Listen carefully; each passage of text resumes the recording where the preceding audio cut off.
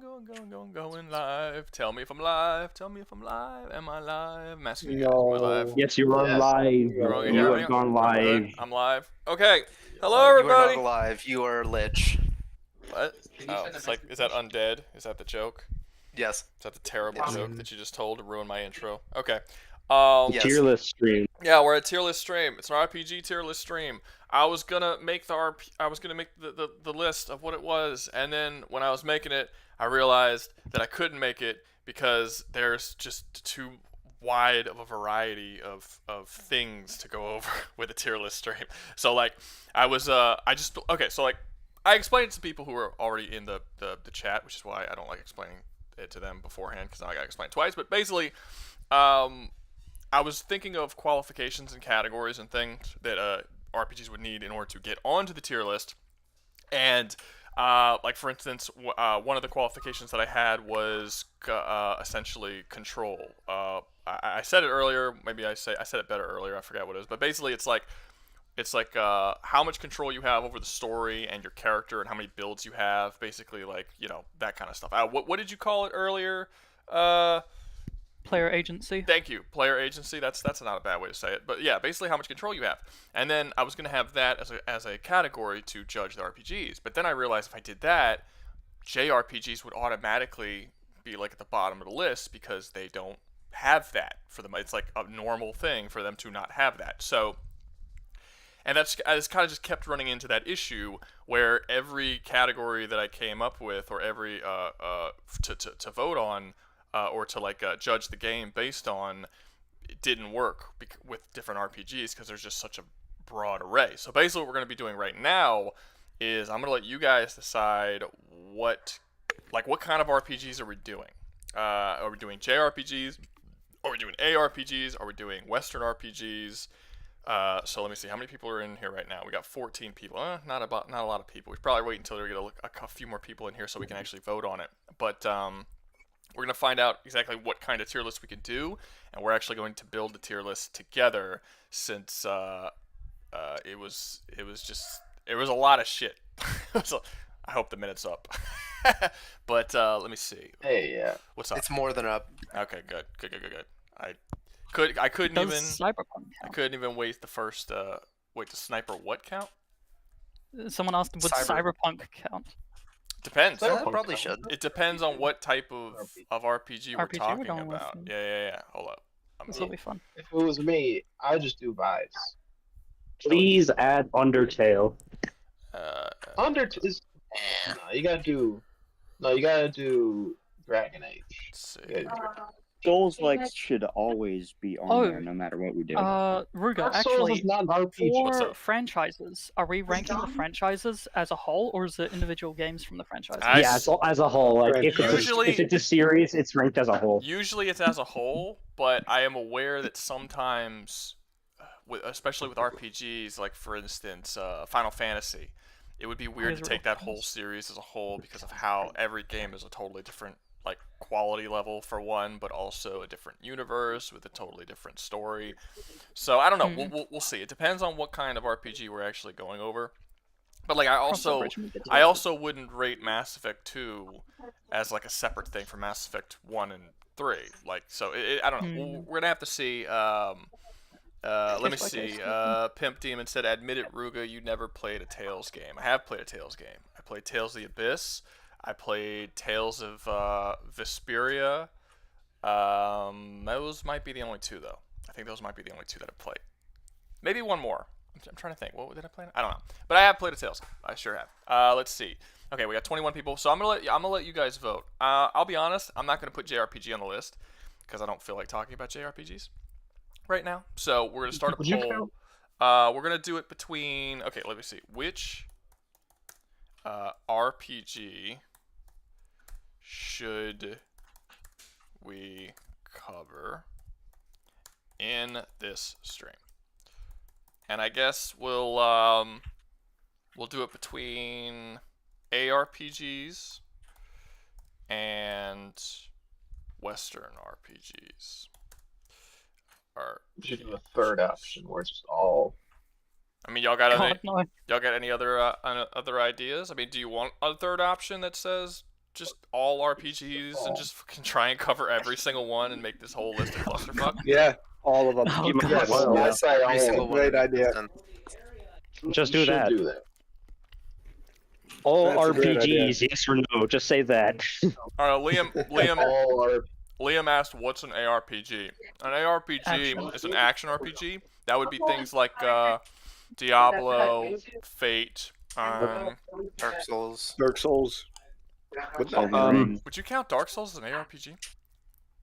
Yeah. I mean, No, it it's has, not you even an can RPG. count that. it has RPG qualities How is in it a it. role-playing It game? certainly has How's it action. Merc? I mean, Would- How is it I a mean, role-playing It would be game? stupid of me to ask to add a Hoyoverse RPG. a what? What is that? Oh no. What do you say? No. Because like one that just popped into my It's like head those was Honkai Genshin Star Impact Rail. games. Wait, stop. Not Everyone stop. Genshin Impact. Stop. Genshin Impact is overrated. One person at a time. The guy who said, "Would it be Sorry. too much?" What game were you? I didn't hear what game you said. I was thinking of adding the Honkai Star Rail game because I think that's an RPG. I don't even know what that is. Yeah, what the hell is that? It's a mobile game. Okay, so it says a so people mobile are game. agreeing that Elden Ring and shit are actually ARPGs. They're Guard not RPGs. No, God of War is absolutely not an RPG. On any pretense is God of War an RPG. Someone in the comments did.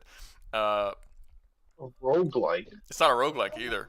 Valhalla's a roguelike, No, someone- but the rest of them, the rest of the series. Would you? Okay, does anyone have any Yeah, other would ideas you- other than like- ARPGs and Western RPGs? Does anyone have any other? Or we could just, or do you just want to cut out JRPGs and just do ARPGs and Western RPGs? I don't know. This is what do you guys I want to say do? you. Are we? I mean, I'm still down for the one of just all RPGs. Okay, I'll Yeah, add it. I say it. I'll add it to the list. All. I'll add all. If we do all, then there's gonna be like MMORPGs. It will, but also, you know, if that's what everyone wants, I mean, people are gonna vote on it. They don't have to vote on it. Yeah. But if people can vote on it, so we have ARPGs, Western RPGs, all RPGs, any other type of RPGs. Don't ask. I'm not adding just JRPGs. I don't want to talk about JRPGs for 8 hours. That's just Would you count the Telltale games as RPGs? Telltale games. Those are Oh, like the yeah. Walking no, Dead one. no. Those aren't RPGs. Those are No, those are like what do you call them? Like visual novel kind of shit. It's Yeah. yeah. adventure games, Gotcha. like old school adventure games, almost. Well, they're Yeah, close to like that. it's closer to like Tales of Monkey Island than it would be to Like a point and click, right? like a yeah, kind of. It's not a point Yeah. and click, but it's closer to that than it is, I would say, an RPG. Tactical RPGs I actually did think about, Pimp Demon, but like I don't think we could fill up a list with tactical RPGs. I can't think of 15 of them. You'd have like the Chess Fire count as a tactical? You'd have like the Fire Emblem series, Unicorn Overlord, XCOM. Like I could probably come You up should with, add it though. I could probably come up with like 7 or 8, but I don't think I can come up with 15 and actually fill up a full and proper tier list with tactical RPGs. I hope they vote for I mean, all. probably That's- Ultima, right? Fire No. Emblem. Never. I already said Fire Did you already Emblem. You say should- Fire Yeah. Emblem? Okay, yeah. They should. Isn't that You should. two I hope they vote JRPG? for all because I want to talk about. I want to. Okay, so we got JRPGs, tactical RPGs. We'll keep it at ARPGs and Western for now. I'll be honest, I'm not even sure. Yeah. I feel like talking about ARPGs for 8 hours either. Yeah. We might just do Western Western RPGs ARPG, and yeah. all, because ARPGs are very samey. They get very Yeah. there aren't a lot. Like I mean, obviously the Souls games are a little different, but like when you start looking at games like Fate and Diablo and what's the one that just recently came Dragon out? Dragon Age isn't. Dragon Age is a tactical RPG. Well, I guess the newer ones are ARPGs. Yeah, because 1 and 2. Yeah, Because you one, asked what was the new one that came out recently, so I thought you would talk about Veilguard. Yeah, no, but Origins was a tactical Oh. RPG. You also have Mhm. turn-based Yeah. RPGs. Like I guess you could, that wouldn't be a tactical RPG. That would be a turn-based RPG. Oh god. So that's like another. No, it's that's not a- turn-based. no, not that. No, I didn't say Dragon Age was. No, Dragon Age is tactical. But like for instance, the current. I guess technically, if you really want to look at it, the current Final Fantasy VII, the remake, is an ARPG, and the original Final Fantasy VII is a turn-based RPG. So it's like we might just do God, all that would be RPGs, guys. This is gonna be rough. We might just do That'd all be like Baldur's RPGs. Gate and Because stuff. this is gonna be, is Fallout an ARPG? No, Fallout is not an ARPG. No, you should add the Make it a obvious category. Not 1 and 2. I might just scratch well, you- the poll. We might just do all RPGs. Because when you really start to break it down into like every single RPG imaginable, like all of the different stuff, it becomes a clusterfuck. Clusterfuck. It really does. Because then we're like, okay, well, Do you how wanna about this? see- Instead of worrying about what type of RPG we're doing, let's come up with the categories. What defines an RPG? Yeah, like what are some good categories, and then we'll just pick our list based on which ones fit those categories. I think that's probably the best way to do it. So categories, I'm still gonna say what he said, agency. Player agency. Player agency. I like that. Story. Player agency, I think is very important. I would say story is important for an RPG. Character Having good options like controls. Well, that's what player agency is. It's character options. Oh. Well, I think gameplay. player agency sounds more like the effect you could do. Gameplay, but gotta be game. Gameplay is too broad. I think. Yeah, I think like more like control scheme. Like, is it smooth to play? Or does it No, feel like a like- janky piece No, of shit? gameplay could still be a thing. Gameplay's not combo. too I mean, broad. No. I meant, like, Gameplay combat. is broad. Gameplay's broad because, like I said, you have turn-based RPGs, you have tactical RPGs, you have ARPGs. Like these all play wildly different. And I mean, I guess we could judge them all each by their own merits. But it is weird judging them all by their own merits in a tier list where we're comparing them all. That's the thing that makes it a little odd. What's up? Well, what would you Okay. say, like, combat? It kind of makes it Gameplay easier loop? to How about explore. that? We'll put Very on different what things. about- look. like- We'll put combat on. We'll put on combat. Yeah. And mechanics. and then we'll just try and take them all for like their as they are. Like we'll try and compare them on their own merits based on. Like we're not gonna say that automatically that an ARPG that all ARPGs have better combat than turn-based RPGs. I mean, I would say they probably do, but a turn-based RPG is not trying to be an action RPG. You have to base it on how well its turn-based mechanics are. Yeah, you have to judge it off Yeah. other turn-based RPGs What about or like other turn-based games. like builds? Are we counting tabletop RPGs? No. That would open up a whole new SPL can of is way too words. broad. That would open up a whole new. It's not too broad. It would just open up. We'd Like, spend 8 hours talking it's about it's Warhammer hard enough. It's hard and, enough to compare Fire Emblem to Dark Souls. It would be impossible to compare a tabletop RPG to video game RPGs. Like that's a totally Yeah. crazy. And I mean, Okay, if so we really want to talk about Dungeons and Dragons games, we have a lot of them, and ironically, all of them are Baldur's not Gate. RPGs. Why Baldur's not, Gate. why not just do Baldur's Baldur's Gate? Gate is a proper video That's a game. massive franchise that is very much, I would say. Let's an see. RPG. I guess builds. Like if you, Assassin's Creed. Well, I it was depends trying on to what say type my, of game you're options. doing. it is. It does. For Well, some type of RPG. well. Okay. So like for A some game like games. XCOM doesn't really have builds. Yeah.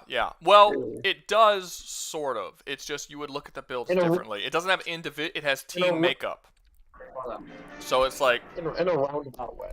yeah. No. rather than Like more in character something like customization. the original Final Fantasy VII, you don't get a lot of character build in terms of how Cloud plays, but you do get to control what 3 characters are fighting at any given time, and you have like your team build. You know what I mean? And that sort of becomes your character build. So I guess it'll be like character / team build. I guess. I don't know. Hold up. Would items Fallout count as an collected be on RPG? Wait. No. The guy, Definitely. let the yes. guy shush. No, the first two. Let the guy who said "hold up" ask the question. What did he say? What did he say? Is Fallout an RPG? It is. I don't know if it would go very high on the list, but No, you gotta.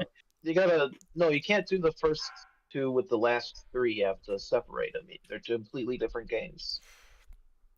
well, that would also depend on franchises whether or not we're doing the whole series or if we're doing just like an individual game. installments. Which again Well, no, just the gameplay. doesn't matter. gameplay is It just doesn't so matter. I mean, Maybe. if that's the case, then you wouldn't be able to compare all the Dragon Ages either, because they all have vastly different gameplay. You know, it's like a lot of games do different shit with their gameplay. You know, just as well. I mean, what about like if you're doing Final Fantasy? Most Final Fantasy games are the same, but then whoever has that background noise, please mute yourself. Um, you have what was I saying? Right, in Final Fantasy, most of them have similar combat, but then you have stuff like the Final Fantasy VII remake that has totally different combat, and Final Fantasy 12 has totally different combat. It's not turn-based, and then you have the Final Fantasy Tactics, which is totally different combat than a lot of the previous games. So it's like we can't do the whole series of Final Fantasy. A lot of RPG series completely like reboot their combat in every game. We wouldn't be able to do series if that was the case. But I'm open to doing it. Okay, let's see. We got player agency, story, combat, character, and team builds. What's another good one that we need on here? I don't know what else. I don't know Item what else you selection? would add to something like that. It'd be part of team builds and stuff because the gear you equip. I mean, equipment's part of builds generally. Well, I Yeah. think items could work like variety of items. Like, Sure, but like the items, that is you building your character. You know, that's being able to make different builds. I mean, when it comes to something like Dark Souls, the equipment that you have is almost more important than the actual stats that you upgrade. Like I would say it's probably 50-50. That kind of is your build, is your equipment. So we just throw that in there with. I mean, trying to one be dude fast put, with heavy weapons isn't a good idea. one dude put on level design. Level design. Why I would do say people world building would be better. Some of them don't really have levels. We have per story. se. We have story. World building we can add to it. Because I would say that's kind of. The World immersion building factor slash again, story. is what's most important, probably. All right. Well, what'd you say? I'm sorry, I don't know your name. Foreigner. I'm sorry, I don't know what else to call you. Foreigner. What- Foreigner is wild. Foreigner. What- That's his code nagger. Wasn't sure what else to Okay. call him. I didn't know his name. What'd you say? What was it? I was just saying that the amount that you can immerse yourself within the role that you're playing would be a vitally important part of it. So just immersion. I guess. Yeah. Immersion Well, definitely I has to mean, be isn't world that a building and part? everything. Isn't that part of player agency? yeah. Like being able to decide No. what your player does and how they do it? I feel like No, I you wouldn't can still be say so. immersed within a story without having the ability to create your own build of it. Yeah. Okay. Maybe. Well, okay. Yeah, We'll put immersion. If it doesn't really work out or it's weird, Yeah. then we'll change it. If I could spelled immersion Sure. wrong. No, but immersion. I feel like immersion definitely it has to be a topic because there are definitely a bunch of games out there, like RPG games that are out there that really immerse you into it. Like when I was playing like Undertale, I felt really immersed in like a story, or like Elden Ring or stuff like that. Or like, Are you talking in or a like museum? no, like Red You Dead. sound like you're in a museum. A museum. Yes, I'm definitely in a It's museum. very echoey where you are. It's like you're in a place you're not supposed to be recording because there's other people trying to enjoy the art. You know what I mean? Well, I'm in a narrow hallway. I didn't think it's that echoey. A hallway. It's pretty echoey. Why are you talking from a hallway? It's pretty. Why are you talking from a home? Is this better? Is it less echoey now? No, I think it got worse actually. Sound like How you're does that happen? Anyway. Are Sound you like you're at just work? driving Where in a are car. you? Boom. Perfect. All I right. set my name to Foreigner. There we go. Nice. All right. Okay, so let's actually start. Qualifications. What do you have to have in order to get on this list?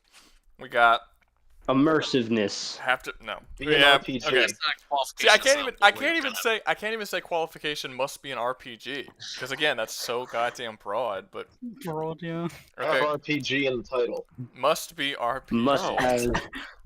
Must have multiple roles. I don't know what that is. Well, some games like that don't like. I mean, Undertale like, doesn't have First Dragon multiple Quest only roles had or one builds. character. It I'm not still even. has You know what? that. I'm not even gonna fucking put a qualification on this one. It's just. It's just. I mean, we're already doing Whatever Whatever the chaos. fuck we feel like. We're already doing chaos by Must be having just like every fucking RPG in existence on here. So it's just. It's just No. Okay, I got two. I got two We games. should at now. least Yeah. limit it to at least like 50. No. 50 You gotta do games. XCOM, Is this your first Well- time in here? Because I never do 50. That's a lot. Yeah, That's- that would take so that's- much more than 8 hours. That's way. Okay, Well, I I agree. already understand Wait, wait, it.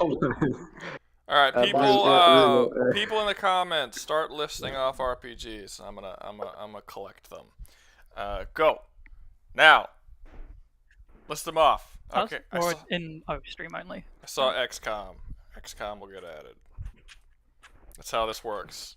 We're just fucking... Or if you really want it all... Oh, that's another thing I should probably say.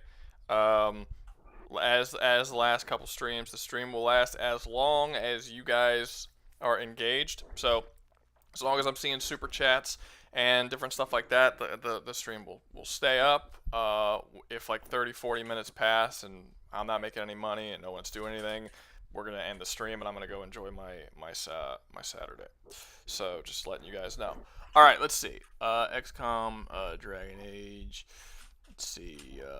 Yakuza is not an RPG. Whoever said that should smack themselves. Knights of the Old Republic's a good one though. Let's see. Star Wars. You know, I'm just gonna put Coder. I'm not spelling out that Witcher. Shit. Let's see. Coder. I put down Coder. Is there a city called Coder? Coder? I don't know. There is a city called Coder. Okay, I put down Coder, and a picture of a city called Coder came up. Interesting. Didn't know that. All right.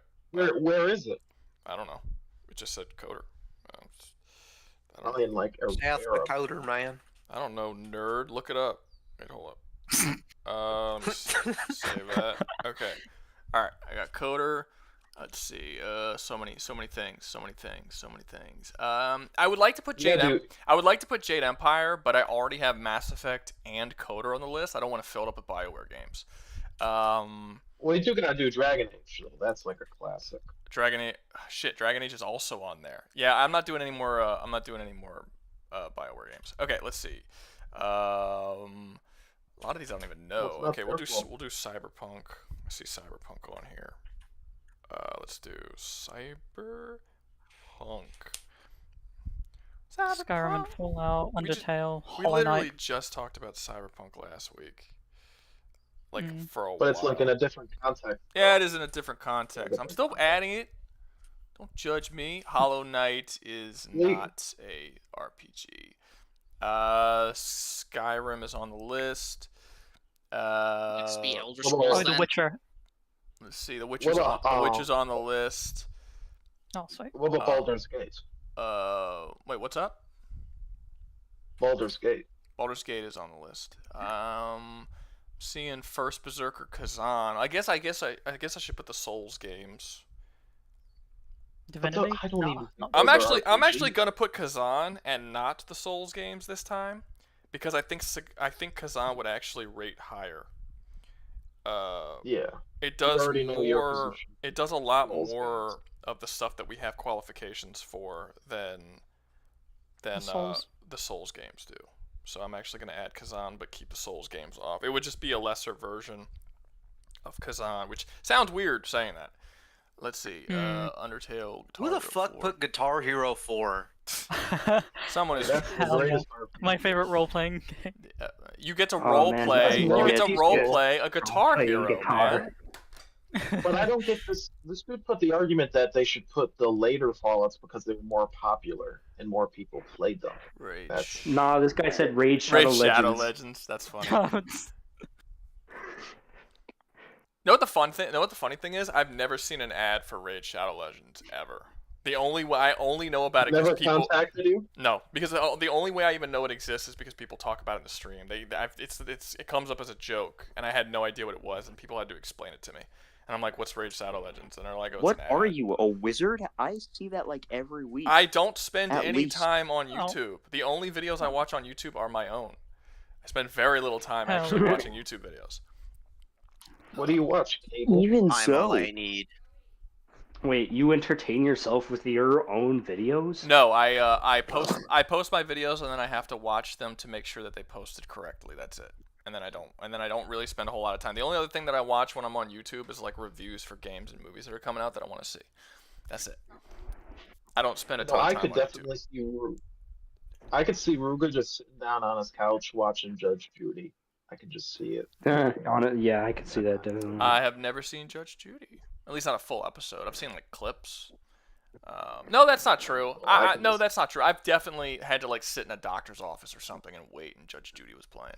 and I would just sit there watching Judge Judy for an unreasonable amount of time waiting in a doctor's office. I know that for sure has happened. 50 hours of Judge Judy 50. while waiting to hear about your cancer diagnosis. I once had to. I once waited 13 hours in the emergency room for someone to see me, and I'm like, it's a good thing I'm not fucking dying. This is an emergency room, because I would super be dead by now. Yeah, I don't go to hospitals. No, I was a kid. I've only been to. I was a kid and. Yeah, go ahead. No, I was a kid and my knee was all busted open. You should have seen it. It was a mess. You could see the bone. I had to wait in the emergency room for 3 hours. All right. Dying Light 2 is not an RPG. BioShock is not an RPG. Let's see. Crazy Nano, we already have Undertale and Deltarune, I think. You would count those as one game, right? Because it's a sequel to the first one, right? I don't know. Is it a sequel? I thought it was a spiritual successor. I've never played No, this. they're both separate games. But isn't it in the same series? Doesn't multiple characters appear in both games? Well, yeah, they do appear in the games, but it's not the same story. Doesn't it basically feel like the same game? Well, no, because technically the characters that were in Undertale are completely irrelevant to Deltarune. Like in Deltarune, the way the story is played out does not have you don't see Sans in Undertale play a massive role in Deltarune. He doesn't. They're completely separate games. Duty. Okay. Call of Duty. My favorite RPG game, Call of Duty. All right, we need more. Nice. The only RPG in I that love game is the playing one you as can a blow people up with. Jordan, that is impressive, dude. You just posted a ton of games. Not a single one of them is an RPG. I've never seen anyone be. I've never seen anyone be so unbelievably wrong before. I feel like Fallout on the list. Dante's been in an RPG. I feel like if I just started Yeah, listing, I think my favorite one. I feel like if I just started listing names randomly, like games just randomly off the top of my head, I would accidentally say an RPG before you did. That's crazy impressive, man. Hold I on, think my can we add favorite one Pokemon on to there this is Call list? of Duty. Call of Duty just being on there as a recommendation on for RPG. freaking RPG. In my Should opinion, Pokemon I'd even rather classify have as an Guitar RPG? Hero. I feel like that's a different genre of game. What would you call it? No, that's an RPG, dude. Like Alright. what else We would should you add that call to the it? list. Yeah, okay. I don't know. I'm- Creature catching game? I'm cool with roasting Pokemon for a bit. Yeah, we could do that. Oh, wait, add Pal World on there. That's No. that. Power World. That's just wasting. If we're gonna put That's wasting Pokemon, we gotta spot. put its successor. No, How you can't. That's just wasting a is- spot. It's barely out. It's fucking in depth. It's like a demo at this point. It's Not even barely based out, on but it. it's still a game. It's still like a game you can Yeah. It's play. stupid though. There wouldn't even really be a Yakuza is discussion. not an RPG. It's wasting a spot. Like I could still play Power World right now. It's like Not it even an may be a RPG. demo Explain to me how that's an RPG. because Yeah, that'd be you my play as question. someone who washes up on an Actually, island. Actually, it would be an action RPG, wouldn't it? Yeah. Well, not. What is? No. What's So that? what do we It has classify it as? level. What is it Arguing getting about Pal classified World. as? Wait, guys, one at a Because if time. Elden Ring is an RPG, Guys, one at a time. Jesus fucking Christ. What game are you guys talking about isn't or is an RPG? Power Pal World. World. Hell World. Yeah, I don't It's a think. survival game, right? It's like one of those cut down Yeah. trees to build shit type games. Yeah, but it has like a It's not an story RPG. too. Well, Not the an RPG. story isn't the bit that we're worried about. It's the isn't an RPG. Lack bit. of RPG-ness. The actual gameplay and all that. Well, what makes it literally not not an an RPG? I'm looking Explain at to me how it is. I'm looking at a list of RPGs here, and it's making me really sad. Like they have Forspoken on here as an RPG in this list. There's some weird What about ones. Divinity? There's some very weird. Divinity's already on it. Guys, Oh, I didn't open up see if you're watching, if you're in the Discord call, open up the stream because you can see all the games. Well, it's that are there. real small. Huh? Well, then get better eyes. Yeah. Alright, hold up. Get eyes, Stick some bro. carrots Zoom in your in. eyes and see Enhance better. image. Enhance Go to the image. black market. Make your Go to the black market. Get some better Go to ones. Just install Cyberpunk. them. Get yourself. make your Yeah, eyes. just go to Cyberpunk. Get yourself some new eyes. Stop. Oh, are we sucking. counting the Assassin's Creed games? No. No, we are not. Uh, The Assassin's Creed games are not RPGs. I'm sorry. I mean, maybe the later. Would you put I've never Dragon played the Age later up? ones, so I don't know. Hmm. Maybe like maybe there's an argument to be made for the newer ones, but as the ones I have played, the answer to that is a pretty big no. All right, let's see. We got Cyberpunk, question. Final I don't see. Fantasy. What about Dragon Age? I don't see Dragon Age is on here. Should be, unless it didn't upload. Is it? I'm seeing a It's not lack there, of right? Oh, it Undertale on didn't. here. It didn't upload. Hold up. Like I think a couple of the pictures that I got did not upload properly. So give me a second. Yeah, like Just you put an mentioned image of Pokemon Sans and that's too. fine. Like Just You don't need a Just whole Sans. complicated picture. Just put Sans on there and you're fine. Did I not save? I actually kind of don't want to put Dragon Age because we already have Mass Effect and did Coder appear? Coder Yeah. did appear. Okay, so we got Mass Effect and Coder. So that's 2 BioWare games. I don't want to. Put Monster Hunter. I don't- It's not BioWare's fault that they make good RPGs. It's not, but I do think that we should limit it to like, not We have should like get a wider variety one. than just Yeah, one we should have a studio. nice variety of stuff. Let me see. Wait, no. Yeah, put Monster Hunter on here. It's funny that you said that because Monster Hunter is right here. Boop. Okay. Oh, would you look at that? Nice. Yeah, like. But yeah, literally I'm right as you said it. still seeing a lack of Undertale here. Oh, okay. Yeah. Just keep annoying me about it. That'll definitely work. Let me see.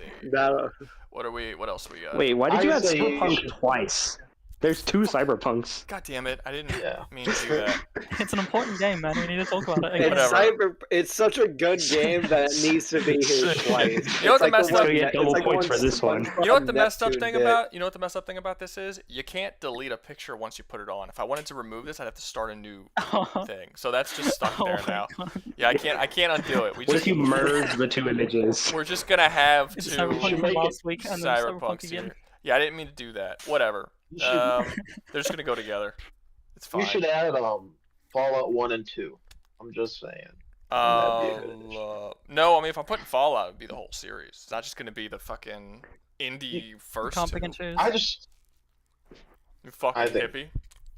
well, we only talked about Someone- one of the series. My We question- only talked My about question would New be Vegas if and Cyberpunk's Fallout. on. My question would be if Cyberpunk's on there, why isn't Fallout? What do you mean? Yeah. What? This is the point. Someone Cyberpunk just is said. also a shooter with RPG elements. So is Fallout. No, I don't What's the care if it's. difference I don't care if between it's. the two? Well, one's shitty. That's a pretty big difference. But yeah, Well, we can. quality aside, We can. I mean, hey, if you want. If you wanna have you wanna roast Fallout for a little bit, we could do that. Well, no, the reason why I didn't put Yeah, Fallout. sure, let's do that. The reason why I didn't put Fallout I on think there. it should be separate. The reason why I didn't put Fallout on there is because I already have Skyrim on there, and they're very similar games, and they're made by the same company, except like I guess sci-fi Well, that's why you should. as compared to Well, fantasy. Well, that's why I'm saying you should. Put, Yeah. That's why I'm saying you should put the Fallout games that came out before Bethesda bought them. But then I would be cutting it off on only that series. I'd be cutting it off, and then in every other series. Well, that's we're what just you doing all did. this- Well, that's What? well in the last tier list we only talked about 3 New Vegas and 4, so it would kind of make sense. Because we were that talking about talk shooters, but all of the Fallout games are RPGs. Like you Yeah. couldn't talk about the first 2 Fallouts because they literally weren't shooters. But like these would all I'm classify, just saying. so it doesn't really work. You see what are How do you Fallout think be a tactical Dark and Darker RPG? would do? I keep seeing Black Myth Wukong. Black Myth Wukong is not an RPG. I feel like people don't know what RPG is. It's such a broad You genre. think an that RPG could is- be a lot of It's not things. that broad. Really? Diablo would count, I suppose, even though I don't particularly like them that much, but they would technically count. Is Diablo like, even the a lot of best people- version of that, really? I feel like there's Oh, better. maybe. There's games that do the ARPG top-down dungeon crawling formula a lot better than Diablo does. Hades? Uh, I think Hades is better than. Uh, I thought Hades is a roguelike. Hey, Hades is a roguelike. Hades is a roguelike. I'm not sure. That's a good game. Would Dark and Darker count? I If don't any know. of y'all have played it? I don't know what that is. Don't know what that would is. count, actually. Yeah. I Dark and see Darker people series. see people putting down Disco Elysium too. The reason why I haven't put it on the list because I think most people haven't played it. I haven't played it. No, it's a I great haven't. game. I don't even know what that game is. No, it's I've one of heard the best I've heard great RPGs things of all about time. it, but I've never played it, and a lot of people haven't. So I don't. There wouldn't be any. No one could really talk about it. It would just be. I could talk about it. Would you Just like the to one talk guy. about it to yourself?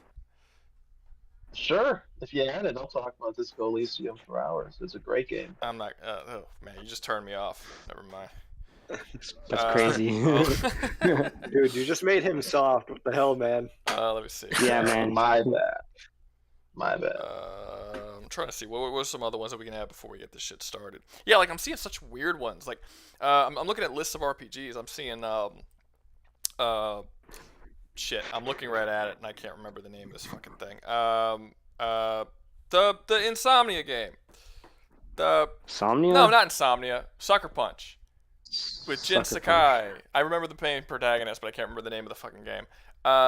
You're a dude. You're Japan. You're fighting the Mongols. And you got the sword, and you could duel. Ghostwire. No. What? Absolutely not. Did you just yell out a random game? No, are you thinking of that one PlayStation exclusive? I don't know which game he's talking about. I'm just Sucker throwing Punch, game names out Sucker there. Punch game where you fight with a katana against the Mongols of China. How am I out of my fucking mind? Okay, Ghost of Tsushima. Thank you. Ghost of Derpy. Tsushima. Jesus Alright, Christ. Yeah, that makes sense. I only described one game. There was no other. Anyway, I was looking at a list of RPGs and that game popped up on it. And I was like, I immediately don't trust this list because that is also. This guy said Punch Out. What? This guy said Punch Out. I think a lot of He said people. Punch Out would Punch Out count. I think a lot of people are. My favorite RPG character, Doc. Yeah, I think a lot of people are. I love This playing dude as wants- Little Mac. This dude wants to know what an RPG is because apparently he doesn't understand what an RPG is. So it is a rocket propelled grenade. Give me a second. Boom. Let's see. Tales of Rise. I guess I could put a Tales game. We could put the Tales series, I suppose. We'll put the Tales series up here. Yeah, because there isn't a whole lot of JRPG things here. Give me a second. Tales. Someone said Oh, the Outer boy. Worlds. Okay, one of you guys speak again because I don't understand either of you. Someone said the Outer Worlds. We can do Outer That Worlds. would be- Give me a second. Yeah. It's kind of similar to oh shit, what was I saying? I just burped.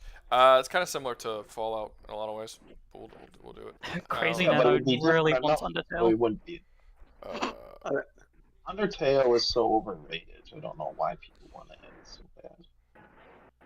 all right, we'll do that. Okay, Outer Crazy Nano Worlds. really wants it. Holy. I know for a damn fact I'm being ignored. I bet you he doesn't really want it. I guarantee you he doesn't really want it. Because he's not Are you paying talking money. about me? Because I definitely want it. You do? How much do you want it? How many dollars are you willing to spend? Slowly unzips pants. How much do you want it? Wait, whoa! That was not the much that I thought you were talking about. All right, let's I was see. not expecting this to go that far. Let me see. Jordan. I thought it was Internet totally server. take out Jordan all of Mesa it. message. He said, "Okay, to clear the air, what is an RPG? Because everyone might not know exactly what it is, and I have several options after my failure." Okay, so an RPG is a role-playing game. In order to be an RPG, you have to play a role. They are games that originally were inspired by tabletop games like D&D. So you, generally speaking, some things that you can do in an RPG is you can usually have story decisions and affect the outcome. You can play a character that fits any role that you would like to fit. It's usually you can make story decisions, stat-based decisions, basically anything where they drop you into a world and you decide what happens. Now this is kind of gets it's over the last, I don't know, 2 decades, it's been muddled to the point that it doesn't really mean that anymore, and a lot of people are having, like, JRPGs, for instance, I would not consider an RPG because you don't get to make any story decisions at all. You just are Cloud, and you don't really get to even really decide leveling up all that much. Cloud is going to play like Cloud no matter what. So, like, whether or not it's an RPG or not an RPG is sort of blah. But yeah, that's generally what RPG is. A lot of people. The reason why you're seeing things like fucking Ghost of Tsushima being considered an RPG is because the meaning of the word has been so ungodly diluted. But yeah, hold up. Unicorn. We'll do a Unicorn Overlord. That's another pretty good one. Well, what about Fire Emblem? Actually, that They would have make Fire Emblem. sense. What's up? What about Fire Emblem? Well, I'm about to put Unicorn Overlord. A tactical game. And to be Oh, fair, Rouga. what? They play some. At Earthbound. At the Earthbound series. I don't know what that is. Let's not. It's already in. It's an old RPG Nintendo that's game. not been. It's. If we're It's not trying It's to a do really any of great the 8-bit RPG. RPGs, we It's need to so- just pick it's one of so- the 8-bit RPG franchises, so It's that way we don't either- have 50,000 games of the same thing.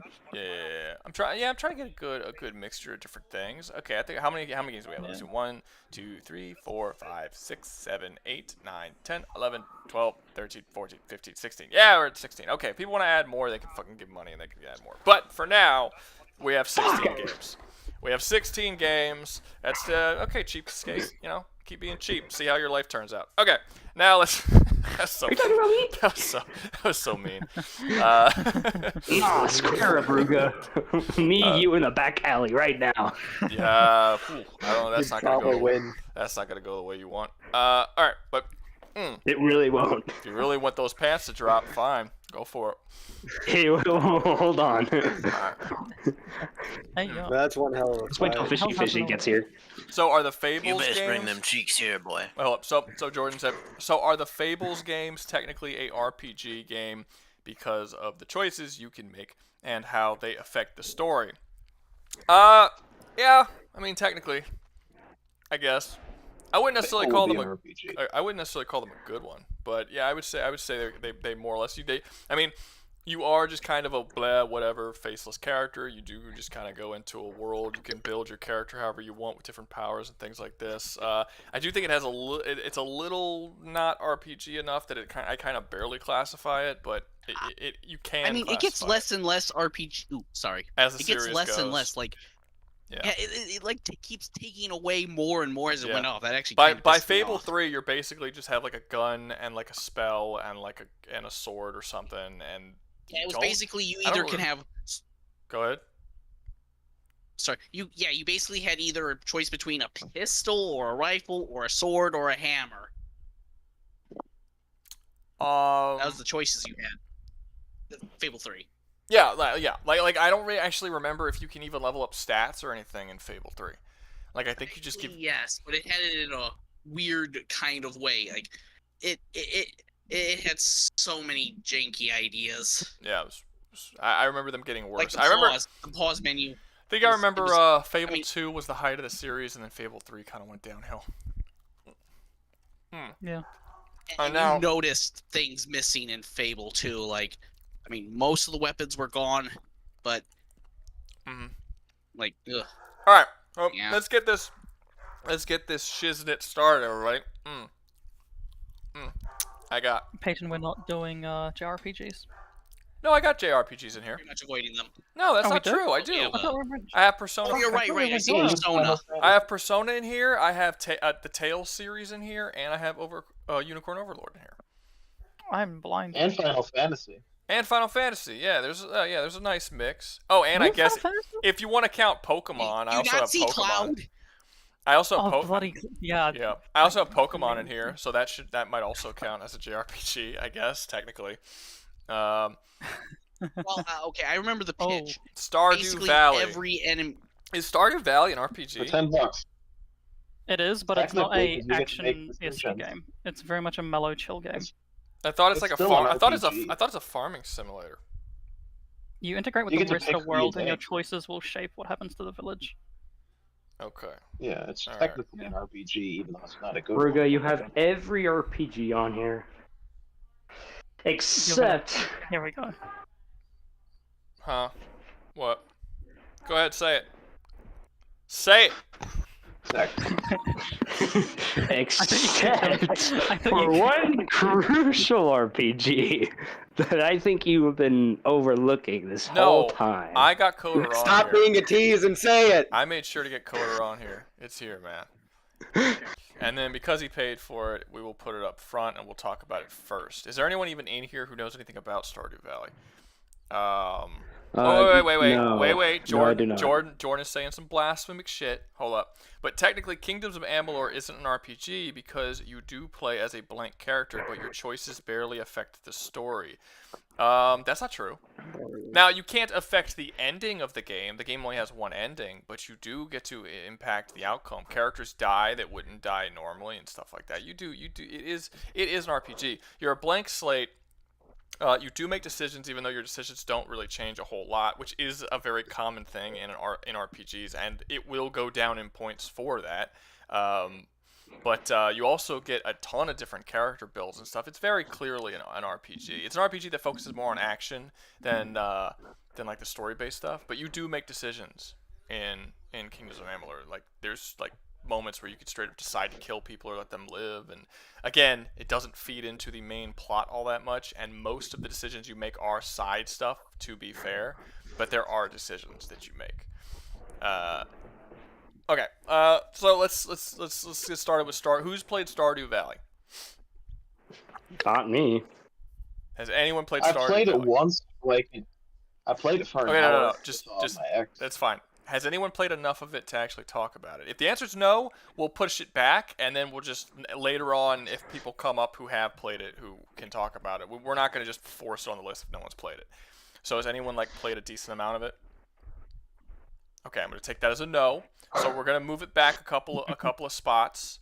And I'm sorry, Zaragusta, unless you want to come up here and talk about it. But, actually, that reminds me, I did not put the link to the Discord in here. Hold on, let me do that real quick before we get started. Give me 1 second. Give me 1 second. 300 hours. Hamaza says that he did. I mean, 300 hours. That's fine. I mean, if he has to get into the Discord so that so he can talk about it. We're not just gonna sit here and watch him text all the stuff we need to know. Man, I am burping a lot. I apologize. It's really annoying. It's every time I talk. Okay, let me see. You gotta put the link. Gotta put the what? You gotta put the link. That's what I'm doing. I'm doing that right now. Doing that literally right now. Okay, hold on. Or are you? I am. That's exactly what I'm doing. Also, guys, if the link doesn't work, please tell me. Cause I was. Oh no. No, cause a couple weeks ago, the link was up for a long time, and no one told me that it wasn't working. And then someone said, and then I actually was rewatching the stream, and then someone said, someone mentioned hey guys, why isn't the thing working? And then they were like, oh no, it hasn't been working this whole time.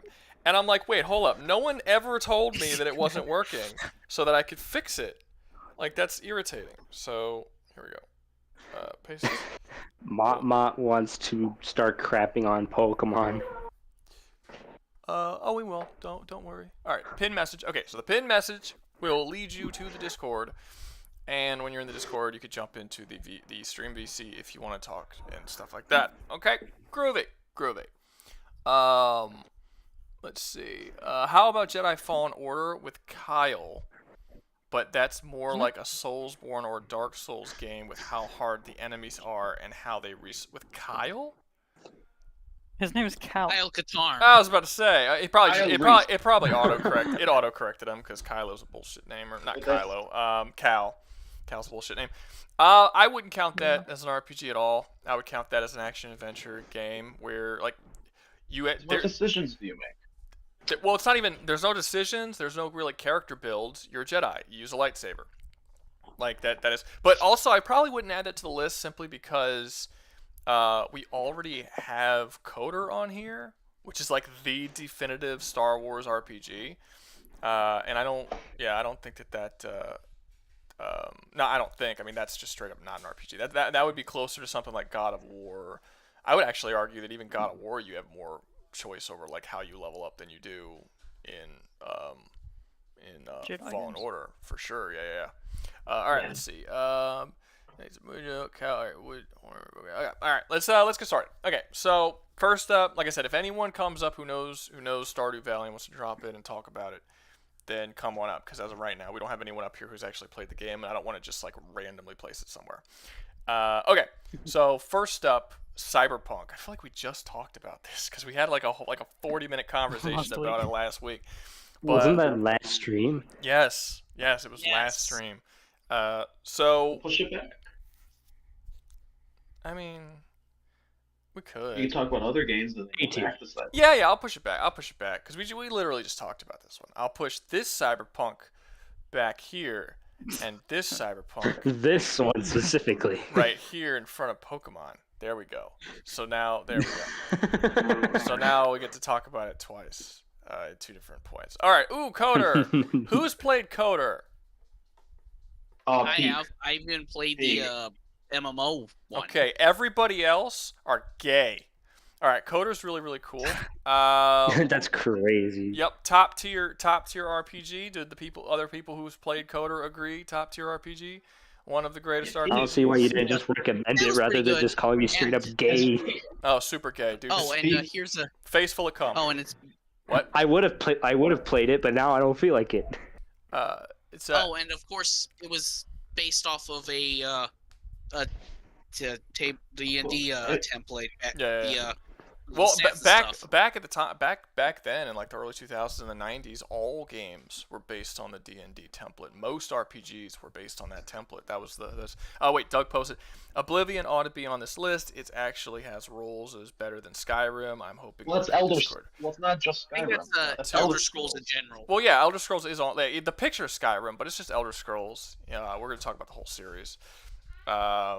Anyway, so for me, I'm trying to see. Let's see. Player agency, tons of player agency. You get to create your own character. Get to make all different kind of decisions. Can be good, can be evil, whatever. Story, fantastic story. One of the greatest plot twists in video game history. The combat, it works. It's very tactical. It's basically like a less like it came out at a time where it was kind of a new thing. Like I don't think there weren't a lot of games who were using this combat at the time. But it's not it's not an ARPG, so it's not like it's not like DMC style combat or anything, but it is a sort of tactical thing. It's like swap characters. Yeah, it's like Dragon Age Origins, specifically Origins. Well, basically, it was like the template for Dragon Age Origins because yeah, they actually did so well that BioWare was able to actually greenlight their own idea.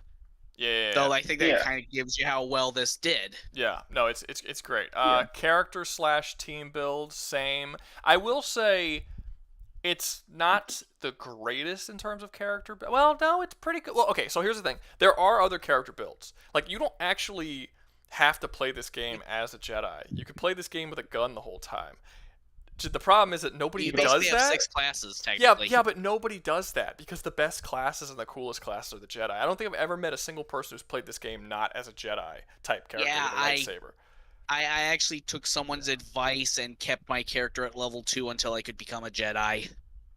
Really? Why? So yeah, no one does that. Yeah, well, but at least the other characters you have with you act as the. Yeah. You have a team build, and you can have people on your team. But basically, you're gonna be a Jedi or Sith, and when you're a Jedi, and whether you're a Jedi or a Sith, it doesn't really matter. You're Force user. You're a Force user.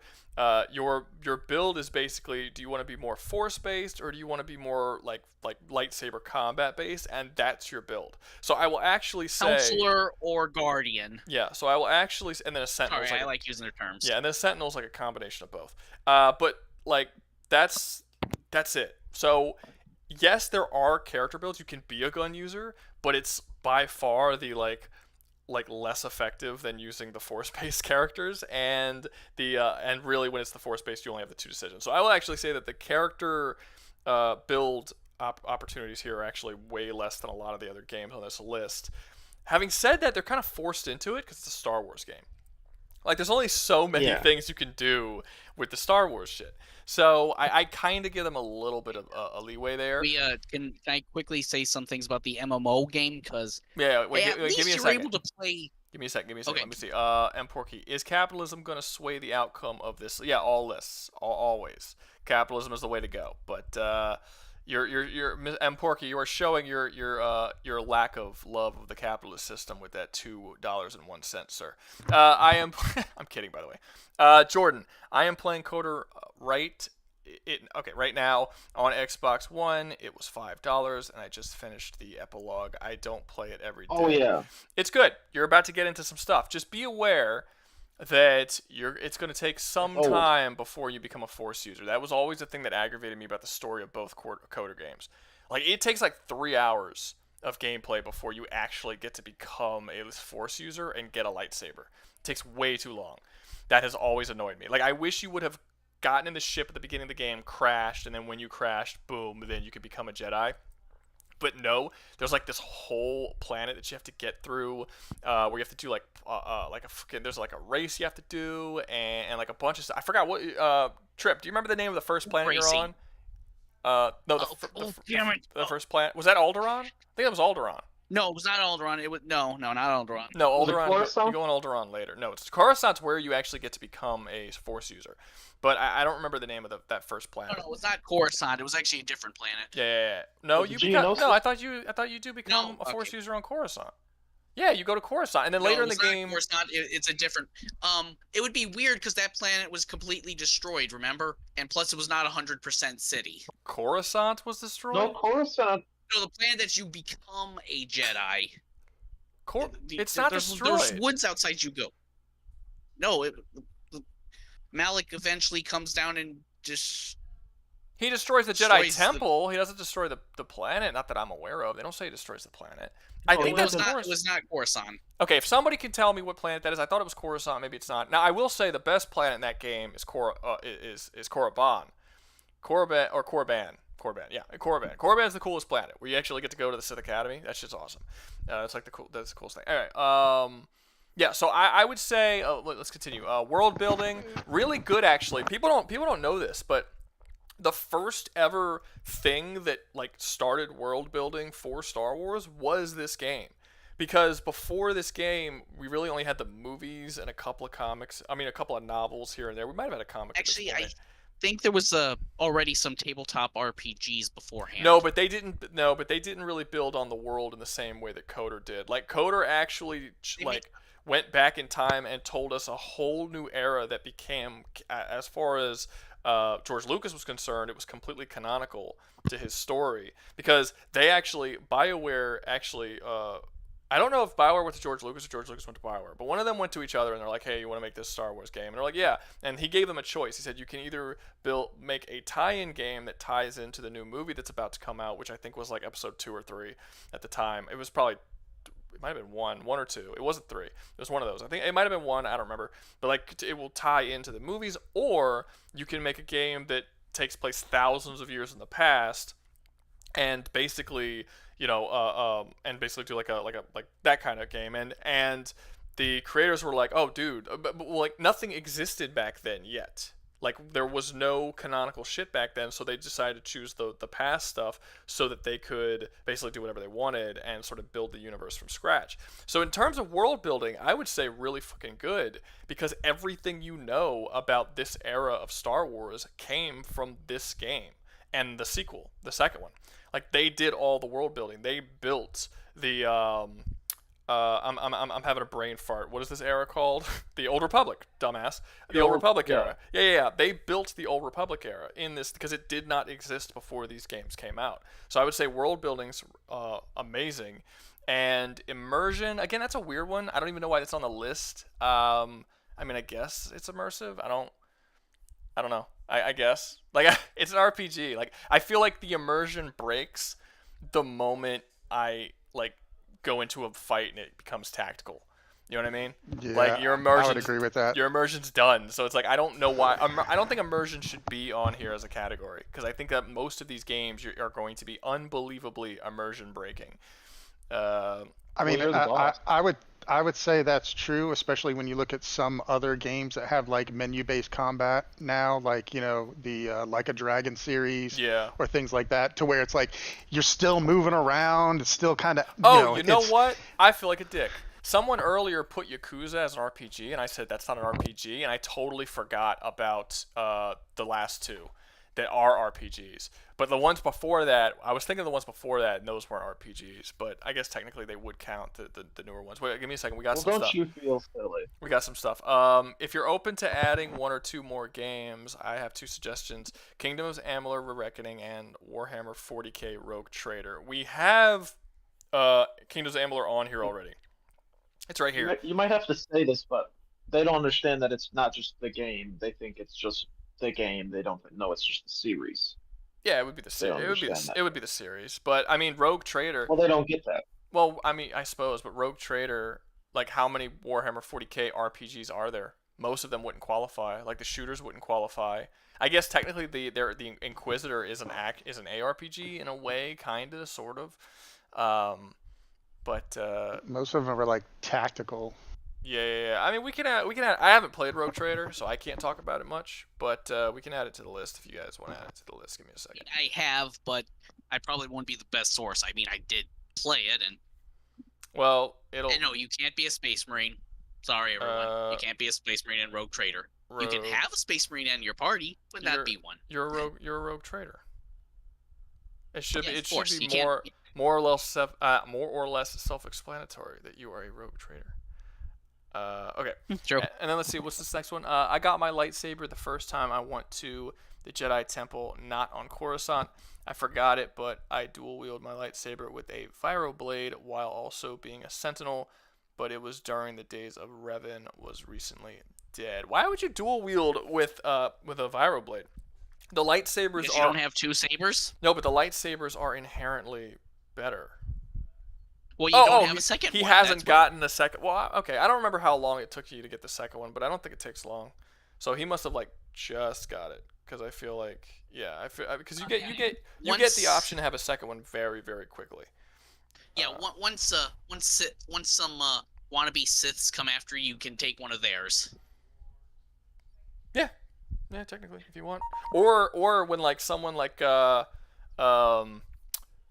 actually, technically, I guess you could take like Johanni's. You could take Jolie's when Jolie shows up, and you could just give them the fucking Viro blade and be like, "This is mine, bitch." And yeah, I mean, that's Jolie Bendo's basically a consular. He's a caster.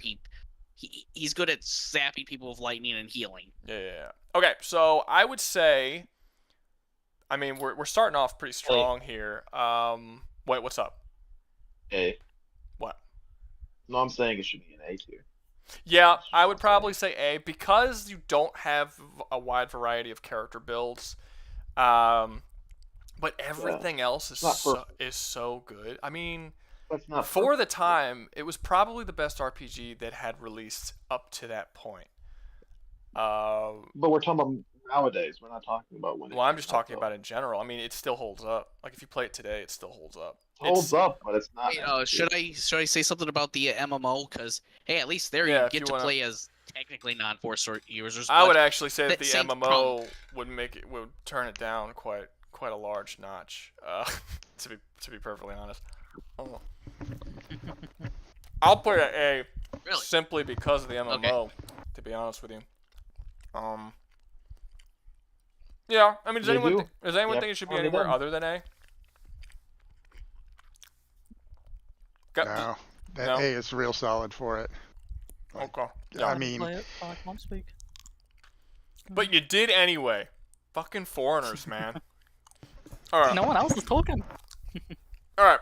Next up, we have the Tales series. Who has played the Tales series? Okay, that's a no. No one has played the Tales series. So here's the issue. This is where we're going to run into this problem with JRPGs in particular. They don't have any of the stuff in this list for the most part. They do have a story, and usually they're pretty good. But they have no player agency. They have no real character or team builds that you can do. I guess world building would be pretty good. Combat would be relatively decent, and story would be relatively decent. But all of the decision aspects of JRPGs are trash. They just don't do them, which is why I generally don't consider most JRPGs to even be RPGs.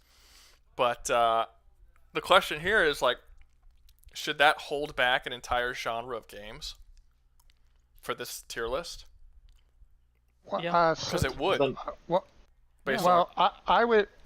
I would argue the counter to that. I would say that there are times where having absolute agency doesn't allow a really tight and curated story. So like that's how they get those tight stories is like, yeah, you're kind of on rails, right? And there's, a lot of your decision making is facetious or, like a coat of paint, right? But it doesn't deeply affect the story and outcomes and things like that too often. I don't think you need to necessarily affect the story and outcomes, but I do think, like, for instance, we're going to talk about Kazan, right? I actually prefer Kazan to Souls games because I prefer my games to have a set character with a set personality.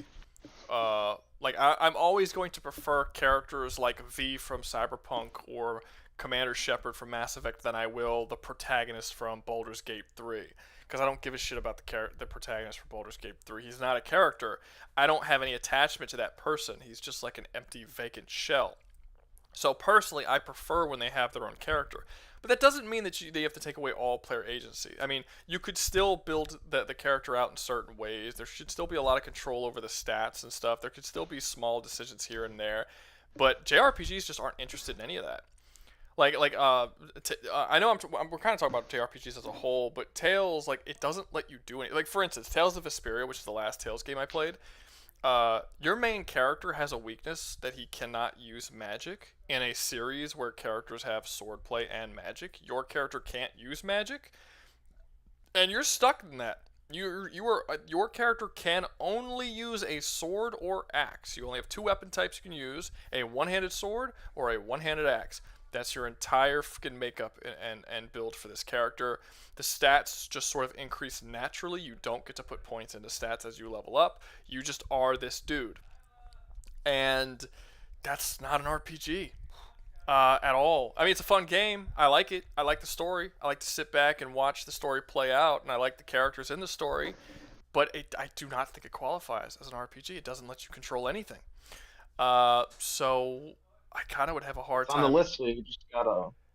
That's the thing though. Like, right? That's the thing though, right? Like, how heavily should that define these games? Am I going to put every single JRPG in F because it doesn't do the things that I think an RPG should do, or because it does the other things so well? Should it be sort of hailed up a little bit? You know what I mean? Maybe it should go in C or something instead of F because it does the story and the characters and the world building so well.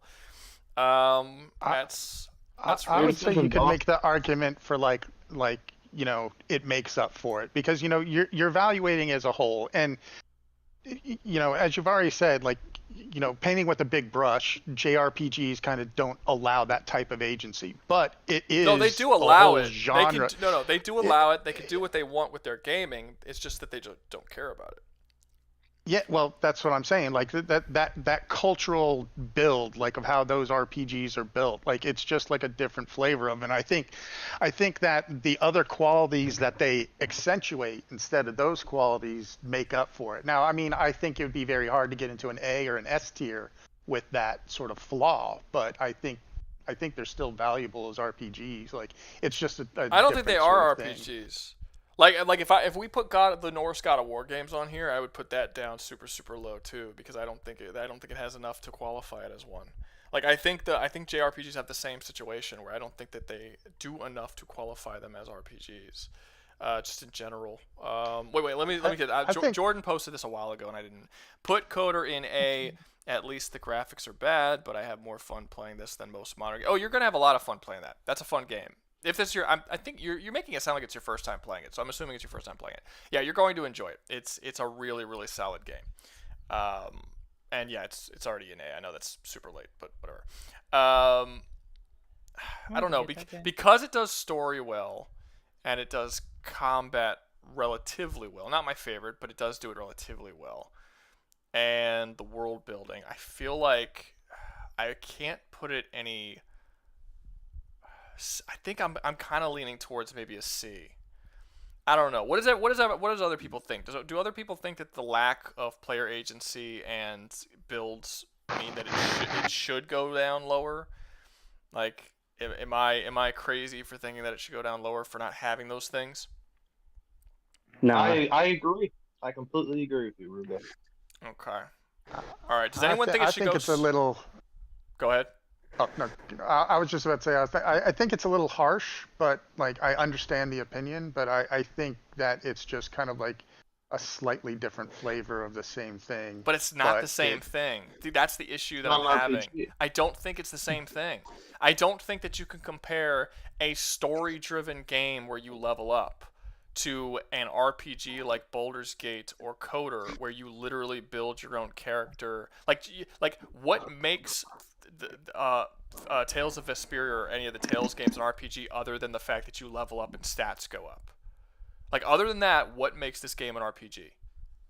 I haven't played it, so I'm. Well, okay, just go into just JRPGs in general. Then, I mean, you said it's a different flight. You're defending it, so I'm assuming you played JRPGs. Well, so like in other JRPGs, you know, you've got party composition and then what you set up and the flexibility of what you need to do for those parties and being able to like, you know, reclass them or dual class. You don't get to do any of that. However you want. There is no classes in Tales. You're just. Well, I'm not speaking about. You asked me about JRPGs. No, I understand. In general, and I understand. I'm not. I understand, but I'm telling you. Not. I understand, but listen. We're talking about. I understand. You can use some of your knowledge of other Tales of other JRPGs to defend JRPGs as a whole, but we are right now talking about the Tales games. The Tales games do not allow you to. You don't respec like you said, not respec, but there aren't classes in this game at all. Each character has the thing that they do, and that's it. And then you can have two other characters with you fighting at any given time, but they're going to do whatever they're going to do. You can give them weapons and you can give them armor, and you can gain certain special abilities that you can equip on them at any time. You could level up that special ability, but like that's about it. Like that's all the control you have. It's basically just I'm absolutely not arguing for Tales. I'm just going off of general JRPG. Well, let me ask you: is there a JRPG on this? Let me ask you: is there a JRPG on this list that you have played? Let's see. It's Persona 5 is on here. I played Persona. Unicorn Overlord. All right, so that's it. I have not played Unicorn Overlord, but I played almost every single Final Fantasy. Final Fantasy, yeah. I've played Persona. I don't. My TV's kind of far away from. No, you're good. You're good. I think the only JRPGs I have up here is Final Fantasy, Persona, and Unicorn Overlord. I don't see any other ones. I think that's it. Oh, and technically, if you want to count Monster Hunter as a JRPG, that's also on here. But I think that and Pokemon, if you would also want to count that. So that's also on here. So there's a couple. Anyway, we'll get to it. But yeah, like there's virtually no actual control over your characters and how their builds are or anything like that. It is essentially an action game where you have equipment and stats. I'm sorry, not stats, equipment, and you level up that increases your stats, but you don't have any control over said stats. That's not enough for me to put this very high. You need some more control than that. For me to even classify you as an RPG to begin with. Well, so, now that you're saying all that, if it's that on rails, I would say kick it down to D. Like, I mean, the way that you're describing it is like if it is literally on rails for the whole thing, and the biggest choice you make is like, who are the other two dudes in your party, and do you use a sword or an axe? And then you could change your armor, your clothing, and those have different like stat buffs, and then you could change your weapon. And your level up is on rails. The game itself is very linear for the most part, with like some like illusionary opportunity of going off every once in a while, but not really. It always leads back to the same thing. And then you have arts that you learn, and basically there's like magic arts and weapon arts, and they're basically like if you ever seen like an anime, you know, Luffy's Gamu Gamu no pistol, you know, they're like that kind of stuff. They're like named attacks that you can do, and and throughout the game you unlock more of these, and you can level them up by using them more and more, and you get to set certain ones on your characters. So so it's not really a build, but like what arts you have equipped can change, and that's about it. That's like literally all the control that you get. So yeah, the way you're describing it, like combat tricks is not enough. Like I would say that's a D, man. Like okay. Does anybody else disagree with this? Anyone who's played the Tales games? Because I feel like I'm the only one here who's actually played these. Yeah, I can't speak on this. God damn, it's a super popular game franchise. I only put it on here because I figured more people would have played it. Anyway, it doesn't matter. I think D makes sense. If I feel like it is unjust, we'll move it up or move it down. But I honestly can't defend it more so than that. Because they do have good stories, the combat is decent, and the world building is really good. But yeah, all of the stuff that I classify things as RPGs is not here. So I find it difficult to give it more. Okay, we are back at Stardew Valley. Has anyone entered the chat who knows Stardew Valley who could talk about it? Or are we moving it down the list again? Stardew Valley. You have? If not, I'll talk about it. Have you played it? Don't talk about it if you haven't played it. I've watched it. No, you haven't played it. So yeah. I've dumped 35 hours into it. It's actually not a lot. But okay. No, it's not for that one. But you know. We'll wait a little bit longer. See if anyone came in who's actually played a sizable. But I don't want to. The dude paid $10 to have it on here. I don't want to screw him over by having us like not be able to properly, talk about his game or whatever. So we'll move on to XCOM. Who's played XCOM? I have played XCOM. You have played XCOM. All right, talk about XCOM. I think the story is a little jank, but I do like just a touch jank. But I do like the fact that when you play and when you lose people, and that aspect I really like about it is like your choices matter, and if you do something stupid, you're gonna pay for it. And I think the ability to curate teams and the ability to specialize people the way that you want to specialize them is pretty slick. But I would say it gets real repetitive real fast, and then with the jank story, it gets to a point where it's like, okay, I'm only doing this to prove that I've done it to myself, to prove to myself that I've done it, because it's kind of uphill. I would say that it's, I would say at first it's C. That's where I would throw it. I think, if I'm going down the player agency, that's pretty big. Just it's super flexible, just what you get to do with the people and then the way the combat works. Story, I think it's jank. Combat, I think is, if you like the tactical combat that it has, it's really slick, but sometimes the RNG just makes no sense. The character team builds, that's super fluid. And the world building, I think the idea is cool, but the story in 2 is just jank compared to 1. So would you say C? Yeah. Okay, I can't argue against or for that because I've never played it. And if no one else has played it either, then you don't have anyone to dispute you, so it's just gonna go in C. I would even think if there's anything. I would almost wait to see if there's somebody that shows up later this stream. Because I don't think my single opinion, especially based on my opinions from last week and this week, they're not common. So yeah, we'll put it on there for now. We might revisit it if anybody comes in.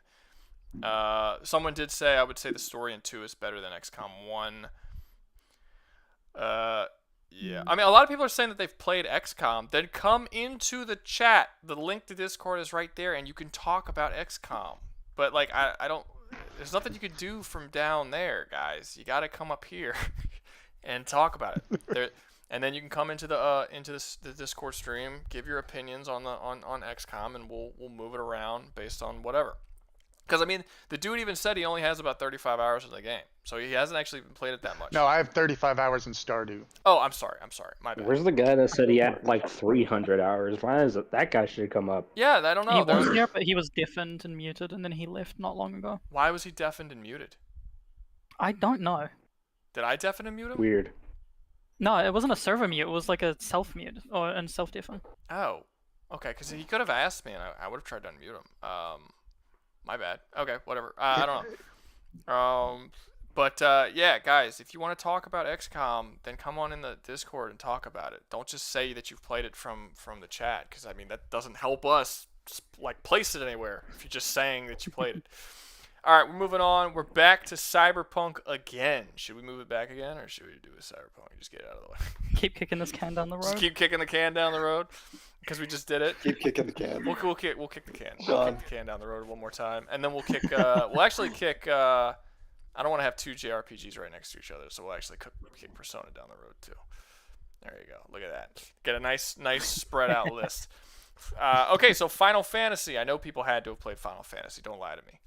Don't lie to me. Yeah. Okay. Is it's this the good. whole series? This is the whole series, right? Yeah, we'll be talking about the whole series, Okay. which is pretty mixed, Rough. to be fair. But Yeah. it's got its highs and lows. So Mm. I'm gonna have a lot of the same issues with not Cyberpunk. God damn it! I'm gonna have a lot of the same issues with Final Fantasy that I have with every other JRPG. I don't really classify most of them as RPGs. That includes the Final Fantasy series. There isn't really a whole lot you can do. There's a little bit with character builds here and there, but you don't get to affect the story. You don't usually get to affect how you level up. It's just what equipment you have and what your character team composition is. And honestly, as the series goes on, even that becomes lessened. Like, your character team composition is like virtually meaningless in Final Fantasy VII Remake. Like, it's almost like it doesn't really. It's just, who do you want to have with you? What character? Whoever is messing with their mic, please stop, or like mute yourself, please. It's super loud. Yeah, whoever you put with you in the remake, it doesn't matter. It's not like you were getting your ass beat and then you change up your team composition. Now all of a sudden you're dominating. They really don't play that important of a role in the actual gameplay itself. So I would say most of this series, I'm not gonna say all, but most of this series I would barely classify as an RPG. Very similar to the way I view the Tales series. I mean, does anyone disagree with that? I completely agree. All right. Does anyone disagree? Because if no one disagrees, then it's basically gonna be around the same, maybe a little bit above Tales of Vesperia. To be honest with you, I mean, there are some things, because you do have like Final Fantasy Tactics, which does give you a little bit more freedom. Final Fantasy 12 gives you some freedom, some interesting freedom. There's a lot of cool things you can do with that game, even though characters are still kind of set in their roles. But it's very bare minimum. I would say that even the absolute most RPG like Final Fantasy games, the actual control that you have over your character's story and all that stuff is bare minimum. Yeah. So but again, they have good stories. Usually, not always. The combat is, I would say, serviceable in most, and then it gets pretty decent in the later ones. Yeah, I don't know. Does anyone think that this should be like above, I don't know, C? Like, does anyone? I think it's Not really. Not Okay. above C, no. Okay. So, XCOM guy, do you think that Final Fantasy should be above or below XCOM? Do you think it should be in D? Do you think it should be in B? What do you think? It should be below, I would, in my opinion. I would say that it would. I would say it would go in front of XCOM in C, but the only reason I say that is because of the variation between each different game. It's like they're drastically different. Well, they're not drastically different, but they start to Some get of them are. different enough. I would say yeah, some I mean, of them some are of them like I mean, the original, you know, the original Final Fantasy VII, Final Fantasy Tactics, and Final Fantasy VII Remake are three vastly different playing games in style. So yeah, and they kind of run the gamut. Yeah, and which one had the Gambit system? The one where you could write your own code, basically, for the players or for your NPCs or for your team? I think that was 12. 13 or 12? Yeah, it was somewhere 12. around there. I think that was 12. I think just the ability to like incorporate that somewhere in your series is just very creative, which is why I would put it in front of XCOM. And I think now, should it go down because of the mixed quality of a lot of the games? I would personally put it below it. Because there are bad Final Fantasy games. Quite a few. there are super bad games, and I think that's a fair statement. I have to be honest about my rose-colored glasses on this one, because the ones that I like, I really, really like, and the ones that I didn't like, I just, kind of wrote off. So, I played every Final Fantasy, and in my opinion, I think that the highs of Final Fantasy don't beat its lows. Personally, I think that it just evens it out, in my opinion. Damn, that's a bummer, man. Well, I know that especially in recent years, uh, they seem to be more games that people dislike than like. Like people do like the Final Fantasy VII remakes, but most people did not like 13, 14. A lot of people had issues with 15, and I didn't hear anything about 16. 16 came out so under the radar, I didn't even hear about its release. I don't even know what people They thought haven't about made it. a good game in a decade. Yeah, They haven't made a good game. like I think the last one that people said was legitimately good was 12, other than the Final Fantasy VII remakes, because people did like the Final Fantasy VII remakes. So They actually put their effort into the games themselves and stop making fucking remakes of the same damn game. They would actually make a good Final Fantasy, in my opinion. I liked 12. I did like 12. People didn't like 13. People really like 10. 10 and 10 2. People love 10. That's like known as one of the I say classics. 10 was the last. 12 was good, but I would say 10 was like the last really good Final I liked Fantasy. 12 more than 10 personally. I enjoyed 12 quite a bit, but I think a lot of that was to do with the fact that I had never played a system like that before. Like it was like a turn-based system, but you could also move around. It was like a blend between turn-based and not, and it was just it kept my attention for it out pretty much the entire game because I was just like, this is cool. Like this is really interesting what they're trying to do here with the combat. I had never seen nothing like that at the time. But yeah, so I mean, where do you guys think it should go? I mean, are the bad games? Like I said, are the good games good enough that the bad games don't put it below XCOM, or should it be below XCOM, or should it be in D? I think it should be I think below it should be XCOM. below. It should be below XCOM because I think that XCOM as a series has a more complete package than the Final Fantasy series. Like if you play every XCOM, you know what you're going to be getting. You know, it's going to be a pretty good experience. But if you play through every Final Fantasy, it's going to be a real mixed bag. All right. Does anyone disagree with putting Final Fantasy below XCOM? Anybody? Yeah, me, but I'm not gonna fight that fight because it's not. I mean, I would say it's above XCOM just because you're comparing like what, like 2-3 games against like 20. We're not. 18, it's not. It's not. Well. Yeah. You're talking about the number of games in one or another. Yeah. Yeah. I mean, that's fair. I mean, there is, but there is. You also can't ignore the fact that, for the most part, he is right. There hasn't been a liked Final Fantasy game other than the remakes of 7 since 12. And it's not like all the games before that were good. Like they had a lot of iffy ones even back then. I mean, people hated Final Fantasy 2. Like there were a lot of Final Fantasies before that people I would say stand. most Final Fantasies aren't good. I say only a third of the Final Fantasies are actually good games, in my opinion. I've played every one of them. That's rough. Do you agree with that, other Final Fantasy guy? I mean, I'm a little. I actually can give some of those early ones passes because like I grew up when those things came out the first time, and that was just the jank that was all around, and they didn't have all that quality of life stuff figured out. Dragon Warrior level, like just basic sort of shit. But I think the argument that there's 1/3, only 1/3 of the games are good. I think that's fair. I would say more like maybe a little bit more than a third, but I think that's a pretty accurate summation for the series as a whole. But my counter argument would be is that the number of good games outnumbers the number of total good XCOM games. In my opinion, with XCOM, you know what you're getting, you know what kind of game it is, and I personally enjoyed XCOM all the way through, even in the end game. I'll be honest though. If you guys are saying that more than 50% of the games are bad, I have a very hard time putting it anywhere higher than D. Like it doesn't matter how many games it has. Yeah. It could have 100 games. If more than half of your games aren't good, and y'all are both in an agreement of that, that sounds like a D franchise to me. That's not great. Like that's really bad.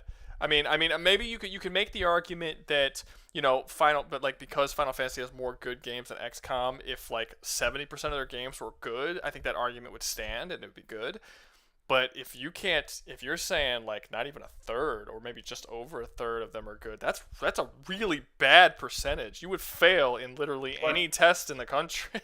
Like that's awful. So that's also my personal preference. But the highs of Final Fantasy save it from D tier. Like, yeah, they're not good and they're not the greatest. I don't know if you can save it. I don't know if you can save it. I think that with that level of bad, I don't think you can save it. Like we did a horror movie tier list before, and one of the movies we talked about was Hellraiser, and the first Hellraiser is an all-time great, like one of the best horror movies ever made.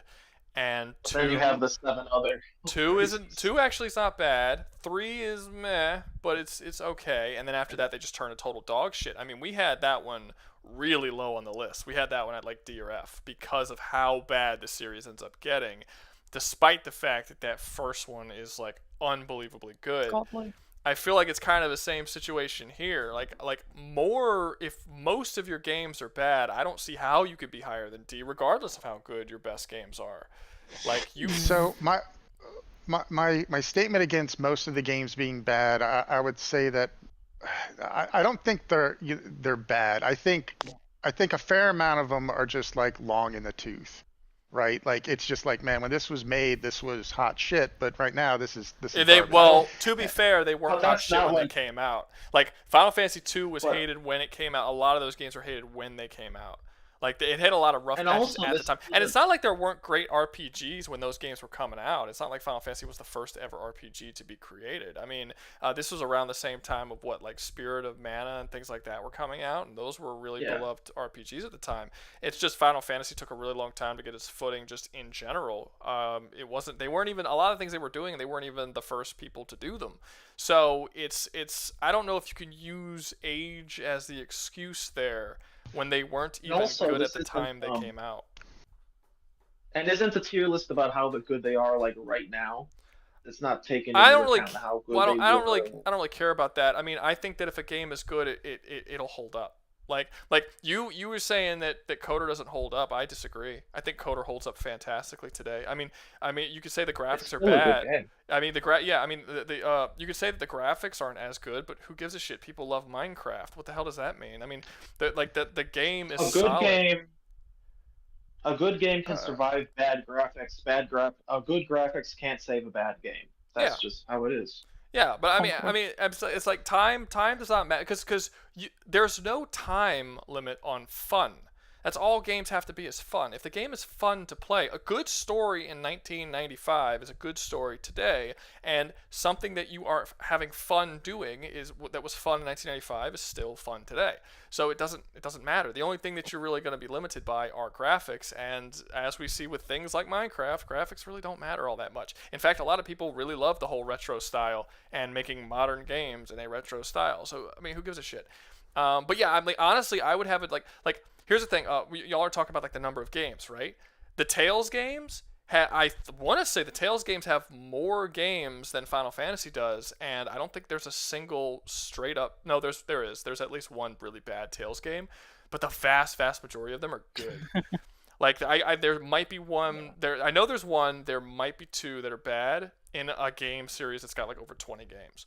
And they're taking in if you compare that to Final Fantasy, who both of you have agreed, a third of which are good, maybe a little bit over for the one guy said it's a little over a third. I don't even see how you could put it above Tales of Vesperia. You know, most of your series is garbage, is what y'all are saying. Well, taking also into account the other criteria of it's not like really a good RPG because of all the factors, I actually now have to. You've convinced me. I agree with you. It should kind of be in D. I agree with what you're saying. All right. Let me see. Someone. Actually, yes. Hello. I've played a couple of the Final Fantasy games myself. I just wanted to hop in to talk a little bit.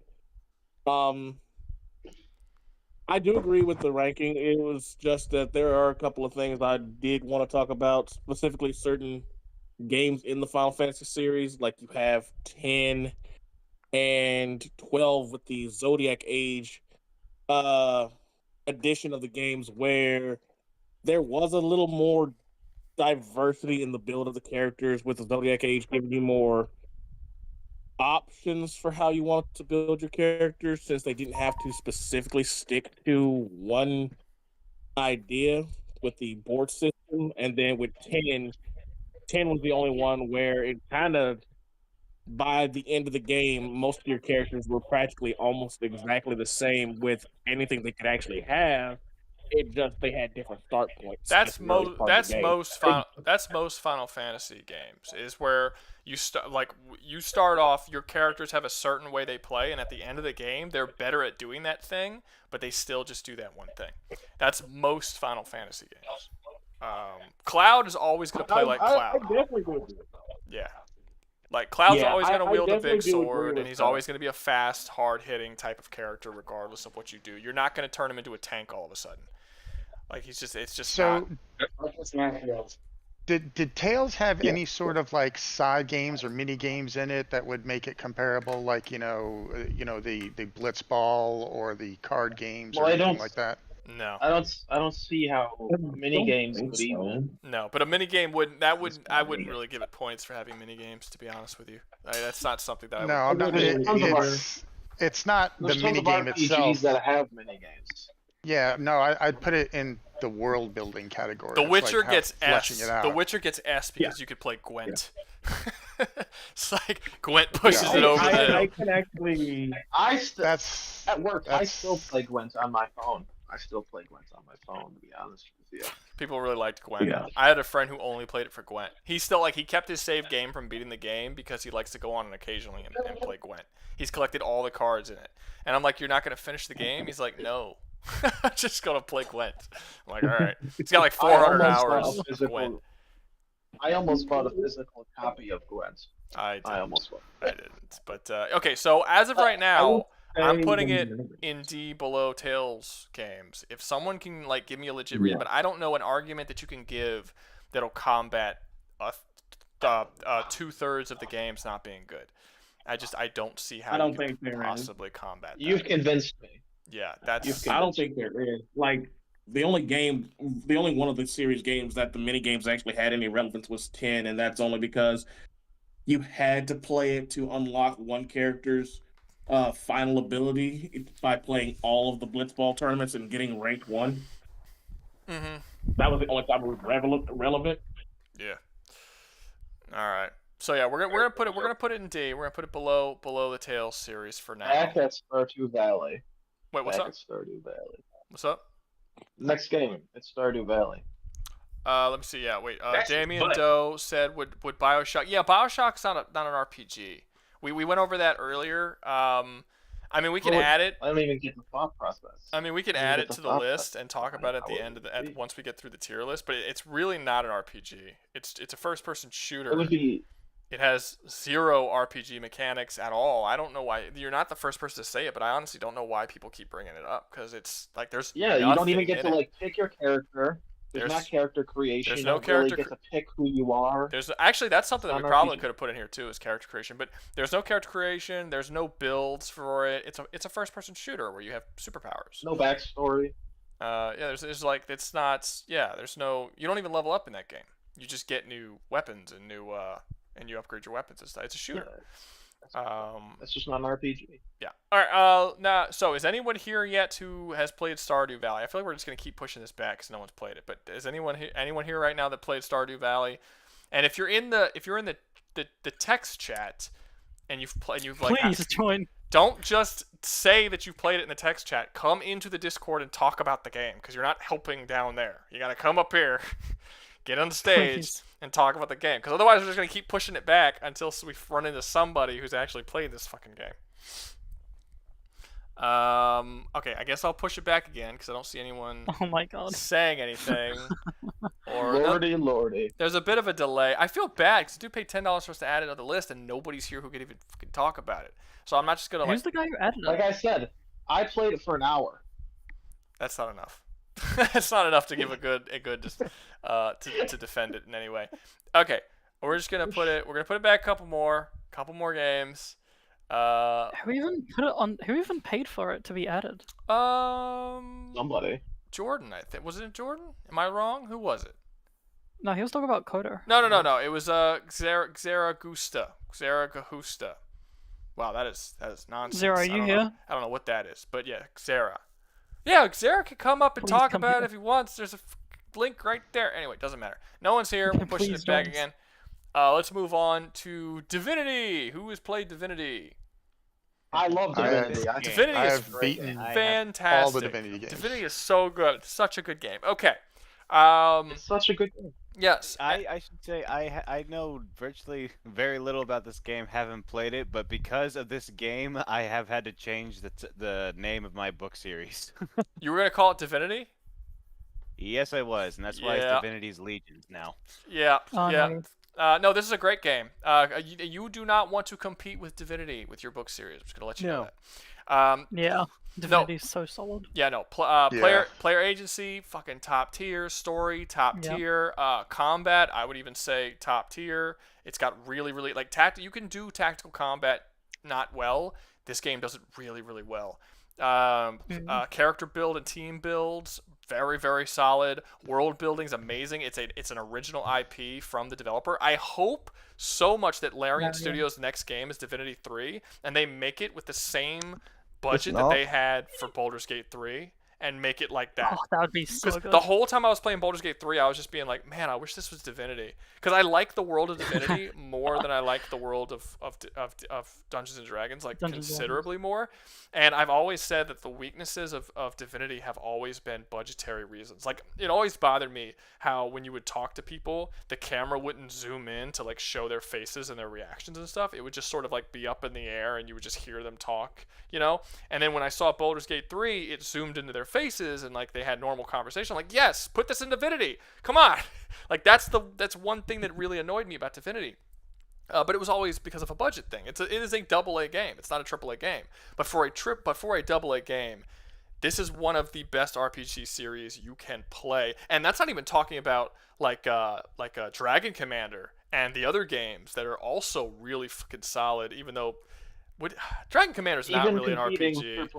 It's an RTS, but it's really, really cool too. All the games in the Divinity universe are really cool. Go ahead. I would say that Divinity, is S tier, not just for everything that we talked about, but it punches way above its weight. It does. It does punch above its weight, but I still don't think it should be an S tier. Okay, what puts it down? I think just what you said with the limitations of some of the being a AA game. I still think it's a great game. But how does that make it bad? Yeah, but what in the game? It doesn't make it bad, but it limits it. In what way, though? Like I said, one of the limitations is that the camera can't zoom in when you're talking to people, so you don't get their facial expressions. That is not something that's going to make me knock it from S to A. That's like you have to give me an actual flaw in the game, not just something that I would prefer, like a what do you call it? It's a lot of this. Go ahead. Yeah, I mean, I guess you can call it a nitpick, but it's not even really a flaw of the game. It's just something. It's just like a. It's like a what do you call it? It's a something of life change, quality of life change. Quality of life. Yeah. I'm not going to put it down to A because of some quality of life changes. Like that's not a reason. Well, that's for just me to put it personally that would just be in my opinion. Yeah, and then you also have games like the Pathfinder RPG, the original Baldur's Gate games that didn't do the same stuff. Like Divinity does pretty much everything that those games do, but better. Like that, Yeah, Divinity is just so. It's really solid. It's really great. It's really, really good. It's engineered well is the way I would term it. Like their subsystems all interact well, and the weird wacky stuff that you expected to do, it does it. And just the ability to the environmental interactions, like just that, like they obviously put their energy and money into the mechanics and making sure that they interacted and they played well together and they did what you expected, and they had some unexpected stuff with it.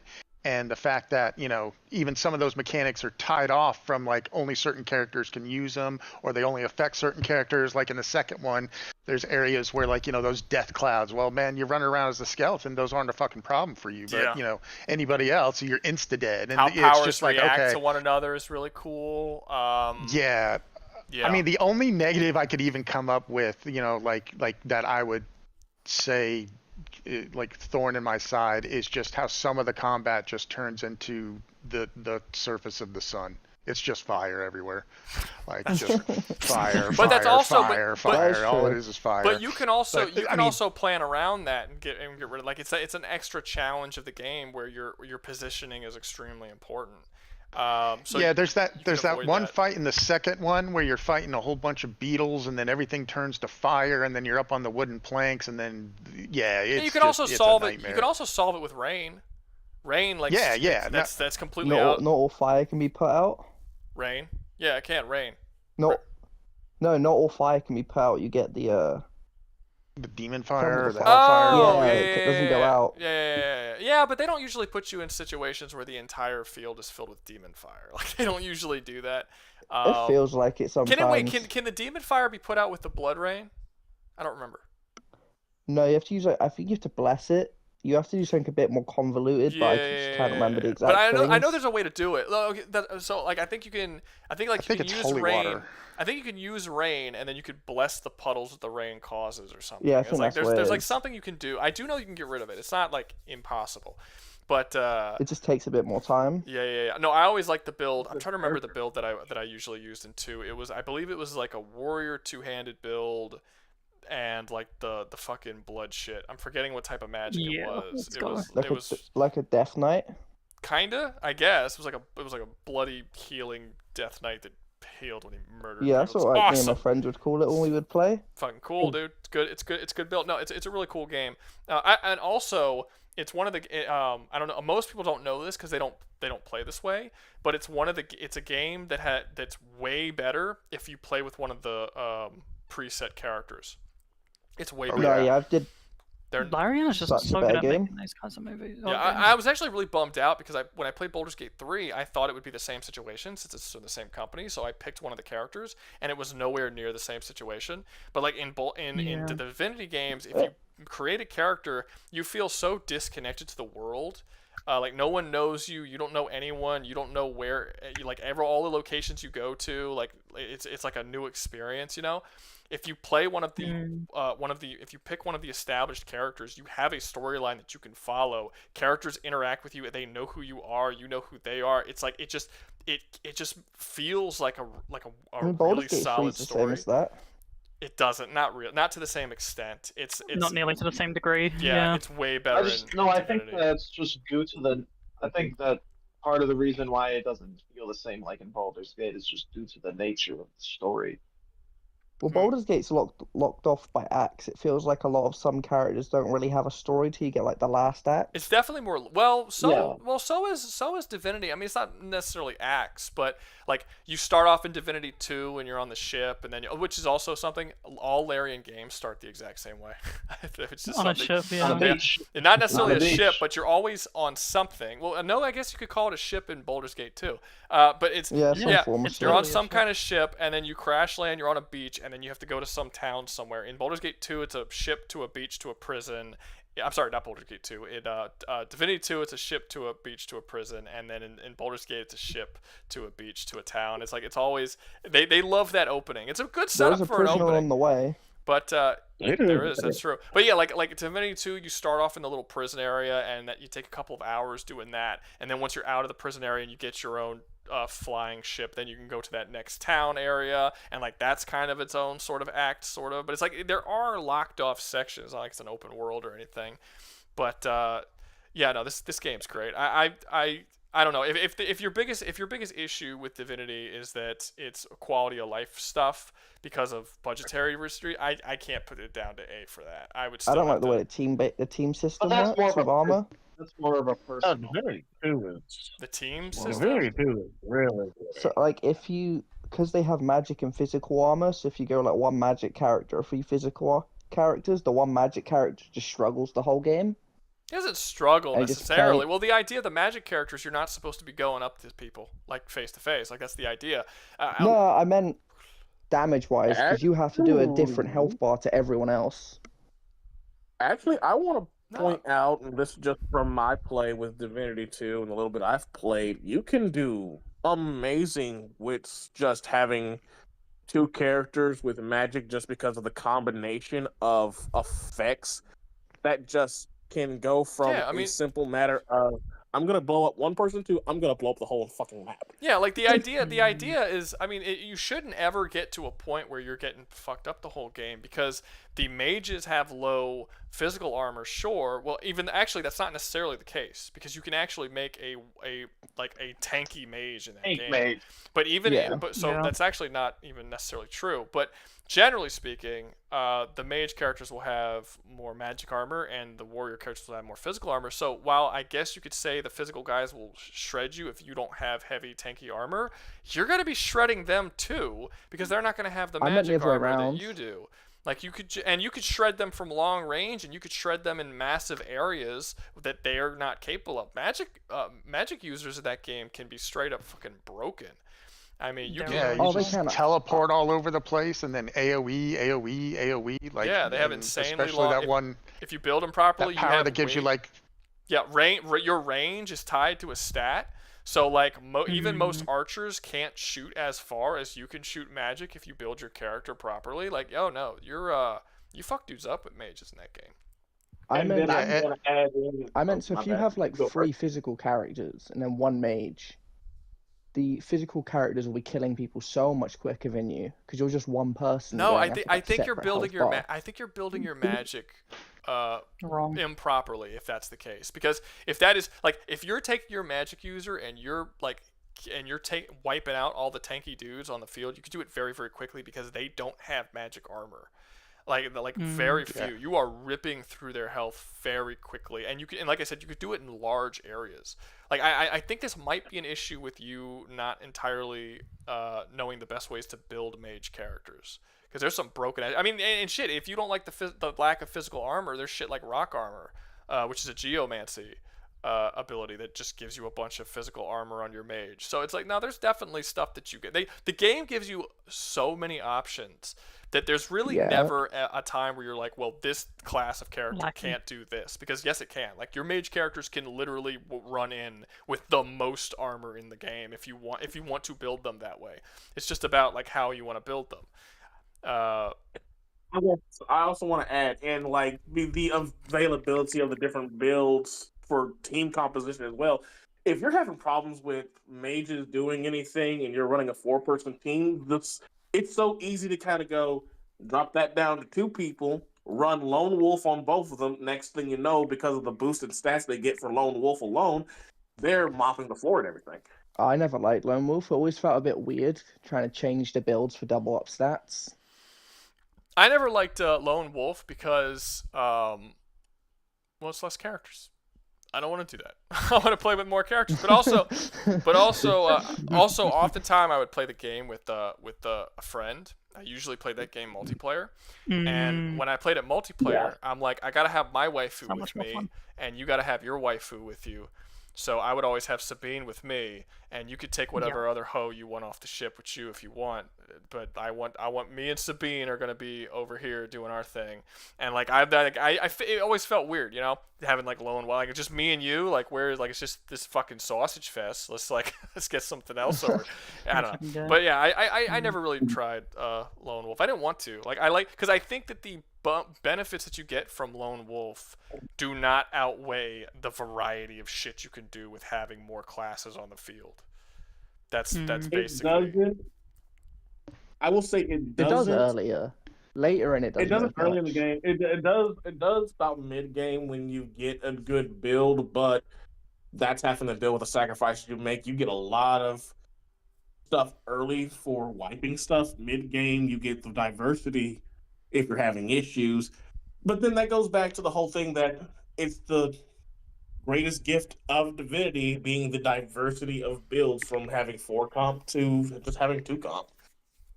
Yeah, shoot. To Damien Doe, no man, GTA is absolutely not a role-playing game, but we can add Dark Souls. The reason why we didn't have Dark Souls on here is because we had Kazan, and Kazan, we all agreed Kazan would do better on this list than Dark Souls would. I'm sorry we had Fallout. It's just better too. So we just decided. But I'll put Dark Souls. He didn't want to do my idea. I'll put Dark Souls. We have other. What's up? We've Oh, voted yeah, out. Outer Worlds is just worse Fallout. No, it's not. It's better than Fallout. What are you? Oh hell no. What's worse, Fallout? It's better. It says Outer Worlds is just worse than Fallout. I would say it's better. It's a better Fallout. I What about agree. Undertale? I agree. Completely disagree. Undertale just sucks. So I'm gonna reserve my opinion on Outer Worlds because I have not finished Outer Worlds. I have finished a couple of the Fallouts. Gotcha. I got like 70% through and just couldn't be fucked with it anymore. Well, you got a couple of hours I before we get to personally- Outer Worlds, so if you could finish it before then, you'll be good. Or re-download it quick. Yeah, Yo, speed run of the century. that's right. Speedrun, baby. Okay, so we got Divinity at S. I haven't heard any good reasons as to why I should drop it. So next up, we have the Mass Effect series. Who has played the Mass? Have we considered putting I hope Undertale? it's a who hasn't. I have played all who three hasn't games. played? Who hasn't played Mass Effect though? Me. Crazy, this is your That's idea. Back me up. We'll go play it right now. No, I'm not going to. It's Mass Effect's got to rank lower because we got to include Andromeda. That's the sad thing. That's true. Andromeda, You know, consider Andromeda a Mass Effect game but that the is combat a- Andromeda is the combat in it is a lot better.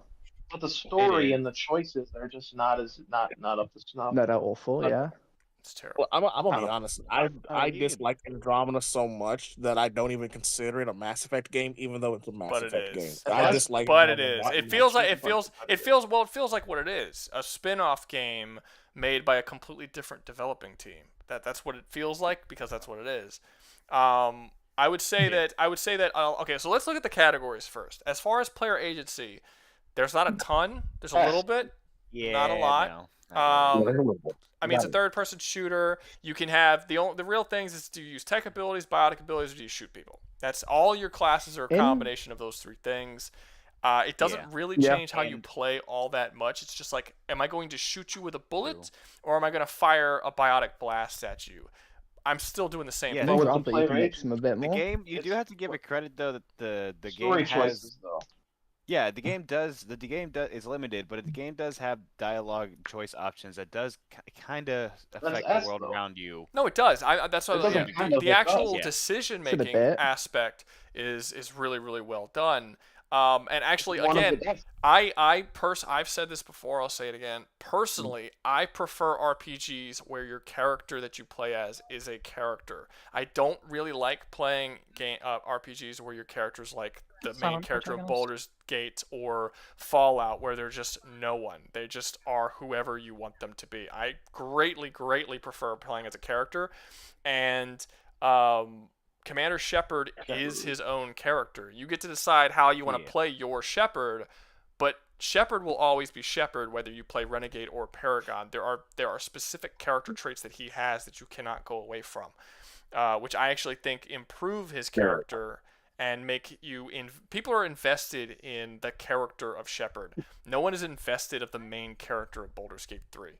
Like you don't. He's a fucking. Who's the main character? Three main characters. I completely agree. Do you mean Dark Urge is the main character? Wait, what? No, Taz.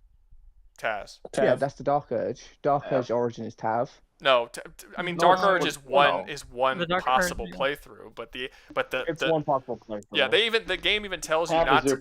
That's even like a bonus sort of thing because the game even tells you not to play that for the first time because it fucks up the story. Like it really you only get. Get to really appreciate that playthrough after you've already beaten the game. It's almost like a secondary optional kind of thing. But yeah, Tav is who people call as the main dude, and nobody gives a fuck about Tav because Tav isn't a character. He doesn't do anything. Like there's nothing to get attached to. That's why people like there's. Well, that's the reason people like Karlach and Shadowheart and everything like that. Yeah, they like those characters, but they don't like the main character. Like people like Geralt of Rivia, people like V from Cyberpunk, people like Commander Shepard. Nobody likes the main protagonist of Skyrim. Like I mean, he's not like he's. I get people like him in the scaling community, but no one like is attached to him as a character. What are you talking about? It is hilarious how he can just scarf down 1,000 wheels of cheese. That's most RPGs. Yes, the deepest character being able to eat mass amounts of cheese. That's think about all how the he's calories basically the expended master into of the his shouts. thieves That's guild, good the mage. character writing. But yeah, so basically the master of the companion. So I would say the player agency is good. The story is actually one that I'm not going to put as highly as I think a lot of people are going to want me to. I don't think it's an S story. I think it's probably like ending a B plus, A Good. minus, A. maybe. Well, no, it's not just the ending. It's not just the ending. The story has serious problems. You could tell that they kept changing their mind about things as the story went on, and there's certain things that just there's like aspects of the story that come up that never.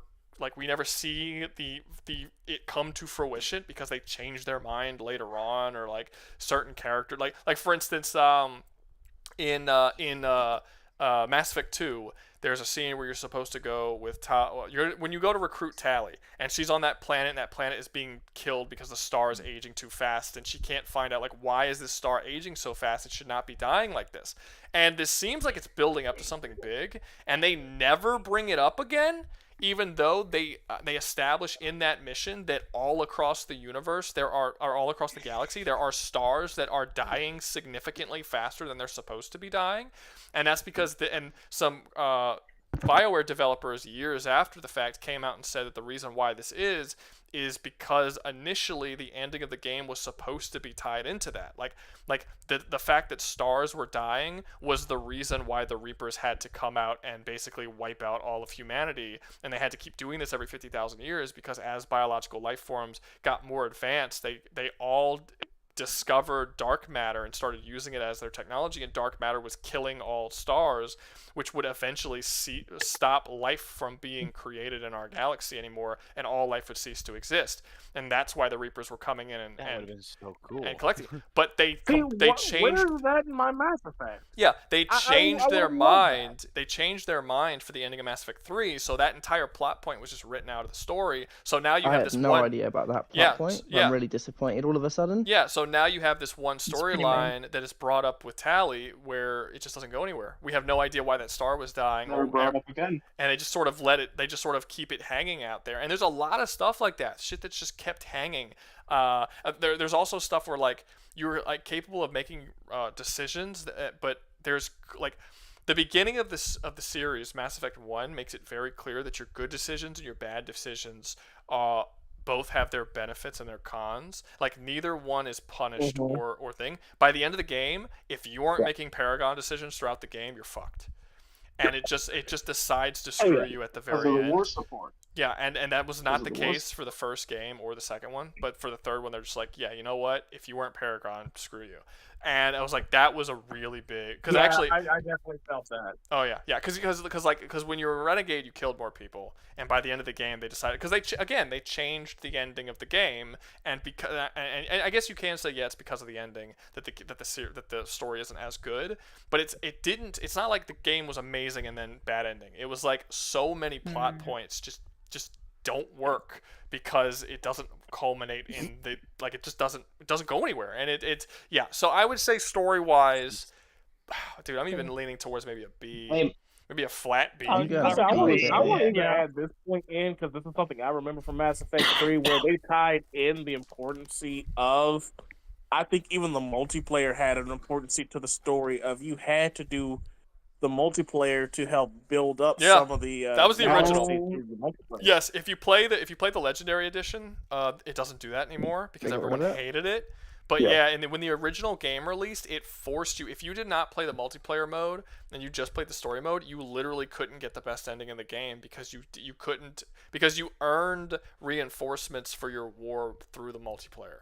And if you even if you made all the right decisions, you wouldn't have enough reinforcements by the end of the game in order to properly.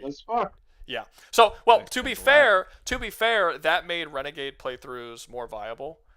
But like if you were a Renegade playthrough, you didn't have all of those same reinforcements that you needed. But if you you had to play a ton of online so that you could still get the best ending despite being a Renegade player because you had killed all of your reinforcements that you needed to fight against the Reapers throughout the game. The multiplayer's still up. Yeah, I mean, Legendary Edition has the multiplayer. You can go get the Legendary Edition and play the multiplayer as well. The Legendary Editions. No, I mean. Yeah, for the original release. I mean, for like the original. Yeah, it's fine, but I mean, yeah. there's no reason to really play the original. I mean, you can download. I downloaded the Legendary Edition on PlayStation 5 for free. I think you can get it on Steam and everything else, and it's the best version of the game. It's on Game Pass, I'm pretty sure. Does Legendary like gets rid of the ass shots? What is the multiplayer even like? I'm confused. It's fun. Anything. It's fun. It's like a horde mode. It's a horde mode. They changed the ass shots. Yeah, you play. There's four players. You get to pick your race and your class, and then you fight a horde of people with your other. Yeah, it's horde mode. Yeah, and you could be like you could be like a Krogan Biotic or a fucking Asari Commando or a Solarian, and there's like I forgot how many classes they were. As the game came out, they kept releasing more and more classes you could play as. But yeah, you can play like the coolest thing about the multiplayer is that you can play as species that you could never play as in the main game, and because of that, you had abilities that did not exist in the main game. Like there were Krogan.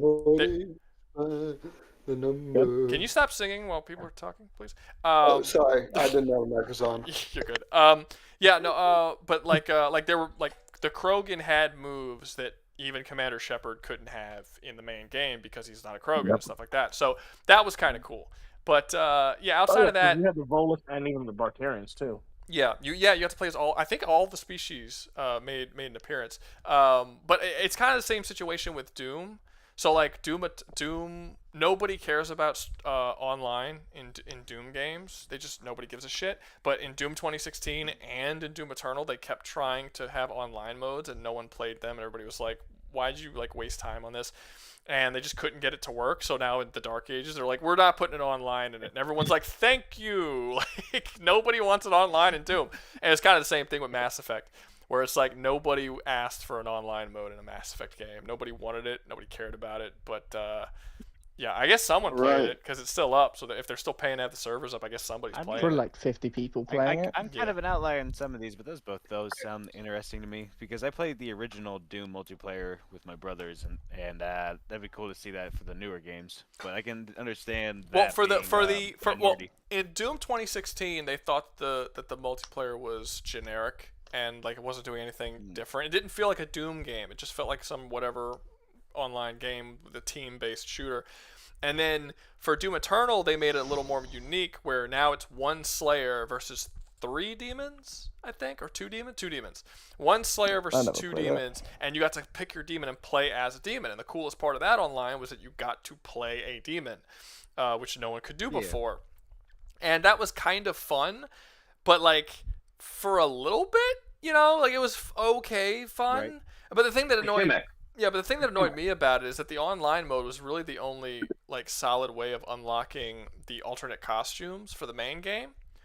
And I wanted to play as like different versions of the Doom Slayer, with those costumes, but it always required me to play online to unlock them. And I'm like, why do I have to play online, a mode I don't really care that much about, to unlock a costume that I can use in the main game, which is the only thing I really care about when it comes to Doom. So, like, that was weird. I don't think they shouldn't have tied the unlocking of the alternate costumes for Doom Guy into the online. I think that's really kind of what killed it for a lot of people. It seemed like they made it not optional. But like I said, in Doom: The Dark Ages, they completely got rid of it entirely, and it's just like, we're just gonna have a single player story, and you can tell because now there's giant mech fights, there's fucking dragon riding fights in the new Doom the game. Like, which is kind of poor from what I've seen. Poor? I would do the dragon riding. There, some people were able to get reviews in, and from what I've seen, the only part that gets slow and is a drag is the dragon riding scene. You have to kind of hover. I don't know how to explain it. You have to go to these airships, which stay in one place, and you kind of just hover around it and shoot projectiles at it and whittle down parts of its health until you destroy it. Yeah, and for what many people are saying, it just halts the flow of the game every time you have to hop on the dragon.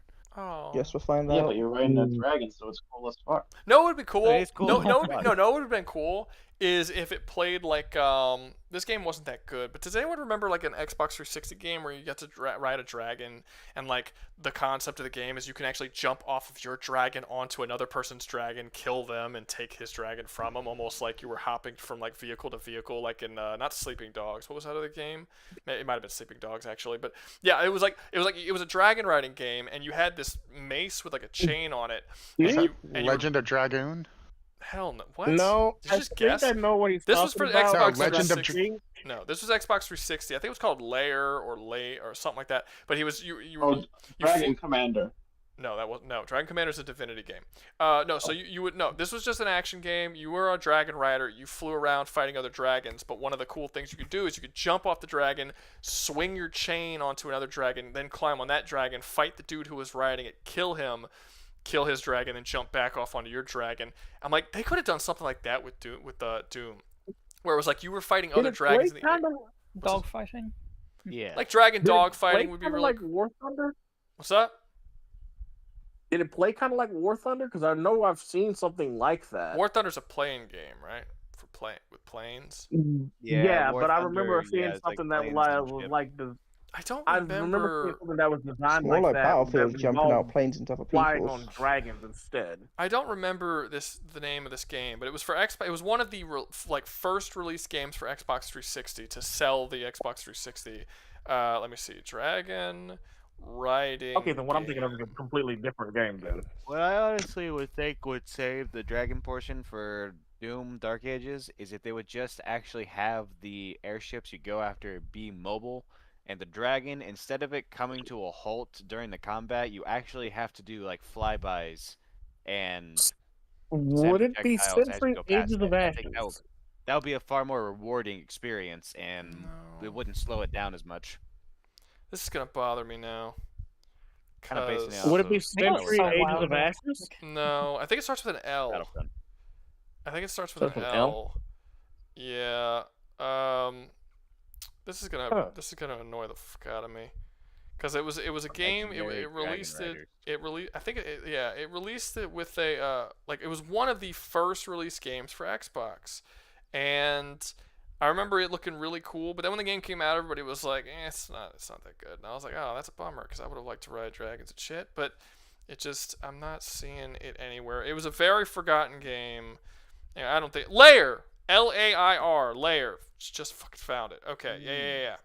Lair is what it was called. It was a dragon riding game. You had like this chain weapon, and you could swing on other dragons. Anyway, if anyone's interested, look up Lair for the Xbox. But like they could have done something like that with it to make it like more. I don't know. I'm still gonna try it. I just hope it doesn't. I hope it's like a lot of times. See, here's the thing, Doug.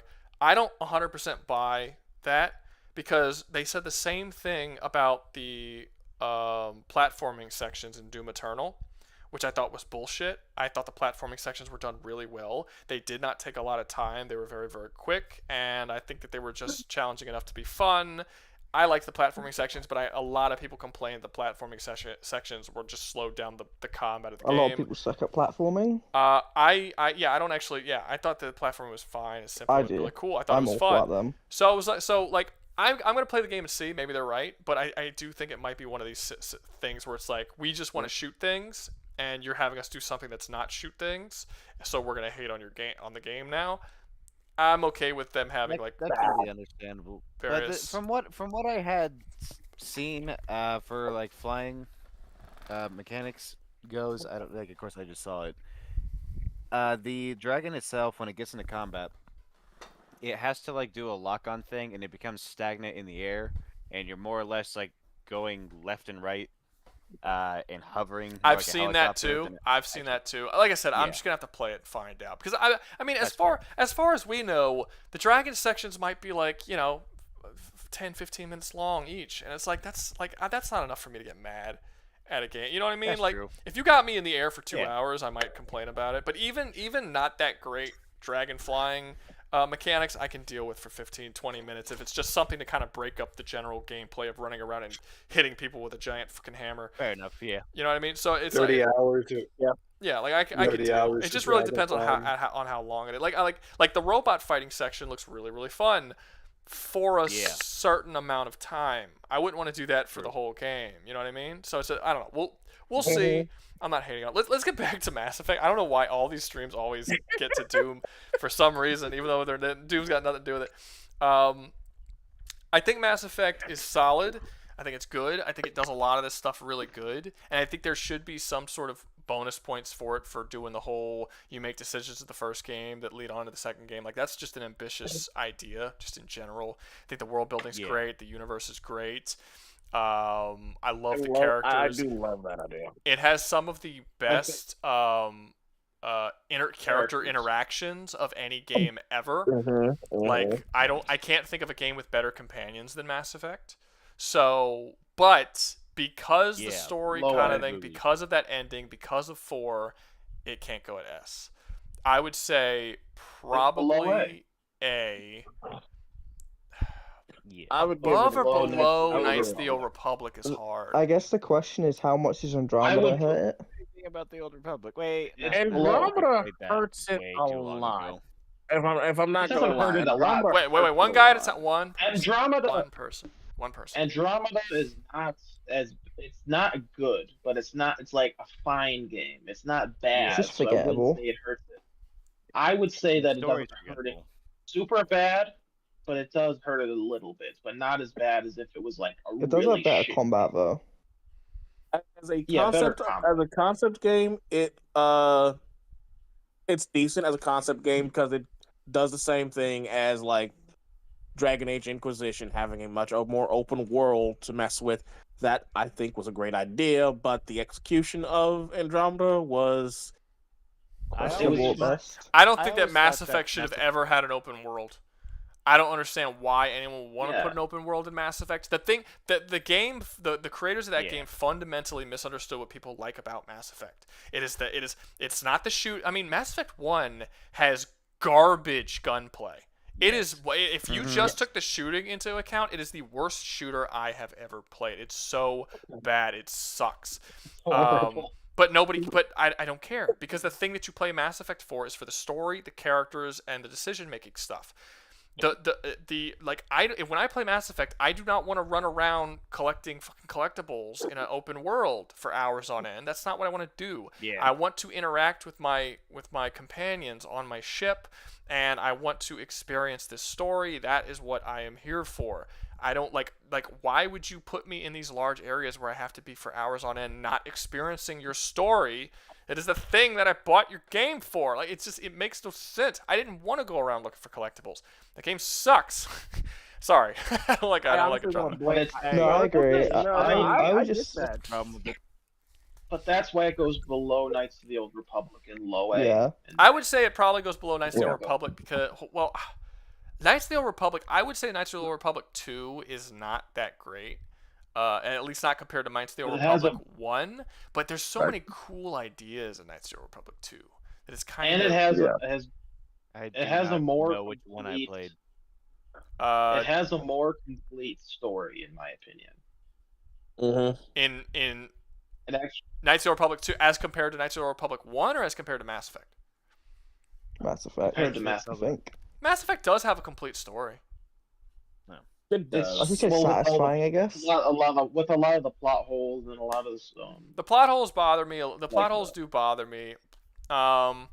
And the story beats that. I don't like. I will never like the ending. I don't care. I don't care that they went in and quote unquote fixed it. No, they didn't. It's still trash. I think people accepted the fixing just because it was better. But if that game would have come out with that like edited ending first, I still would have hated the ending. I still don't remember the difference between the edit. There were differences, not good ones. Not good ones. I mean, that's what I'm saying. It wasn't significant enough to me to be like, oh, yeah. The ending does not fit shit. The ending does not fit the story that Mass Effect told, in my opinion. No, it doesn't at all. It makes no sense. Like the fusing biological and synthetic organisms together. Like, when has that ever been a theme of the Mass Effect series this far? The Mass Effect series theme of the first game was about racism. It had nothing to do Hey, you with see the robots crazy and thing. and biological creatures. Like it was a game about it was No, literally a game about they did it racism. once. That's what it was. Yeah, it was. Like it is so crazy that like every game changed the theme of what the story was about, and it started getting very odd. I think when EA took over, they were like, you know what? Let's make it more mainstream. Let's reduce all the RPG mechanics. Let's take out all this like complex racial talk out of the game, and let's just make it like a fun action thing. And then, you know, they really gutted Add it. some multiplayer. They in really it. gutted it. Yeah. And then I won't even say there's the fact that even with the 3 endings they gave you, I think a lot of people are saying the actual ending for that game is supposed to be you destroying everything. Yeah, not even the synthetic. That's the good ending of there's only they say that's the good ending because it's the only ending where you don't die. You can only live in the destroy ending. You cannot live in the synthetic ending or the like combine ending. Explains with everything. I just shoot the kid. In every. That's also a bad ending. That's another thing. Like all your endings. That's another thing. All your endings are bad. Which sucks. Like there isn't a good ending. Like all the endings are really shitty for humanity, and they all end in an unsatisfying place for Shepard specifically. Like don't have a storyline where I talk to Tally. Well, like a big part of the storyline is building like from 2. A large portion. If you romance Tally, the story is with you and Tally is that you want to build Tally a house on her homeworld. You do get her people back to her homeworld, but you die, and that's just another storyline that gets cut off. Where it's like, what about the whole building her house in the homeworld thing? That I never get a chance to do that in the game. Like, he just cuts off after you die. The story doesn't make sense. Yeah, like it doesn't. The story never has any themes of sacrifice. Like if there was like I don't even want to get started on. Oh my bad. it would make sense. They don't even never, bother. One to person. show the aftermath of that. One person. No good. Exactly. One. Yeah, the aftermath is real. Yeah, they don't like. I feel like we should see what happens after the events of the game. Like that's why I was like, "Where's Mass Effect 4?" So we could see what the fuck happened with Shepard. Like I said, we actually care about Shepard in this game. I want to see what happens to Shepard after this game. My Shepard is alive because I decided to destroy all the fucking robots, as you should.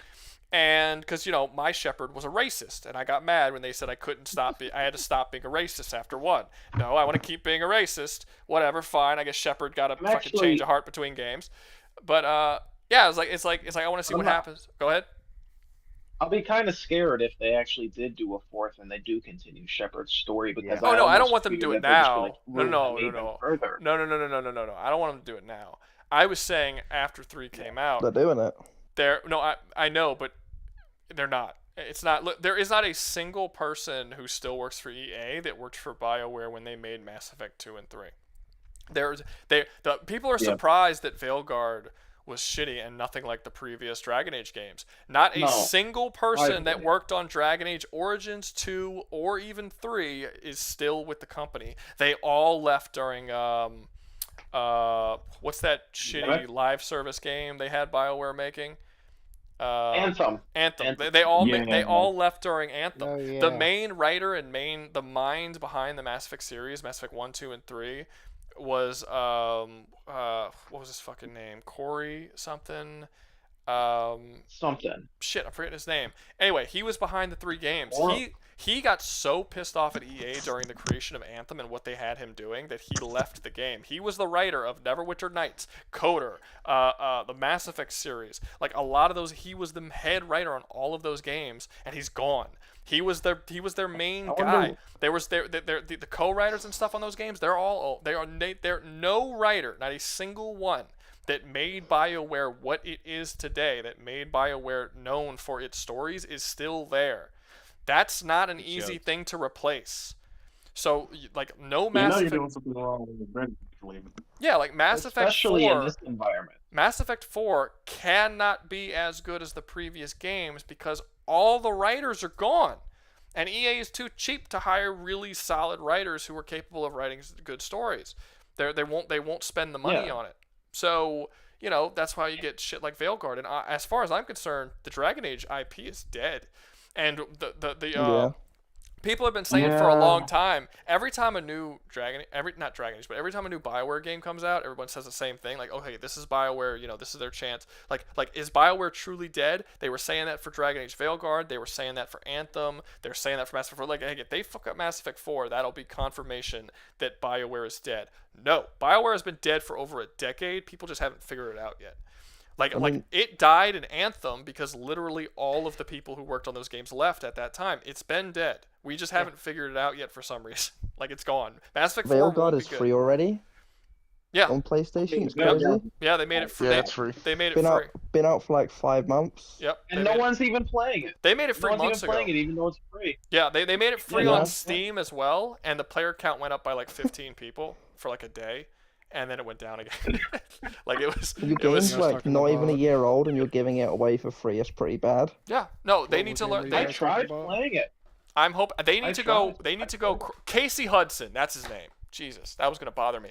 They need to go crying to Casey Hudson and begging him to come back and make Mass Effect 4. They're not going. What's he making now? So I'm really bummed out about this. Casey Hudson left to start his own studio, and they were making their own original IP, and then they ran out of funding, and they had to close down the studio before the game even came out. Happens a lot. So I have no idea what Casey Hudson's going to do. I feel like someone with his name, if he would have opened up a Kickstarter, he would have gotten the money he needed. So I don't know why he never did. Like, where was he trying to get his funding? He seems like an old soul, maybe. Because he's been making games since the 90s. So he's probably an older dude. So he probably just wasn't aware. On Mortal Kombat? From, like, companies. Funding from companies, probably. Yeah. Now, since we mentioned Anthem real quick, I'm just going to say one thing about Anthem. I'll give Anthem at least one thing. It's not Concord. It was ass. Wait, what game are you talking about? It's not Concord. It's something. At least it's still alive, even though it's a shell of, even though it's a dead, dying shell. I'll put. You can actually play it. I'll put. You can actually. Because of all the, because as we talk about it, I'm getting angrier at the series as a whole. I'll put it in B, because of Andromeda and because even the main series, which should really be like S, but there's just so many story-related stuff that tear it down and bring it down. I'm gonna put it at B. Yeah, because the Knights of the Old Republic doesn't have any like genuinely bad games. I don't like the MMO.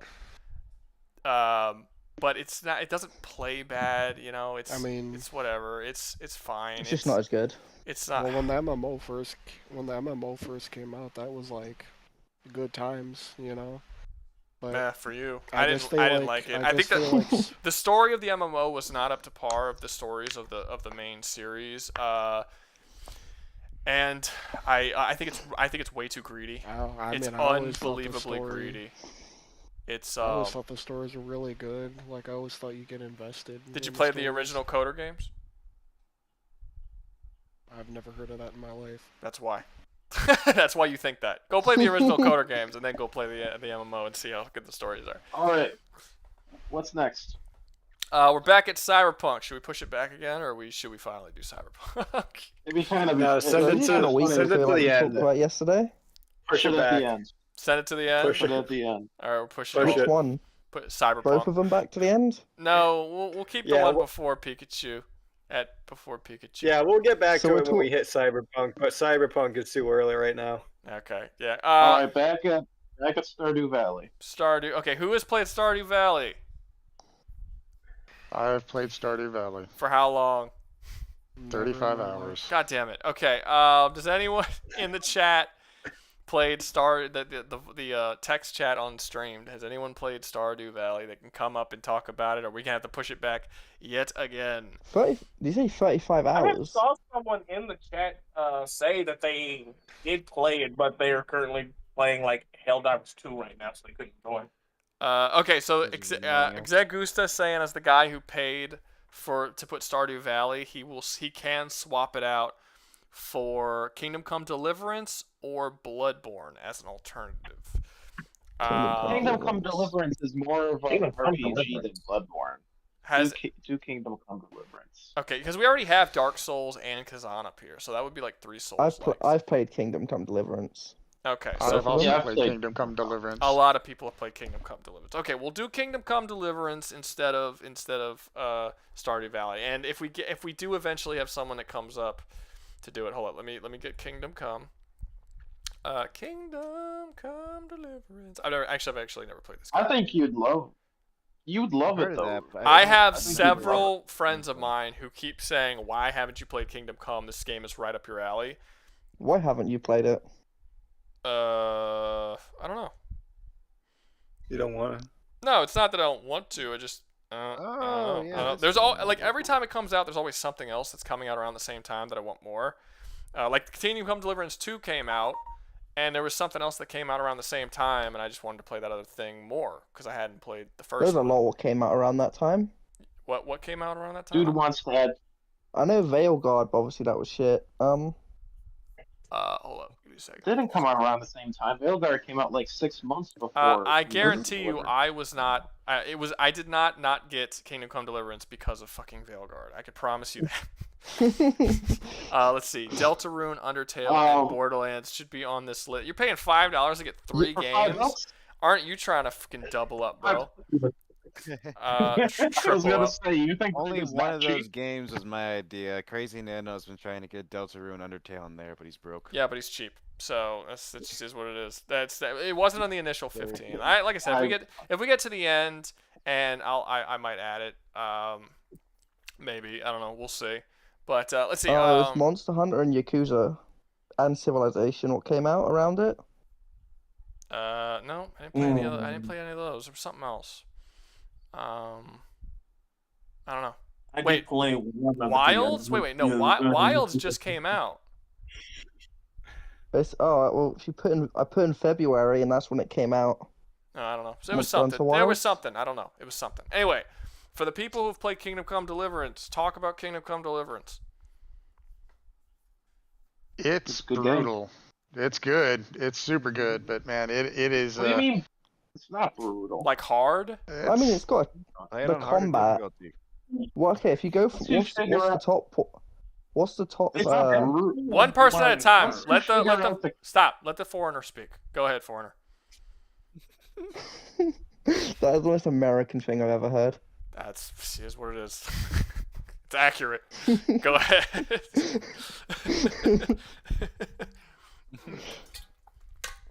Go ahead. I'm giving you the floor. What? It's always like these foreigners to want to say something until you let them, and then they just shut up. I don't know what it is. What a communist! No, go ahead. What were you saying? What were you saying? What were you saying? Go ahead. What has happened? Speak. Okay, somebody else talk. There's two of us. Which one? The reason. Go ahead. Man.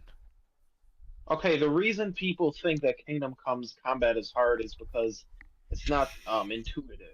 It doesn't hold your hand and teach you how to do it. You have to actually figure out how to do the combat. So that's why, in my opinion, people think that combat's hard. It's not hard if you actually figure out what you're supposed to do. It just becomes normal. Clinch spam. I mean, I will say this. That is the most bullshit defense for it not being hard I've ever heard. It's not hard if you know how to do it.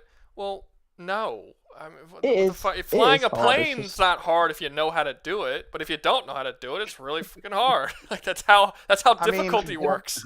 I mean, it is hard because it isn't. Don't be bad and it won't suck. Yeah. Yeah, but doesn't the game have like a wheel? Well, like in the combat system, doesn't it have like a wheel in the center of your screen which determines the positioning of your? Yeah, you have. Yeah. You have a middle point, which is your stabbing. You have your two upper strikes, you have a lower strike, and you have your two bottom strikes. But they change it in the second one when they get rid of one of them, and they just make the middle one both. So it's a little simpler because they take away one of the directions in the next game. But in the first game, you have more directions to attack from. But the main reason I think the combat's considered hard is because there's a lot of situations where you're fighting multiple people, but the game makes it impossible to do it because they will just rush you and kill you, push you over. Realistic. Yeah, it's realistic. That's the biggest thing about the game. Doesn't they also, like, if I remember, I saw like a very in-depth review because I really liked watching HEMA stuff doesn't it have like a very in-depth armor system where you have to collect the Yeah. gambeson, the undercoat, Yeah. and the Yeah, you chainmail? get you get your base layer, you get your gambeson, then you get your chainmail, then you get your plate armor. Yeah, You also I have want to be helmets, which you can up and down, and it does affect your health stats if you have it up, but it blocks your vision. And then like time And different helmets passes. block your... Time passes normally. So if you have like Yeah. side quests and normal quests won't stay there forever if you don't get over there and do something. Like you yeah, have to save a I town or lost whatever. a few side quests doing that. Yeah. Yeah, I want to be real clear on my statement of it being brutal. I don't think that's a negative. And I play for honor and stuff like that, so it's not like a duel-based, combat system or something that's more in-depth is like totally like off the radar for me or something like that. But I think the brutality comes from the attempt at realism. Like, if you're fighting two dudes with swords, you're in trouble. Does anybody, like, that's not a... Does anybody know anything about technology? Yeah. Okay. Which way? If I spill Louisiana hot sauce all over my laptop, that's bad, right? Generally, yeah, it's pretty depends bad. where you spill it. Generally, yeah. Wipe it immediately. Depends where you spill Yeah, it. where'd you spill it? Did you spill on the case or like all over the keyboard? It's not. It doesn't look like it's on the keyboard. But I'm afraid to touch it or wipe it in any direction because it's like. What? It's like So right if there. you just Well, like where is it? Yeah. It's Put the cloth straight down. It's like it's not a cloth. Lick it. I'm like licking the top of my fucking keyboard right now. like trying to get I mean, just keep at it, I There's guess. some Ozzy Osbourne type stuff Just there, like- man. I'm Freaking just licking the like- guitar. I was trying to eat my sardines and it spilled everywhere and I'm like, oh fuck. Part of me's just You like, know, Doug Pumper, if it works, thank if it you. works, it works. just be like, Careful, stream's they don't over. wanna I'm get- going to sleep. See you guys next week. Just leave it there. And like that's tomorrow Ruga's problem. Today Ruga doesn't have to worry about that. Okay. What, Sorry. the stain on your computer? That's Yeah. no. I don't. It won't stain. That's It's cool. going like to solid seep into up your in- electronics, man. I'd recommend getting like a napkin. Yeah. Yeah. No, I'm not wasting it. But- It's still perfectly good Louisiana hot sauce. Yeah. All right. Go ahead. So Sorry. you don't get too much mercury in your system. What do we think? So on the story front, I think it's got a pretty solid story. On where you follow him from like a blacksmith to not quite a knight, but like a squire / bodyguard into the second game. I don't know. The story. Does Yeah, it I feel think so the good, does it, story's- foreigner, when people are talking to you and nobody fucking answers? It sucks. Okay, sorry. no. Go I ahead. think the Reply. story is really awesome for how grounded it is. Like they Yeah. don't go into like they don't need like stuff like super magic or dragons or some like horrible end of the world sort of scenario or gods who aren't gods coming back. Like all that is like not there. Well, it Like, also sounds like just- again, I haven't played the game, but it also sounds like the story is relatively realistic because he said it takes the Oh, yeah. entire first game just to become a squire. In a normal game, you'd become like the greatest hero of the lands or the king. I don't think you're even officially a squire like till like Yeah. literally at the second game. You're just some dude. Yeah, you're Yeah. still just a Well, dude. You don't. The game like, you- starts with you as a blacksmith. You spend like the first day doing your blacksmith. You're not even a blacksmith. Your So father's yeah, the a blacksmith's son. Yeah, You do his duties. You go fetch stuff. You get in a fight. You can get drunk, and then your village gets invaded. Your parents get killed, and then you just set off from there. I love how like a whole game is like it's about you playing a fucking nobody. You're just like Oh yeah. you're never gonna be Some guy. They do kind of ruin it in the second game a little bit, where they are kind of like, well, you are actually a somebody now. Well, We just yeah. didn't Well, tell they you. don't ruin it if you actually did things to make you a some. Well, are you really a somebody? No, You're it's just in a like squire? you find out you're to find out you're like the bastard of one of the I don't know what you call it, like the highborns. Oh, A well, then, noble? So like your parents were raising you aren't actually your parents? One of them was your mum cheated on your blacksmith dad with one of the highborns. What a whore. A Sorry if I spoiled that for anyone. I mean, you clearly did. Noble. Like, clearly. No, you I said did. sorry if I. No, I said sorry if I spoiled that for anyone. Oh, okay. No, you did.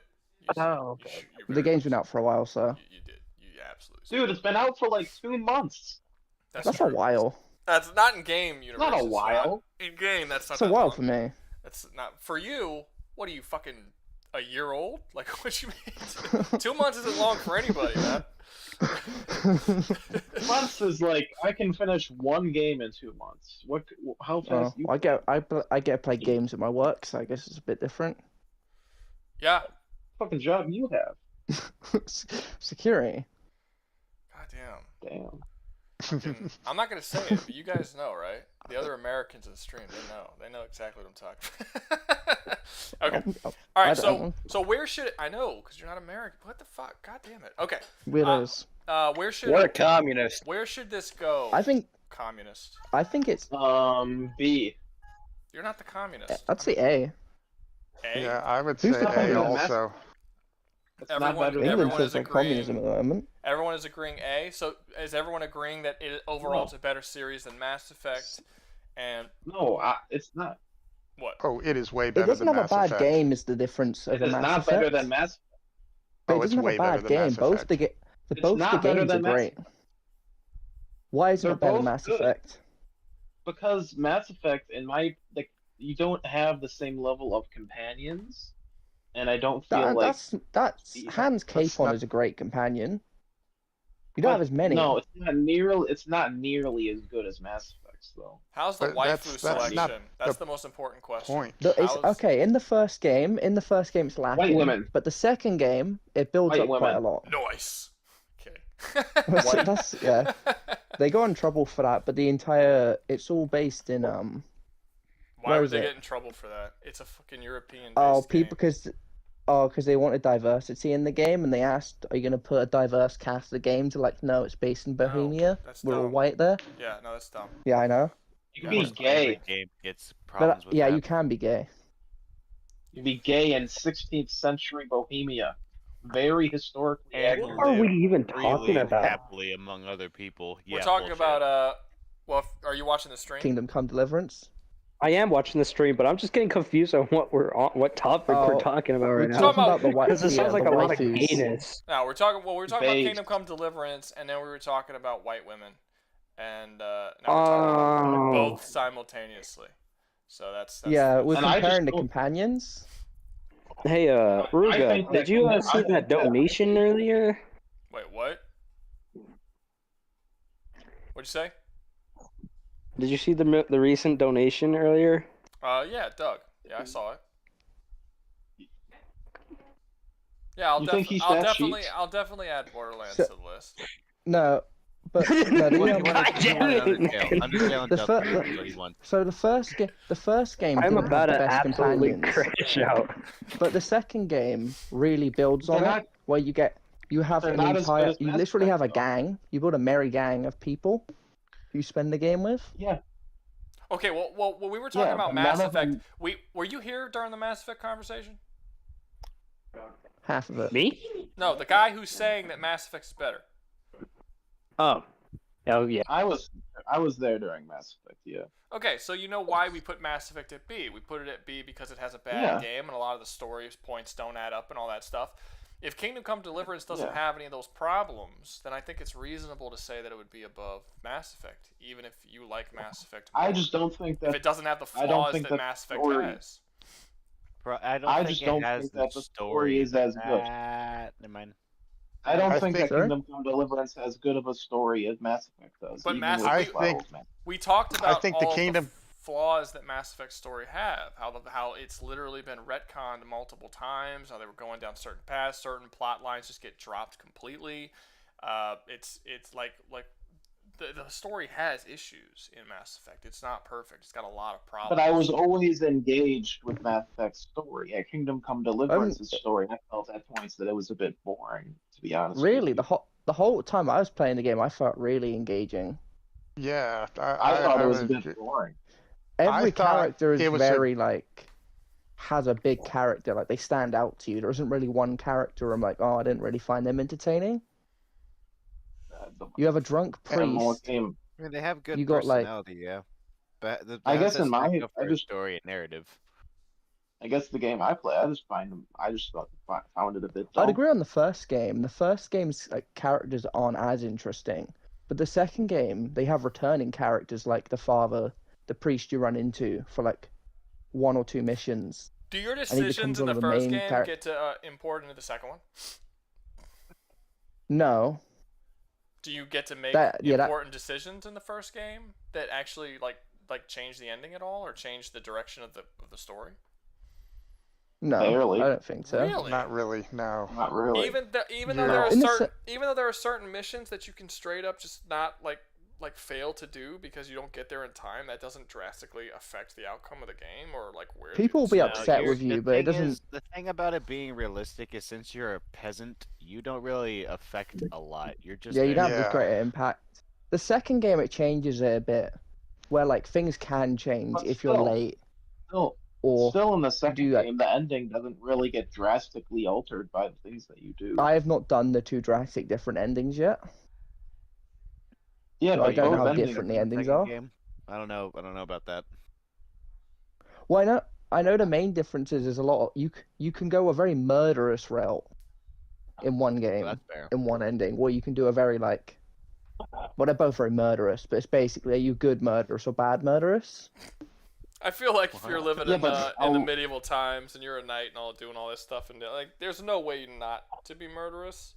I actually think like Yeah. I think Well- the whole you're playing a game and you get to kill people or not kill people thing is kind of like dumb as a good and evil system. You know what I mean? Like because they Yeah. always have you killing people being the evil thing.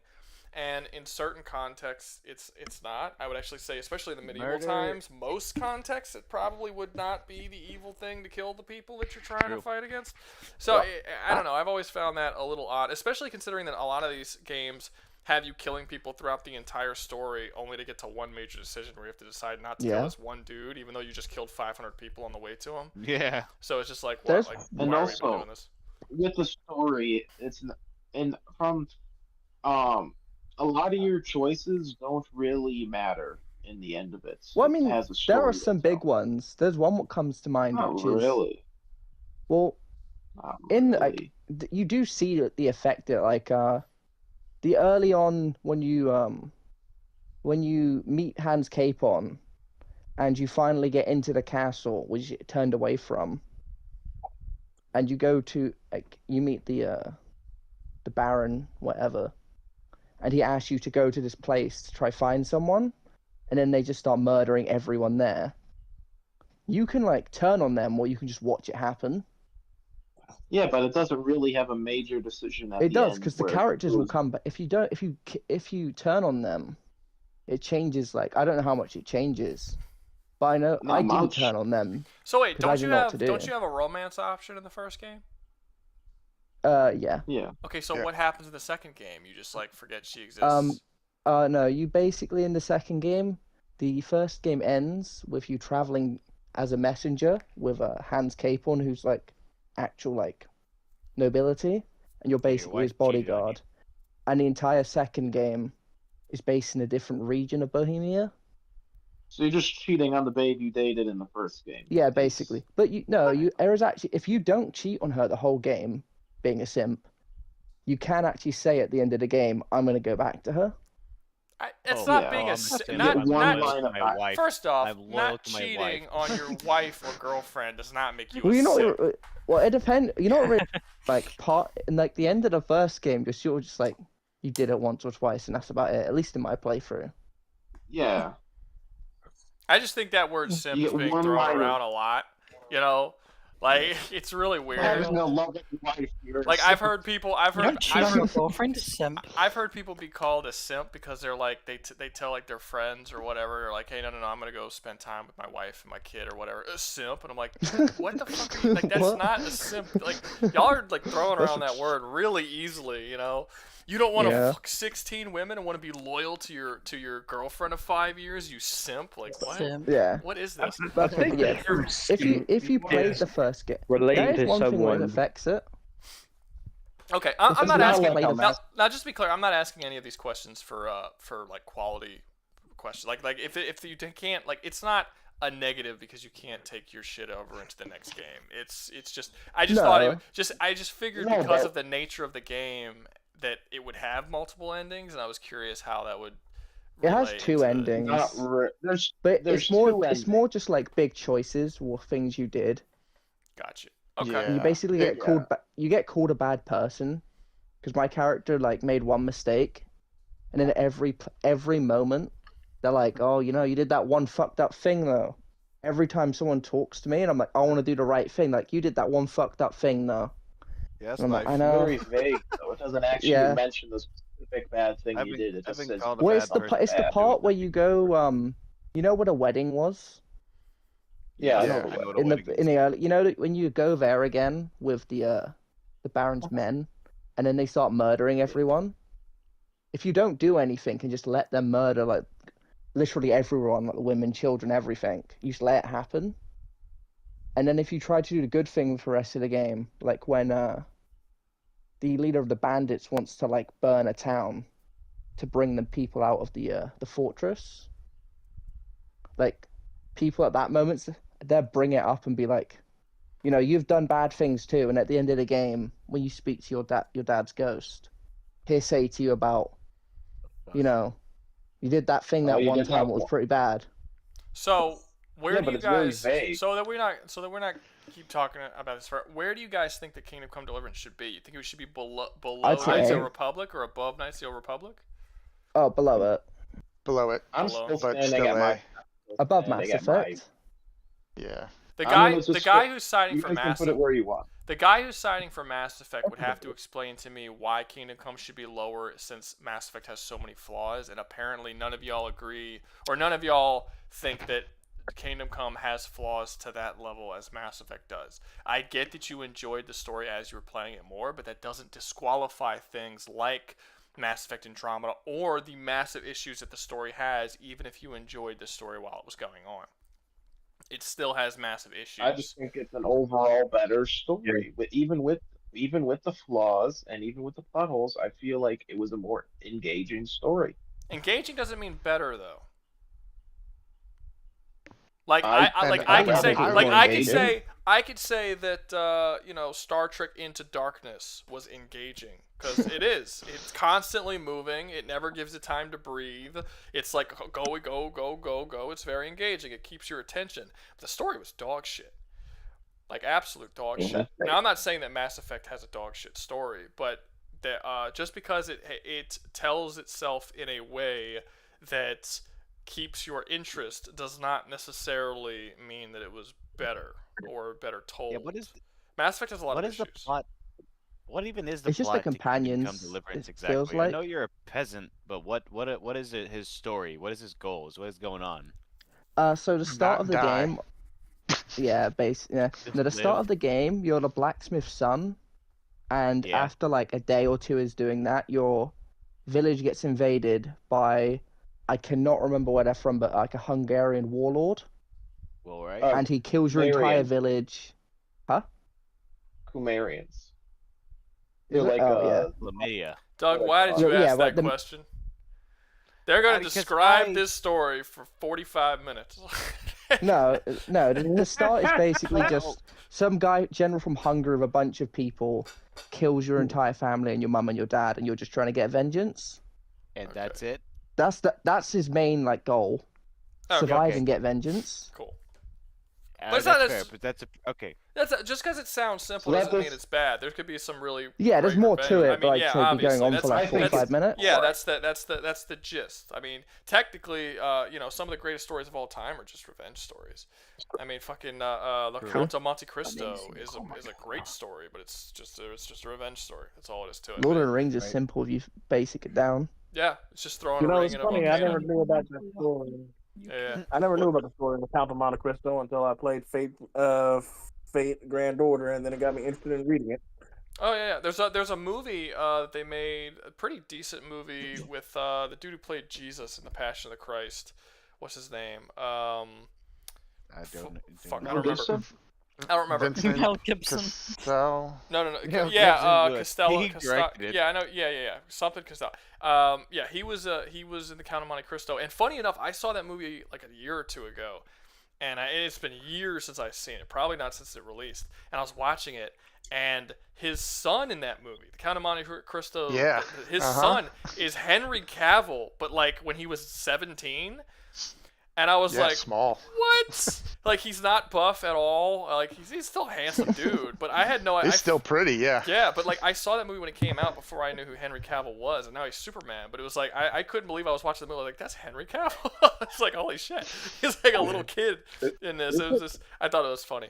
But, yeah, he's older than me. But, like, in this movie, he was, like, 17 or something. So, I found that interesting. If you go watch the Count of Monte Cristo film. And I think it was, like, Guy Pearce, I think, plays the villain of the film. Yep. And yeah, it's good. It's pretty good. It's a pretty good, little well put together movie. I like that movie a lot. But and also, if you know that movie, it spoils the ending of Shawshank Redemption. So that's also kind of fun. If you already, I knew the end of Shawshank Redemption before it happened because I had already knew what Count of Monte Cristo was, which kind of sucks because it's like kind of a big twist in the Shawshank Redemption.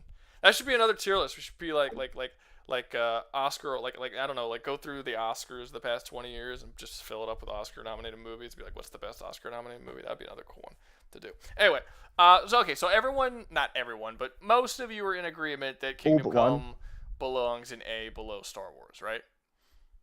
Yep. Yeah. Yep. Okay. Does anyone in the chat disagree? Because we do have one person here that disagrees, says it should be below Mass Effect. So does anyone in the chat disagree? If Andromeda wasn't a thing, I'd agree. If Andromeda wasn't a thing, I'd agree. If it wasn't for the change, for a lot of the issues Mass Effect has, I would agree. I honestly can't even say much about Kingdom Come Deliverance because even though I owned it, I never really played it, so my opinion would be too biased. Got you. Okay, fair enough. All right, so now we're moving on to another JRPG, Persona 5. Who's played or Persona? Just the series as a whole. Who's played Persona? So I have a question about this. So I've played Persona. Does this also include Shin Megami Tensei? Is it tied into Persona? What? It's a spin-off, and there's kind of like the rules of the Persona. I don't see how it's a spin-off because the rules of the Persona universe, the rules of the Shin Megami Tensei universe are totally different. Like they have the same. Technically, it's the other way. Go ahead. Technically, it's the other way around. Shin Megami Tensei came out before Persona. I didn't say which one came out first. I'm just saying that the rules are completely different. That's fair. Like they have the same enemy types. They have the same enemy types, and they have very similar gameplay. But outside of that, the concept of a Persona does not exist in Shin Megami Tensei. Like the enemy types in Shin Megami Tensei are actually like demons and angels and all this kind of like alternate thing. In Persona, they are personas. They are the person's, essentially their soul manifested in reality. Like it's a totally different concept. So I think it's more accurate to call it like a spiritual successor or like a spiritual spin-off than an actual. Like I don't think you're ever going to run into a Persona character in Shin Megami Tensei. Like, am I wrong about that? Like, do they take place in the same universe?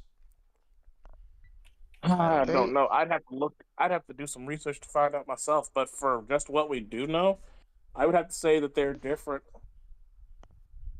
If you can find something that says that they're in the same continuity, then I would say most fans of the series talk about them as if they were in the same continuity. But if you play a Shin Megami Tensei game and you play a Persona game, you realize that the things they're fighting, even though they have the same, like they're the same stuff. Like you could fight Lucifer in Shin Megami Tensei, you could fight Lucifer in Persona. But when you fight Lucifer in Shin Megami Tensei, you're actually fighting Lucifer. When you're fighting him in Persona, it's just the personification or the persona of a person who exists within the real world. It's like an aspect of a person's personality. They're two, so it's like, are they really like, are they the same, or did they just use the same assets when they were creating the two series and they just decided to kind of do like their own little different thing? I don't know. We'll stick to Persona 5. I'm sorry, God damn it. We'll stick to the Persona series for this one. If anyone disagrees and thinks that Shin Megami should be in, we'll talk about it. But we'll stick with Persona for now. I think that they're sort of, kind of different enough that you could talk about it. Also, I think more people have played Persona than have played Shin Megami Tensei. So I think if we add Shin Megami Tensei, there's a ton of games that like people just haven't played that we're not really going to be able to talk about. So, what do you guys think of the Persona games? Where should the Persona games go? What's going on with the Persona games? Power of friendship. I think Persona's pretty nice. I think it's a cool. I think I think the story and the idea is cool, but the work stuff really drags it down, like the test taking and See, how that's the and thing how that you people have to do like certain about things. it. Like the whole thing about it that people enjoy is the whole slice of life aspects, going to school. So, like that's most of the game. That's more than yeah, it dungeon is. crawling is the slice of life stuff. It is. It's just so when I compare it to something like Metaphor, right, which is kind of the same people, the way that they broke Atlas. down, the way that they broke down how you do the tasks, I thought was just more streamlined and better for like conveying the story than, hey man, go take this test, where you actually take the frickin' test. It's like that's boring. It's just like the fun parts didn't outweigh the drag down of just those tasks. Like, yeah, it's cool to like say, hey, I have to go get a job, or I have to do this, or I need to study, or let's go have dinner with my friends so we can build a friendship. Like, all that stuff's cool, but some of those tasks were just so like you don't want to do it. I get that. It's like with the Ubisoft shit where it's like you have all of these side activities, but like most of these side activities you don't like or like care about. I get that, and it's like it does. I mean, I would take it even farther and say like they actually suck.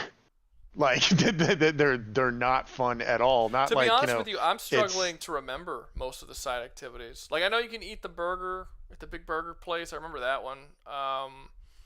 I don't remember most like of the you got to work at the ramen shop, or you got to work at like the convenience store, or you got to take the tests and go to class. Like those suck. Yeah.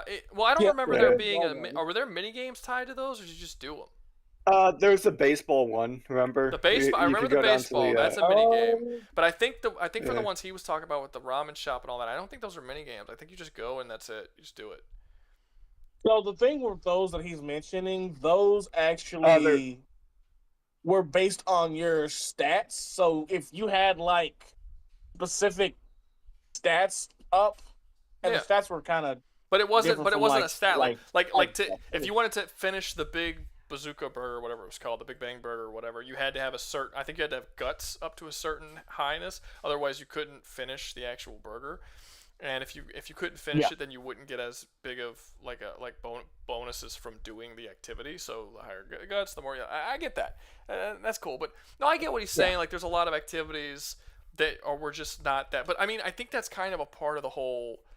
I think you can get just as many people arguing that that's the shit that they like the game for as people, because I do think that the combat and the dungeon crawling of this game is not good enough for that to be the only thing you do in this game. I think you need to have something else. I can argue in favor of having those there because of a lot of those side activities do have an importance to character development, especially because it can be very important for end of game content, because there is in fact a additional section to the ending of like one of the games, like Persona 5, where you have to have certain levels of friendship with all the people you can interact with that aren't just your party members but other people in town to be able to unlock the final boss. And you don't get those without going and interacting with those people and doing activities to help build those relationships up. In fact, it's very easy to actually mess up your run by not doing. Yeah, no, So but he's not up? arguing that the activities aren't important. He's arguing that they're not fun, which is a different argument.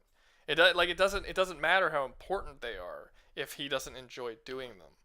Like that's the idea. And like and I hate to compare it to another game, but like Metaphor just does it way better. Like it's just done better, and it's basically the same thing.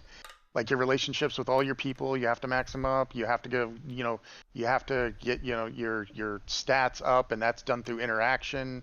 Like on your whatever these aspects of it are. So it mirrors it very close, but it's just the tasks that you do in Persona are mundane and just like I have a job and I work in a technical job, and I deal with paperwork, on a pretty regular basis, and I don't want to do that in a game.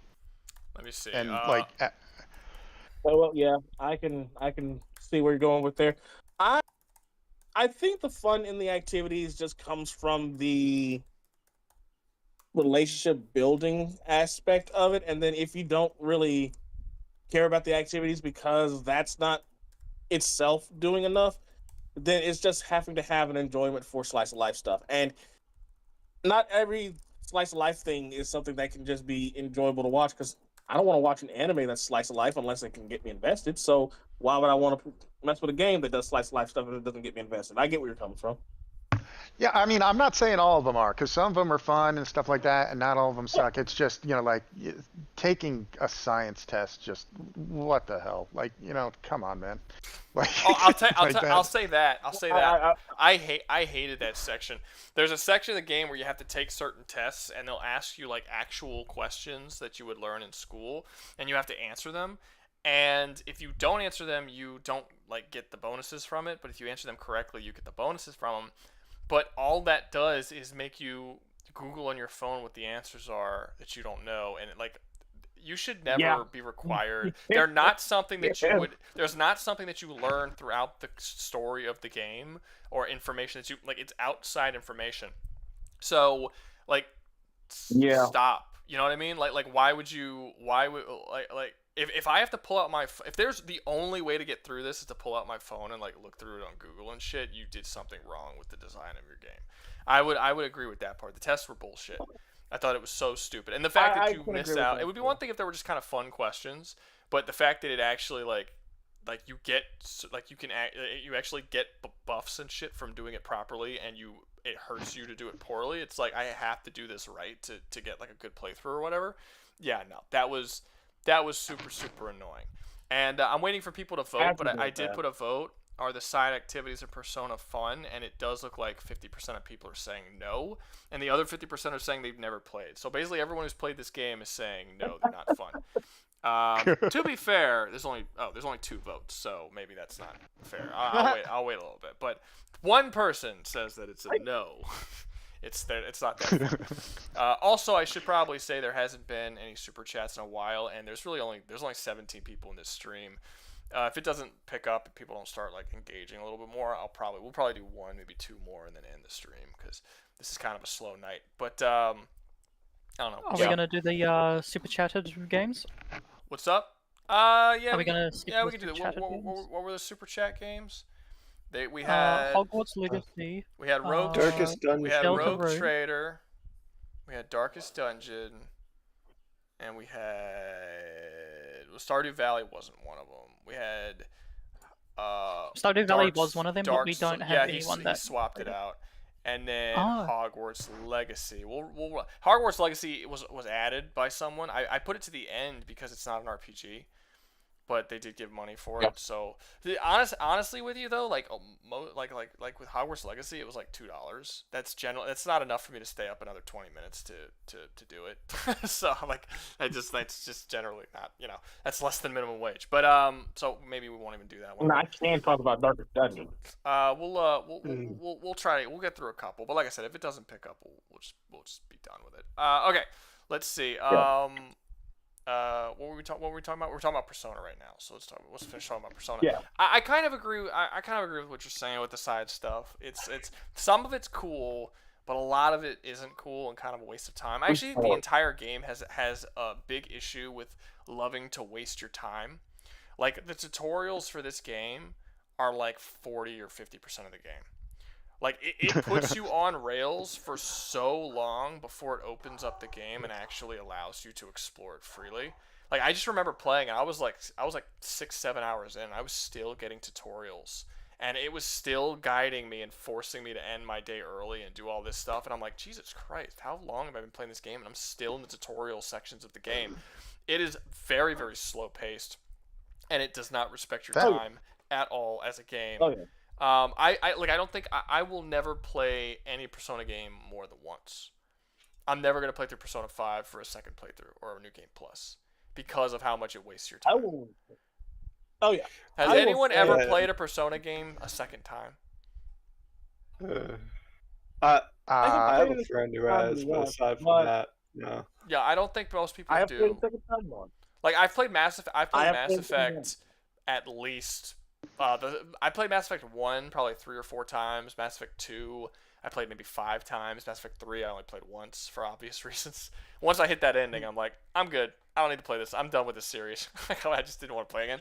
But yeah, I've never played a Persona game more than once because it's just like I don't want to go through that. It's too long. It's too dragged out. It's dull. And right. Yeah. Now I will say this, and this is the only caveat. This is the only caveat to me even playing it a second time. It's because I played it once with the regular Persona 5, and then Royals came out, and Royals added new stuff. So I played it because of the new stuff for Royals. Which, by the way, wasn't even... See, this aggravates. So they came out with Persona 5 Royals, or Royal, which added new stuff. They did not release it as DLC. That will always annoy me. Games need to stop doing that.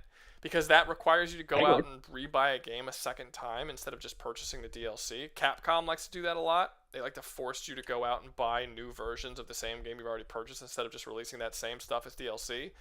And oftentimes, the new stuff that they release completely makes the old stuff like unplayable. Like,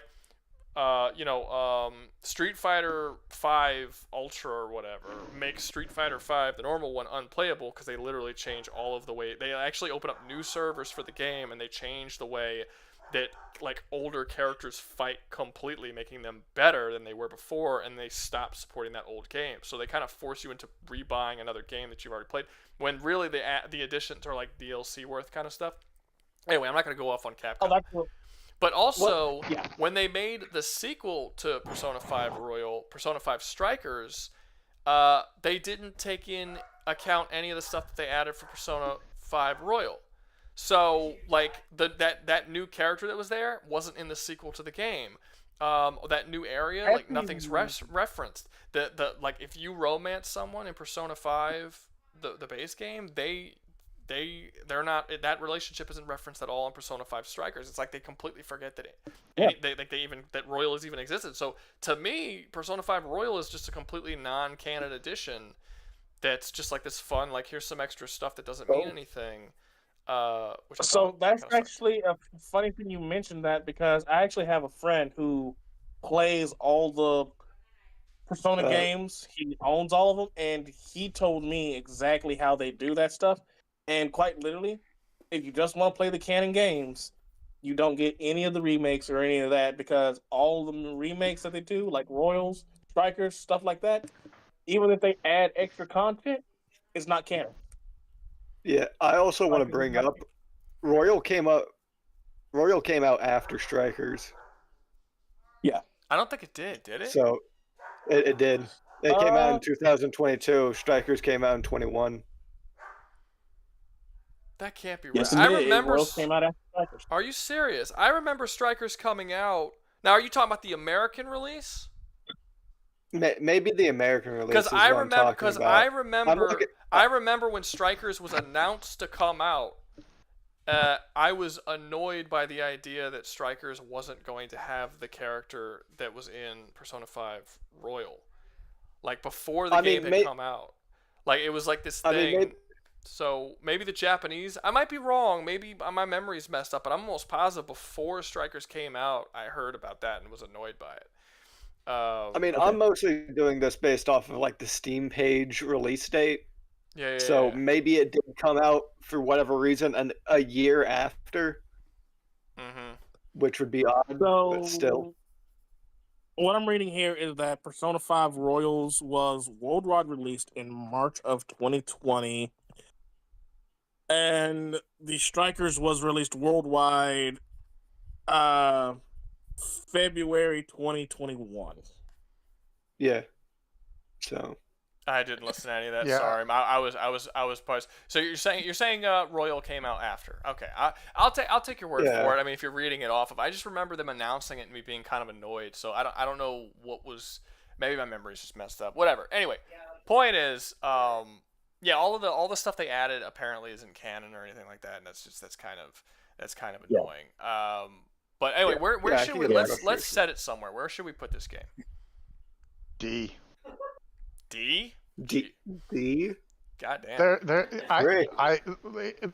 If Tales and Final Fantasy are in D, and they don't, and the amount of mundane bullshit in there is very low, and they have bad games, but in the Persona series, it is half the game is mundane shit. Like half the game isn't bad though. Half the game, okay, I would give about like half of the whole, real world stuff is probably a bit boring. It's not that fun. Like that burger stuff, the test, all that. That's about half of it. That's more a quarter, if anything. I would say it at least goes in B or C. D, throwing it straight in D. Not to mention the combat is a lot more in depth than even Final Fantasy and what was the other one there? Is it though?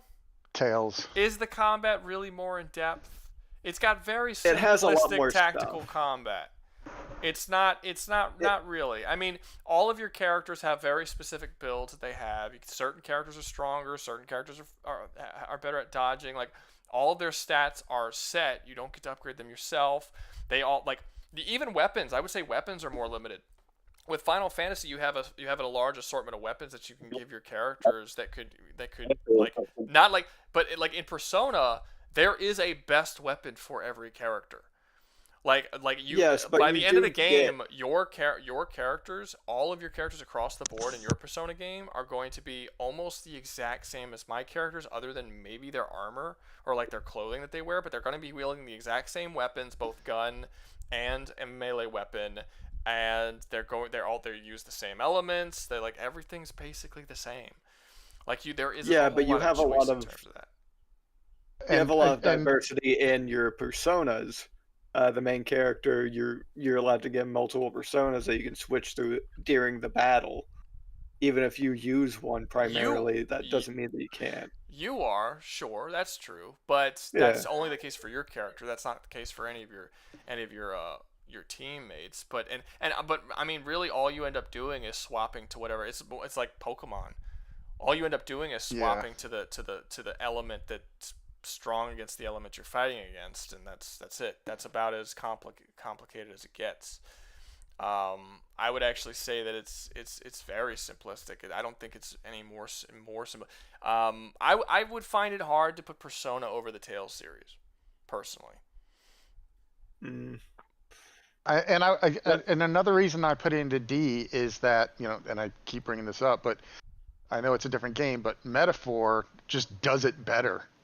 Like, it does the same thing better. So I have an example of like, okay, it's the same type of subsystems, it's the same relationship things, it's the same, but it's not as constrained or mundane. So you can argue, do it. I mean, you can argue that Fire Emblem does it better too.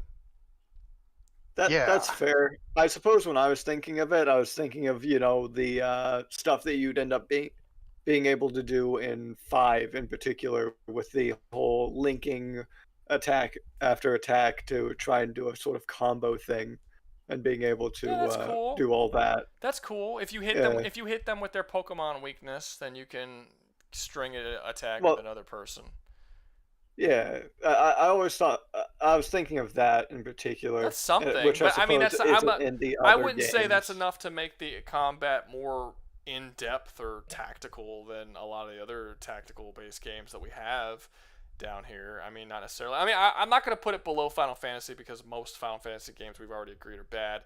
Persona, I don't think they have any like straight up bad games. They have some games that aren't quite as good, but I don't think they have any straight up bad games. So I would probably put it in between Final Fantasy and the Tales series.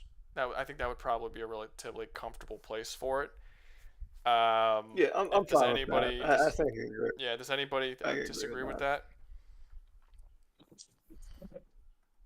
Okay, I'm going to assume that no one disagrees with that, since no one's disagreeing with that. So we're going to put Persona in between the Tales series and Final Fantasy. Oh, fuck.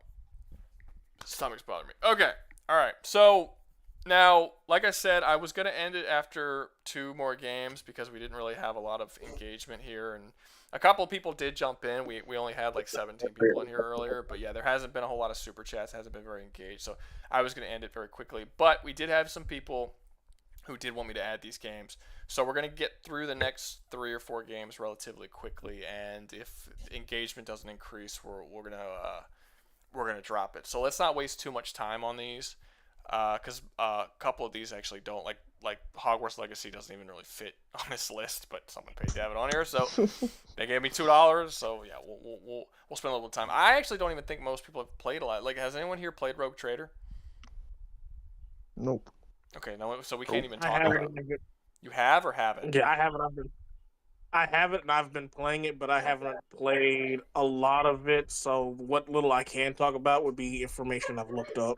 Okay, no, that's not really. Okay, what about Darkest Dungeon? Who's played Darkest Dungeon? I've played. Okay, so let's talk about Darkest Dungeon. I've Dungeon. played 1 and 2. What do you guys think of Darkest Dungeon? It's a really solid RPG. Pretty much the story, player agency. You don't really have that much, I will be honest there. Regarding that, you pretty much try and follow the story of just you trying to pretty much clear a plot of land I believe you inherited from your grandfather. Maybe that increases in the second game. I haven't played that. In the second game, it's little. I did not hear you. Give me a minute. Yeah, I don't know what the fuck he was saying. He freaking blinked out, man. He like faded out slowly, like he did. Like he slowly walked. Sorry backwards about that. I kind of turned away from my stuff. Yeah, go ahead. Go ahead. The second game takes a much different approach. It's not about clearing a plot of land. It's a completely different story entirely, but the mechanics haven't really changed much from the first game, aside from how do you get from location A to B. The second game, in fact, you're trying to travel to a location to fight something that I think has some ties to some kind of emotion. Yeah, some eldritch god. That's how it always is with this sort of deal. Yeah. But it's definitely a completely different way that they run it. It's not the same. Yeah, okay, but is it good? Like, is the serious, like, we're talking about a quality. We're trying to put it on a tier list. So you got to tell me if you think you can't just talk about like, oh, it's kind of like 2. Like, is it a good game? What about it? Do you like? What's bad about it? Quality-wise, I feel like it doesn't hold up the same as like the first game. The first game was a little more. I like the thing about the first game is that with the actual dungeon crawling aspect of going from room to room and having stuff happen that could either mess with the morality of your characters and make them worse or make them better is far better than the new mechanic they have where you're traveling by caravan going from location to location and you don't really have nearly as much of those interactions that work the same. So quality kind of did go down, in my opinion. That's fair. However, it's not a bad game in the second one. The combat's always been solid through the series, where it's pretty much for mercenaries that you hire. There's a lot of different mercenaries. You can put different trinkets on them to give them different things, give them different skills that they can use in combat. Very good combat and so based on what we've talked about already, where would you place it on the tier list? If I had to guesstimate, I'd probably put it next to like Mass Effect, honestly. So it's solid. Because I mean, like, you think there's parts of it doesn't that have are, you think there's parts of it that are bad enough to be near Mass Effect, or it's just the overall quality just isn't quite as good as the top stuff in Mass Effect? Well, going by it's very simplistic. Yeah, going by the categories there really isn't player agency, and the story isn't that in depth. So it really just has about like 3 of the 5. Yep. Okay. The only little bit of agency you have with messing with any of the characters, in fact, is just the whole fact of make them as strong as you can. So when they die and you get to hire another mercenary, there's a chance that the mercenary that comes in has better stats because you've gotten one character to actually have those stats before. So it sounds like the way y'all are describing it that it should be closer to where XCOM is. Because XCOM, it has a lot of the same stuff that XCOM did. Like XCOM didn't have a good story, but like its world building was decent, its character building were decent, its combat was decent. You know, you actually had a decent amount of control over each of your characters in XCOM, but like it was lacking in the story department really mostly. So I mean, it sounds like you guys are kind of putting it up in that kind of area. I'd say that's fair. That's fair. I would say that's fair. Yeah, I'd say it goes above it though. Based from on what I've played what? of both series. Oh, you just think that's better? I mean, yeah. Okay. Just from what I've played. That's of both it. series. I just like it. I'll be honest. But I'll be honest. I do feel it's a little better than XCOM on the side of the development of your character, just because, you know. But my belief is because of the difference in the style of gameplay. Because XCOM is a tactics, whereas Darkest Dungeons is more of a turn-based. Hope your shit doesn't die. I mean, no, that doesn't mean the quality is better or worse for either of them. I mean, so you have your turn-based RPGs and you have your tactical RPGs, and both of those styles of gameplay can be done well and can be high quality games. I mean, I don't think that you could say that one is necessarily just automatically better than the other. You might have a preference for one over the other, but I don't think that it's an automatic like this is better or that one's better. In all honesty, I couldn't say which one. I couldn't say which one is better than the other. They're both very comparable in their aspects. All right, so we'll keep it where it is. I would say, we'll keep it where it is for now, and we'll see if anyone says, "Ooh, guys, we're getting to the end. We only have 2 more technically. If no one here is for Rogue Trader, once we get through these 2, the stream's gonna end." So we'll see what happens. Okay, Dark Souls.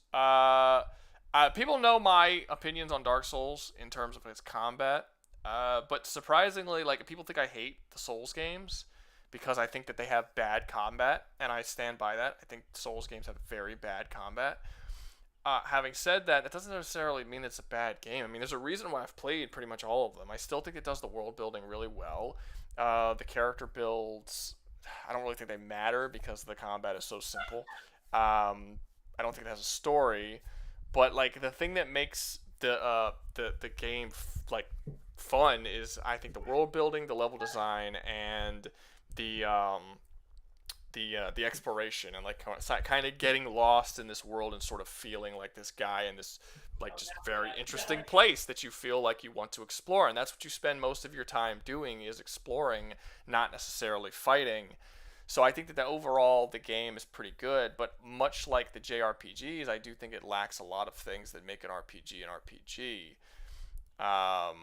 So this one's kind of hard. I would feel weird putting it all the way down at D, because I think it still allows you to do character builds and things, and like it still allows you a little bit more customization than these games do. So maybe it should also be at C. I don't know. What do you guys think? I mean, it does have player agency. There are multiple decisions you can make through the story that can affect you later on, you know, give you certain weapons, all that sort of deal, mostly in the side quests and all that.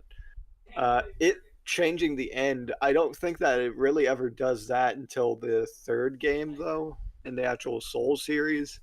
When you do, I don't think it matters that you can change the end if your game doesn't have like a story. Like the game. Go ahead. I will say in 3 they did make it a slight change, but that change I feel is just the matter of the fact is that if you wanted to get some of the alternate endings, you did have to go do some side stuff. I remember from like maybe the first or second game, I can't remember which one it was, where your option to change the story was just to walk away. And by third game, they actually made you have to go do side stuff to hunt stuff down to do a different ending. Yeah, it adds a bit more to it, and I would say that there is some player agency through the series, but not very much. Story, as mentioned, is very basic at best, usually being go reignite the first flame, or claim the throne, or reignite the first flame again. Very simplistic story, and everything else after that is just sort of you trying to get to it. I would argue the side character interaction. Oh, my bad. Well, the side characters aren't the main story, and I guess you you can factor that in, I guess, in like 3 if you're trying to go for one of the alternate endings. But even then, the side stories is mostly, at best, you fight with the character for a battle and then talk to them for about 5 minutes, and then they typically die after that. Someone just posted a comment in the comment section that I wanna go talk about. Someone said, not liking Dark Souls combat seems like a preference thing. It's very polished. Polished doesn't mean good, and I don't think that this is a preference thing. It has bad combat, just straight up. It's an action RPG that has very, very bad combat. The most important we talked about this last week, so I don't want to go too much over it again. But basically, the combat of Dark Souls is about patience. It's not about skill. It's not about understanding mechanics. It's not about being good at parrying and all this kind of stuff. It's about patience. What you do is you avoid being hit until the character does his whole attack, and then you just wait. You pay attention to what those attacks are, and then once there's an opening, you go in, you hit them twice, you walk back. That's it. That's every single fight that you get in across the Dark Souls series, from the bosses to the basic bitch enemies, through all 3 games. There's literally nothing else to the combat. If you die in Dark Souls, it is in combat, not like falling and stuff. It is because you lack patience, and you tried to hit one more time than you were supposed to, and he had the chance to hit you, or it's because you were that's the only thing there is. There's like it's not the combat's not up to the level of DMC. It's not up to the level of the original God of War games. It's not up to the level of Stellar Blade or Sun Wukong. It's very, very, very basic, and it really doesn't matter how you build your character. It doesn't change. Your combat stays the same. You avoid fighting. You either block or parry or roll around, waiting for there to be an opening. You go, you hit them twice, you back up. I guess technically if you have a magic user, maybe you have unlocked the sort of easy mode where you kind of roll around and shoot magic from afar trying to hit them. But that's all it is avoiding it until you can get a 1 or 2 hits in, and that's everything. You can't, just because it's polished and it's clean doesn't mean it's good. As far as an actual combat system, it's really, really bare bones, and it's not good.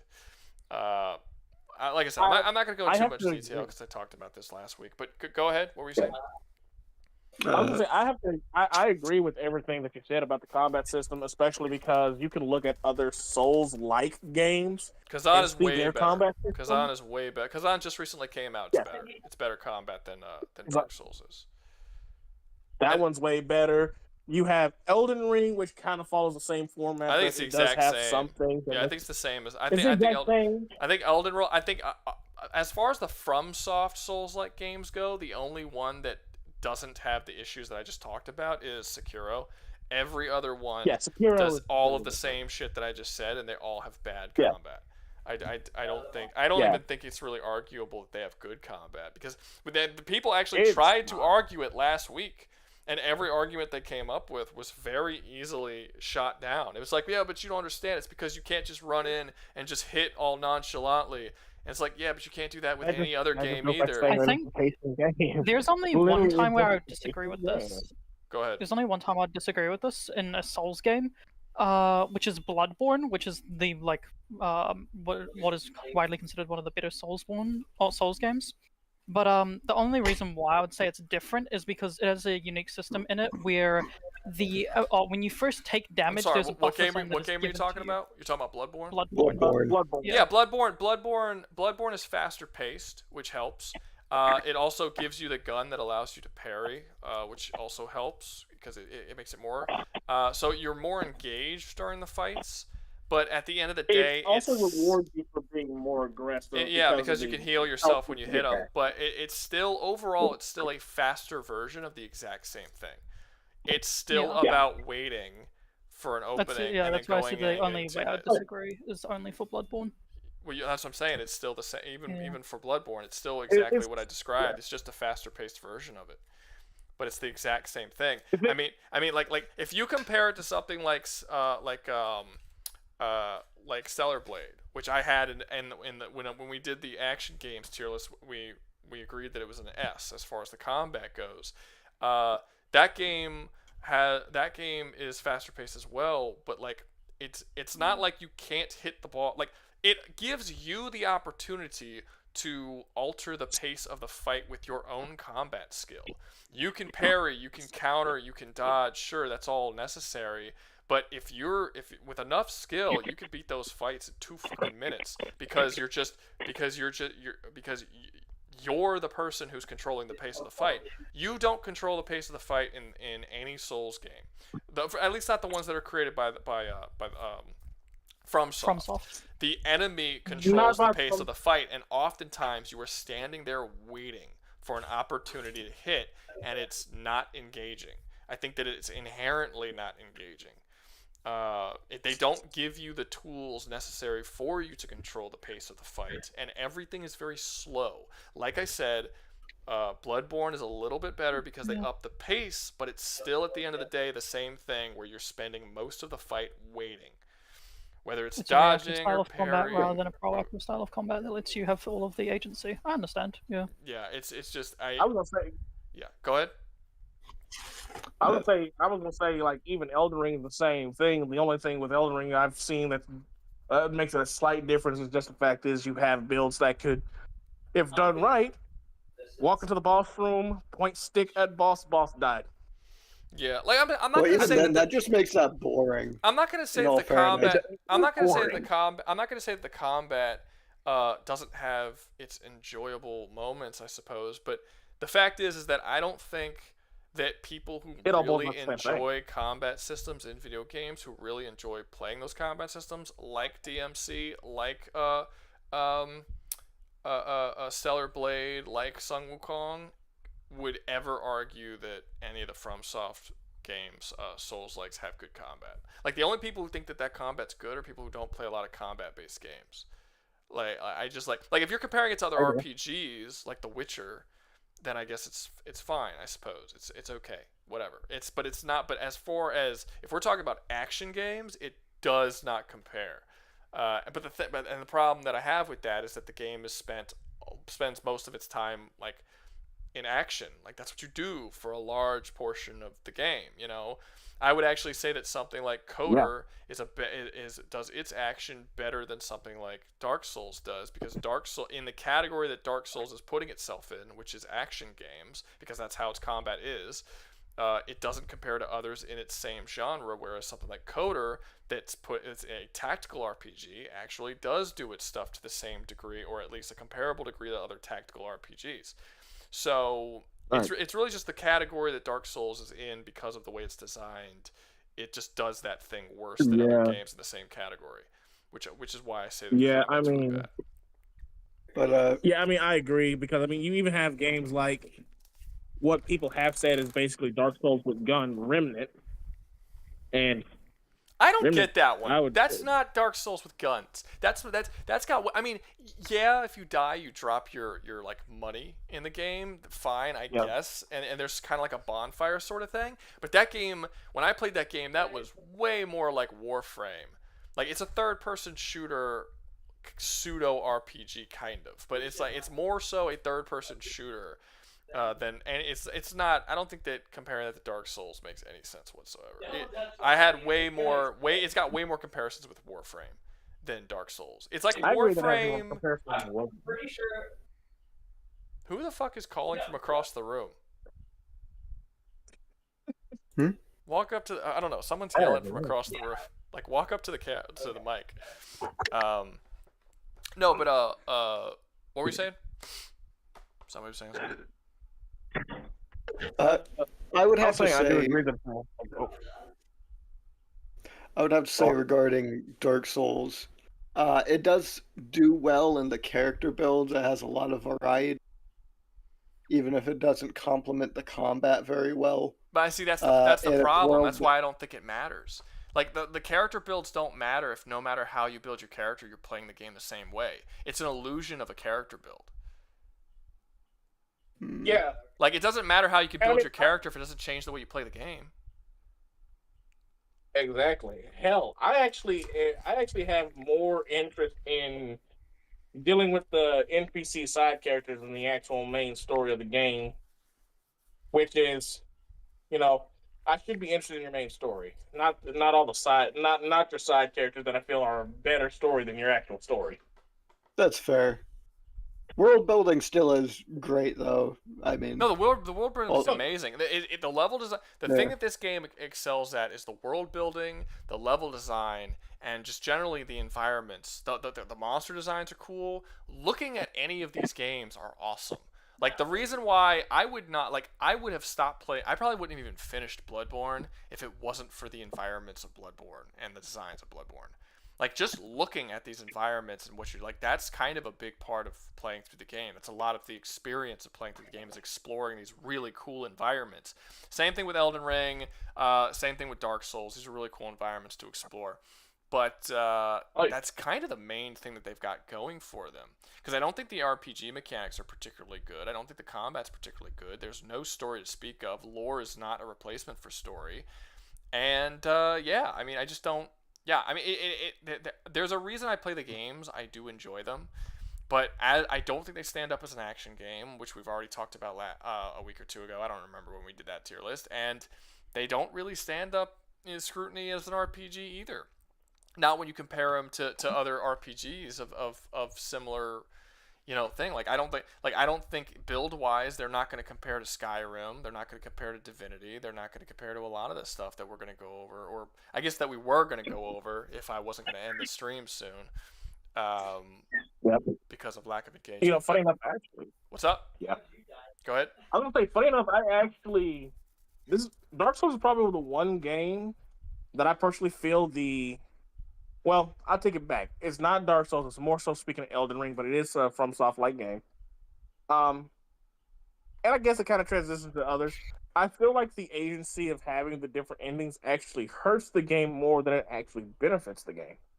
Well, I've been thinking this for a while.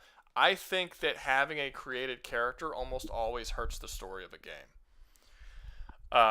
Whether you're talking about Baldur's Gate 3 or I don't know, just anything that you make your own created character. Stories are almost always better when the character has their own set personality and you can just make decisions. Like The Witcher, Cyberpunk, Mass Effect, these games have they have an advantage when it comes to their story writing because they have set characters that you could follow. And that's right. And honestly, I would say out of all of these games, even things like Baldur's Gate 3, you're not a character in Souls games at all. Like, at least in Baldur's Gate 3, you're not. You're just sort of a shell, and you can kind of choose what type of character you are.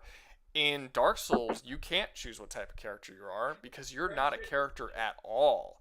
You're just a dude running through this thing, or a chick running through this thing and killing people for kind of unknown. Like, we don't even know why they want to do what are the desires, what are the goals of this particular character. He's just doing it because that's what he's supposed to do. It's very unengaging in terms of the characters in the story of these games.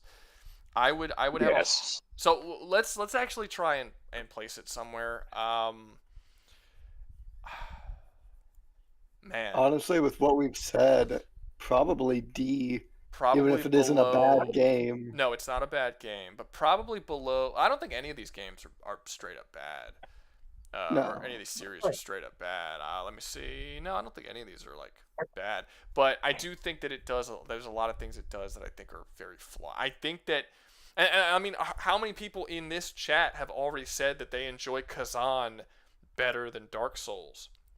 Like multiple people have said that they like Kazan better. Why do you like Kazan better? Like it doesn't have as good environments, doesn't have as good as level design. The exploration isn't as good. So why do we like it more? We like it because Kazan is a character, its story is better, and the combat is better. If the Souls games improved on those three aspects, you're talking about an S-class fucking like all-time great RPG. But I don't think it is, and they're not going to be unless they upgrade. They need to up their game on those aspects if they want this to be an RPG. But again, it's a what the Souls series is a Japanese company's attempt at making a Western RPG. But they still make it like a Japanese RPG. Japanese RPGs do not allow you to make any decisions within the story and characters, just like Dark Souls does. That is unheard of in a Western RPG. You almost always can make important decisions of your character and your build. You can't do that in JRPGs. So you can't. So you have a attempt at a Western RPG that is still created in much the same way that a JRPG is, which is probably why it makes sense that Dark Souls is going to go down by the other JRPGs on this list. You notice all the JRPGs are in the same fucking tier because they all have the same problems. And Dark Souls shares those same problems. I would probably say that Dark Souls, because the Tales series has better story and characters, I would say Dark Souls goes below Tales in this list. I would agree, because this is just my personal opinion when it comes to the Dark Souls games. The thing that makes Dark Souls game have any kind of interest is if you already have your own headcanon for the character that you've made to play in this game. You have your own headcanon of why they're there to begin with, and even then, that's only held up by so much before it's just like. Well, headcanon is exactly that. It's headcanon. It's not true. It's not actually. If you have to make up your own stories in your imagination, then like that's it's not in the game. You know what I mean? Yeah, it doesn't change. I'm able to think up a better story than the creators of the game for the main character. Yeah. And then see that's one of the big problems that the Dark Souls games, I mean, my personal opinion, have is just that I can play the game, and if I just don't have my own thoughts on the game and just play the game as it is, it's bland. So I have to have my own idea for why this character's even doing this to make the story engaging, and by that point, it's like, why are we playing the game? Yeah. Outside of beautiful scenery. Yeah. Well, I'm glad you. Oh shit! Nope. Get out of that. Get out of that. I clicked on a link. I hope I didn't give myself fucking virus. Okay. So let me see. The last one we got before we end the stream. It's not an RPG at all. Is Hogwarts Legacy. Like I said, you guys can continue the stream if there's engagements and we start getting super chats and stuff. All right, it's not. Someone paid to have it here. It's not an RPG. It doesn't count, which is why it's not gonna. How's it not an RPG? Hogwarts Legacy? How is it an RPG? You're dropped into the world and you're able to create your own character and continue playing through the entire game. Character creator doesn't make it an RPG. Some of these games you can't create your character. You can't create your character in The Witcher. Yeah, no, I mean that you have like the option to choose how you build your character as well as the creation of them. You don't have the option to how you build your character. You learn certain spells. There's no level ups. There's no level ups. Yeah, but you can mix and match the spells as you want to. Yeah, but you can in order do that to create your own build. That's not creating a build. That's just having different ability. Like in the original God of War games, you had different spells and different weapons that you can use, but that doesn't make it an RPG all of a sudden. No. Just having different tools to utilize in your arsenal does not make it an RPG. What genre would you say it is then? What's up? What genre would you say it is? It's an action game. It would be more along the lines of something like a Sun Wukong or a Norse God of Wars. Maybe like I would compare it to Jedi Fallen Order and Jedi Survivor. It's like in that category of game. That's understandable. Yeah, like I would definitely say that it still counts as an RPG, but I suppose that's just from. I mean, would you say that Jedi counts as an RPG? Because you have the same thing. You have different Force abilities that you can equip and you can use. I mean, but like, how is it an RPG? Like, I don't get how it's an RPG. It's that you're able to. Well, yeah, it's an open world where you shoot spells at people and you get different spells. I mean, like, what would make that any different if you were playing a third-person shooter where you got to use different guns? Like, my thing is that a game can because I don't think that the not be an RPG. Guns don't change the way that you actively shoot people, depends unlike on the the spells gun. in the game. No, depends on the gun. Well, yeah, I suppose where you're like you sit far away and shoot someone with a sniper Ratchet rifle. and Clank versus are massively different depending on what guns you're using. Yeah, that's same with Jack fair, and actually. Dexter. Same with Jack and Well, Jack and Dexter, kind of. Yeah, like you use certain guns for short range and certain guns for long range and stuff. But yeah, guns change the way you play the game for sure. Basically every shooter. If it doesn't change the way you play the game at least a little bit, then like I mean, if you have a shotgun, yeah, well, like it's just a poorly designed game. Like if I could shoot you the same way with an assault rifle as I do with a shotgun in your game, you design these guns poorly. Yeah, I mean, in rough. reality, I can No, do that's that. In reality, I can. Like in real life, I could shoot you with a shotgun or a rifle at pretty much the same distance for the most part, and you should die. You know what I mean? But in games, they usually design them differently, and that's just like we allow them to do that for good design purposes. Yeah, that's fair. I realized by just saying Jack and Dexter, that wasn't a great example. I should have been more specific with Jack 3 with the upgrades. Yeah, there's a couple of Yeah, like with the yellow gun, I'm forgetting to call it. You shoot that little spinning flying saucer thing, and it spins around and shoots people and stuff. Yeah, there's different stuff like that. But yeah, I would not consider Hogwarts like someone just gave $5 to do Pokemon, so we'll move Pokemon up. We'll do it after Hogwarts. Okay, so no, that's fair then. Okay, so as far as this goes, player agency. I mean, it's an action game. Like it's weird to do this one. It's weird to add this. The story's okay. The combat's pretty fun. I enjoyed the combat for the most part. Yeah, I did as well. There aren't builds. The world building is pretty decent. This is a weird one. I feel like the world building it doesn't really have There's like on its own. There's only like one quest line of any choices, right? Which is the learning all like the dark spells. Yeah, but the choices, it's not like you could be good or evil. Like if you learn the dark spells, you're just a good person that now knows how to kill people with your wand. Yeah. Like you can torture people and stuff, but there's never any change in the story when you do that, which I actually thought was a massive. There's like one quest line where it does one thing different. Okay, yeah, because I always thought that was weird because when they sold the game before the game came out, they advertised the game as it being something where you can choose to be a dark Jedi. A dark wizard, and you can like they're very similar. You get a dark wizard, and you can actually like choose to if you learning these would make you like a dark. I was like, oh cool, I could be like an evil wizard. Can I like join the fucking Death Eaters and shit? This would be awesome. And it's like no, it's like it's just you learn it. The name. Yeah, you learn it. You have a power. It doesn't affect the story in any way. In fact, like. You technically have a light. You should in the Hogwarts universe, in the Harry Potter universe. If you learn those spells and you use them, you can go to jail for it is a life sentence for using those spells, and you can just run around using them willy nilly without any like issues whatsoever.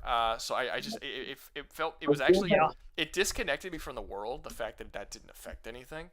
I found it's super reductive how it just the only like actual effect that it has is the NPCs will occasionally say something that when you're fighting them. It's like the equivalent of running around. I mean, that to be fair, that would be terrifying. Running around with a loaded Glock and then just shooting people, and everyone just sort of being like, "Wow, you sure shot that guy." Well, I would say this: it would be terrifying if you were a poacher. And then some like fucking 14-year-old kid ran up, and you're like, "Oh, hey, let's deal with this 14-year-old." And then he starts fucking like doing like dark magic at you, magic that like only the top tier wizards know that kill people. You're like, what completely erasing you from existence. I had to run into the like one dude this age that actually knows these spells. Like serious, I don't even know the killing curse, and this dude knows the killing curse. I would be. Oh God, don't you feel? I also think it's funny. I also think it's funny how, like there's this whole thing about poaching. Like there's a big message in the game about poaching and about like people going over and taking these things. But then there's a whole system built in the game that you can kidnap animals and trap them in your sanctuary and feed them and stuff. You're a but good poacher, they though. don't call you. But they're still alive. Yeah, they're still alive. You're a good poacher. They don't call you a poacher. You lock them in a cage and like you harvest. You know, it is a big cage. You harvest them. Yeah. You harvest them for supplies so that you can craft shit. But like, so it's like you feed them, so like you're a good poacher. Haven't you been fighting against poachers this whole time? And you're a farmer. You're not really a poacher. If you're capturing them from the wild and throwing them in cages, you're considered. That's what poaching is. You don't have to kill them to be a poacher. Pets, not poaching. That's poaching. Like if you're going into the woods and stealing wild animals and throwing them in cages, that is what poaching. It's not killing them. That's not what poaching is. Poaching is actually like taking them, and benefiting from them. What is any different than what you're doing than when you take rhinoceros' horns and shit and just leave them alive afterwards? Like that's what you're doing essentially. I mean, you're. No, it's like picking a dog up off the street. You know, you're just saving it. Well, not really. The equivalent would be you're picking this dog up off the street and then shaving it for its fur. Yeah, and he's not saving it because these animals weren't endangered before. Like it's not like you have to take on the poachers and then it's like a wounded animal and you're like, oh, I'll put you in a sanctuary. Like he goes off, he attacks free animals, captures them, and locks them into a vault, and then this hypocritical motherfucker decides to go out and start fighting against poachers. It's super weird. There's a lot of stuff in the game like that where. Like the gameplay actually specifically goes against what the story is trying to say. It's really odd. That's two examples right there with the magic and stuff. But no, I think the game is fun. It's not an RPG and it should not be listed high. I mean it's F, right? Does anyone have a reason why it should be more than F as far as RPGs go? Yeah, it's just not an RPG. It's not an RPG. You've convinced me. You've convinced me. Yeah, it doesn't do anything that any of these other RPGs like. I don't know. It's weird. It doesn't do any of this stuff properly. I like the game. I think it's fun. I would like to play a sequel. I hope they go farther on the, choice. But honestly, I think it's another one of these games I think would be better if they didn't make. The sequel's gonna be a sports game. A sports. Sequel's gonna be a sports game. Yeah. Like Quidditch. I want to quit. Yeah. I want Quidditch in my next game. Yeah. I mean, I would be okay if Quidditch was in it. I would not like it if it was. No, that's the entire game. I'm not interested. No, the entire game is a sports game. I'm not interested. But I was gonna say like it's one of the Hogwarts Legacy is one of those games that I think is severely haltered by the fact that you have your own created character. I think that if they just gave you your like a character that was his own character, he had his own face and he talked. And he went through. I mean, you can't make decisions in the game that affect the story anyway. So what's the point in giving you a created character? I think too many games are obsessed with having a created character, and it hurts the game negatively. Like I understand. You do whatever you want, but you don't get any story. I understand in Baldur's Gate 3 why you have a created character. Like I get that the level of choice that you have makes sense. But in freaking Hogwarts Legacy, why? How would Jedi Fallen Order and Jedi Survivor benefit in any way from having a created character? Like it would just make the story worse because the story is about that guy. And if you make that guy a nothing guy, you hurt the story because you made your protagonist worse. Like I don't know. I don't think you should have had a created character in this game. Or if you did have a created character, you should have had you have way more influence on what happens in the game to justify that created character. But yeah, I don't know. Even like the game's weird. It's sort of fighting against itself in a lot of ways, which I always found odd. But yeah, okay. Last one so far because James paid. Let's do Pokemon. We're gonna talk about Pokemon. I'm probably going to roast this game quite a bit. I heard Pokemon, so I'm joining this conversation. Yeah. You've just been spamming Undertale and Deltarune in the chat the entire time. Finally, okay. Hey, I mean, Pokemon is the second best thing I can really talk about in this stream since a certain someone won't add a certain something, so I guess I might as well just... Well, maybe pay into your goddamn pockets then. This is my pockets. I don't have anything. You want dust? I could give you some dust mites. I'm gonna teach you. I'm gonna teach you a long, like a very storied thing that all parents teach their children. Beggars can't be choosers. You're literally a beggar. So I'm just putting that out there. Okay, but then again, you forgot that Doug Pumper sent you a fucking donation earlier asking for 3 whole games. Yeah, I was gonna. You know what? You're right. You never put Borderlands on there. That's true. I know, but Doug's not even here anymore. He's right here. I'm here. You He's guys here. Where have you been? Comfort, please back me up here. You haven't spoken in hours. What have you been doing? Neither have I. I've been gone for 2 hours, but I've been I have listening. no idea about for a minute now, so I just haven't said nothing. Okay, fair enough, Doug. Exactly. That's what I'm doing. I'm sorry. I'm sorry, Doug. Doug, back me up here. Doug isn't even here. Doug, no, he's there. He was being very quiet. Okay, let's talk about Pokemon. Doug, you gotta back me up here. So Pokemon, let's see. Player agency, virtually none. Story, none at first, but I think the later ones start adding a story, but I wouldn't say that any of them are good. No, the story is really great for almost a few of them. Like, if we're talking about like the first few games. Like, the first few games actually kind of meld into it. When you're playing, like, the first game that came out, it actually ends up going into the second game, I think, because in a way. And then there's also yeah, it does. One of the most recent games, too, like Scarlet and Violet, that story was really good. Sword and Shield story was great. Arceus' Legend of Arceus was great. I don't know about that. It always dwells sorry, I know between... this is... Wait. We're going back. Sorry, going back real quick. I just read this. Someone said, yes, and you can breed animals and sell them in mass. You are worse than a poacher. So I forgot that you could sell the animals that you breed. So technically, yes. That's wild. You are a poacher. Like you are actually You can't sell animals. You can't sell Pokemon. Wait, you can't sell Pokemon. No, we're talking about Hogwarts Legacy. You're an adopter. You don't poach. Hogwarts Legacy has a very strong anti-poaching message throughout the whole game, while it also has mechanics that allow you to be a poacher. That was something we were talking about earlier. But yeah, he's saying I forgot you could sell them. I totally forgot about that. So not only can you harvest them for materials so that you can craft shit, but you can also just straight up sell them for money. And you captured them from the wild and threw them in cages. You are a poacher 100%. Yeah. So that's funny. Okay, sorry. Go back to Pokemon. Story-wise, story is actually really great. Story-wise, it ranges from mediocre to decent story. I feel like people throw the word good and great around a lot. Like, yeah, okay, entirely too much. To be fair. No, but I'm serious. I get that you might think you're serious, but like you would have to justify how the story is great. Because I could justify if I say that a story is great. Great's not something that happens every day. That's like a very difficult thing. Well, but also Pokemon. But also, I haven't played a lot of the recent ones. I think the last one that I played was, what's the one where they added that Pokemon that looks like a sword? That was Sword and Shield. Sword. That was X and Y. Wait.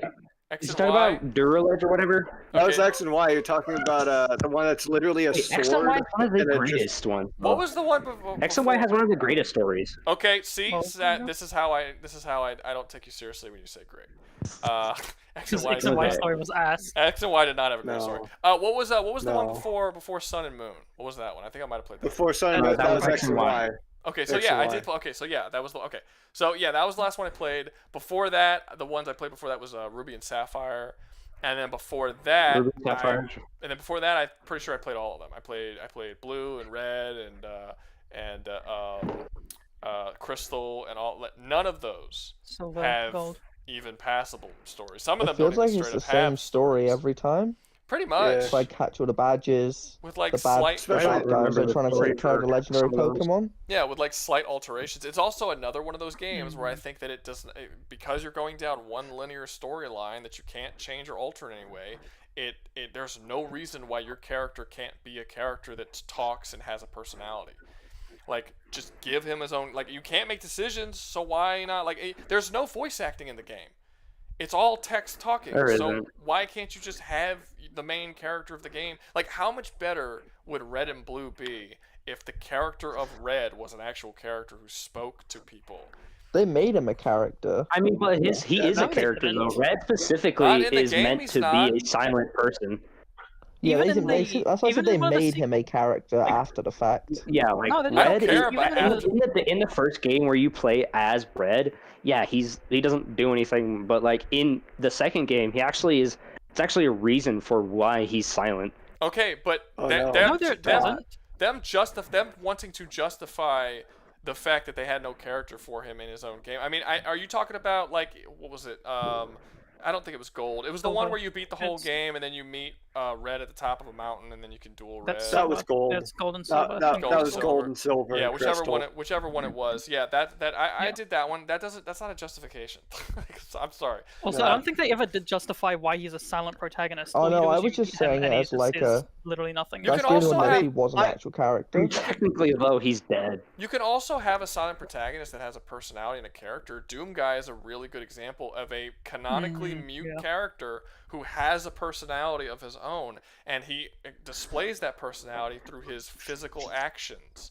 Like, you can tell people get on his nerves. He's so sick of everybody's shit. Like, he has his own character by the way he responds to things. You know when he's angry or when he's irritated. You know when he cares for someone.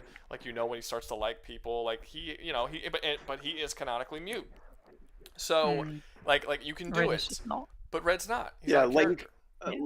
Link also, in a lot of his games, he shows fairly amount of character and like cutscenes and all that, despite not saying a word. The newer games, yes, not the older ones, but the newer games, yeah. Or even in like Wind Waker and someone was silent with like Twilight Princess and all that. Obviously not like 2D or like even Ocarina, really. Sonic in the original Sonic games, before he started talking. Sonic had all kinds of personality in those original games. Like, if you stopped playing the game for too long, he got annoyed and fucking bailed. Like, he got tired of waiting. Oh yeah, I remember that. Yeah, he had a personality despite the fact that he didn't talk in those games. Like it's like people forget for a long time games didn't have voice acting, but people were still able to give their characters personalities in it. Like you'd think that Mario would be as popular as he is now if he didn't have a personality that people liked. Like, if he was just a nothing bullshit character. Yeah, it's the same thing. Like, Pokemon doesn't give their main characters. And again, it would be one thing if you got to make decisions throughout the game that would justify them not having a character, but you don't. It's a linear story, so give them characters. It's annoying. Fair enough. So I don't think, in terms of character, and honestly, I don't think there's any characters in any of them that are particularly, like, good. I mean, maybe, like, passable. I mean, no. There's a couple out there that are passable. I mean, there's like a bunch of. I mean, just take like some of the rivals that you have, like Hop in the Sword and Shield. He just like wants to be the next champion, or like how AZ rare in a X and Pokemon Y game is, for the rival to want to be the next champion. How my amazingly point is that other characters besides the rivals, like AZ in X and Y, like his whole shtick was that he just wanted to be with his best friend again, and he spent like his entire life trying to do that. Cool. I don't think there can be It's any never like case a for any bad of the written Pokemon. character. I don't think any of the characters in Pokemon are actual characters, more so than devices for a story. They're one, yeah. I mean, I'm kind of with him. They're all one note. They all want one thing, and their entire character is built around desiring to get that one thing, and that's it. Like, they're unbelievably simplistic, and yeah, they're like cartoon. They're like they feel like I would honestly say that the characters in the game are written in a more simplistic way than the one-off characters that would appear in individual episodes of the show Pokemon. Like, they're really bare bones nothingness kind of there. There's very few Pokemon characters I can even think of that would not match that of pretty much having one goal and their entire bit is them trying to achieve that goal. The only ones I can really think of off the top of my head would probably be someone like N from the black and white games. That's the and, dude like, who wants maybe to like he wants to actually save the Pokemon, and he wants the Pokemon to like not be battle anymore or whatever. Yeah, but he's the one, whole plot he's one of the twist best thing characters in the entire story. of him actually realizing that the organization was evil and all that gave a smidge more depth, and probably Silver. Fair enough, but probably Silver. And, fair enough, but if we're 2. going over a series that's been like coming out since the 90s, and you could name 1 or 2 characters that are decent, not even like fantastic. I don't know if that's great. You know, like for every N that you have like, I don't know what, 20 billion hops, 20 Garys. You know what I mean? Like, it's like, who gives a shit? You Garys. Well, his name wasn't that. You got to name him, but he was basically in Red and Blue. He was basically Gary. He was the rival that hated you for no other reason than he was a dick. And that's generally the characters in the Pokemon games for the most part. Silver did improve on that though, a bit though. I mean, here's the antagonist. Here's the rival. I mean, look, all of the gym leaders are still just guys who say puns about whatever element their Pokemon is before you fight them. These aren't characters. Like they're just like, it's fine, but the game doesn't. Every game's the same. Yeah, the game doesn't focus on story or character. That's true. Which is it really did. Yeah. Which it should, because it's a linear single-player game, so it should focus on story and character more than it does. It's weird that it doesn't. And it kind of the same thing with like story.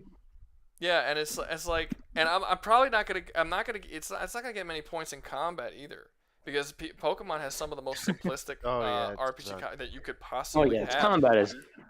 The idea of the game, the whole reason you play the game, is to collect Pokemon and level them up and evolve them, and that's it. Outside of that one thing, if you don't enjoy that one thing and you don't care about the Pokemon and the cutesiness of it all, you don't like Pokemon games. Because there's literally nothing else for you in those games other than that thing, you know? The only thing I will say is the character and team and like builds that you can do. There is a large variety there, even if some of them aren't the strategy.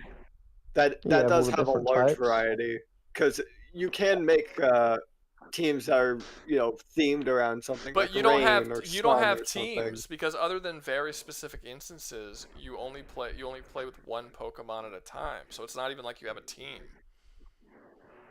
No, unless you're doing like double battle.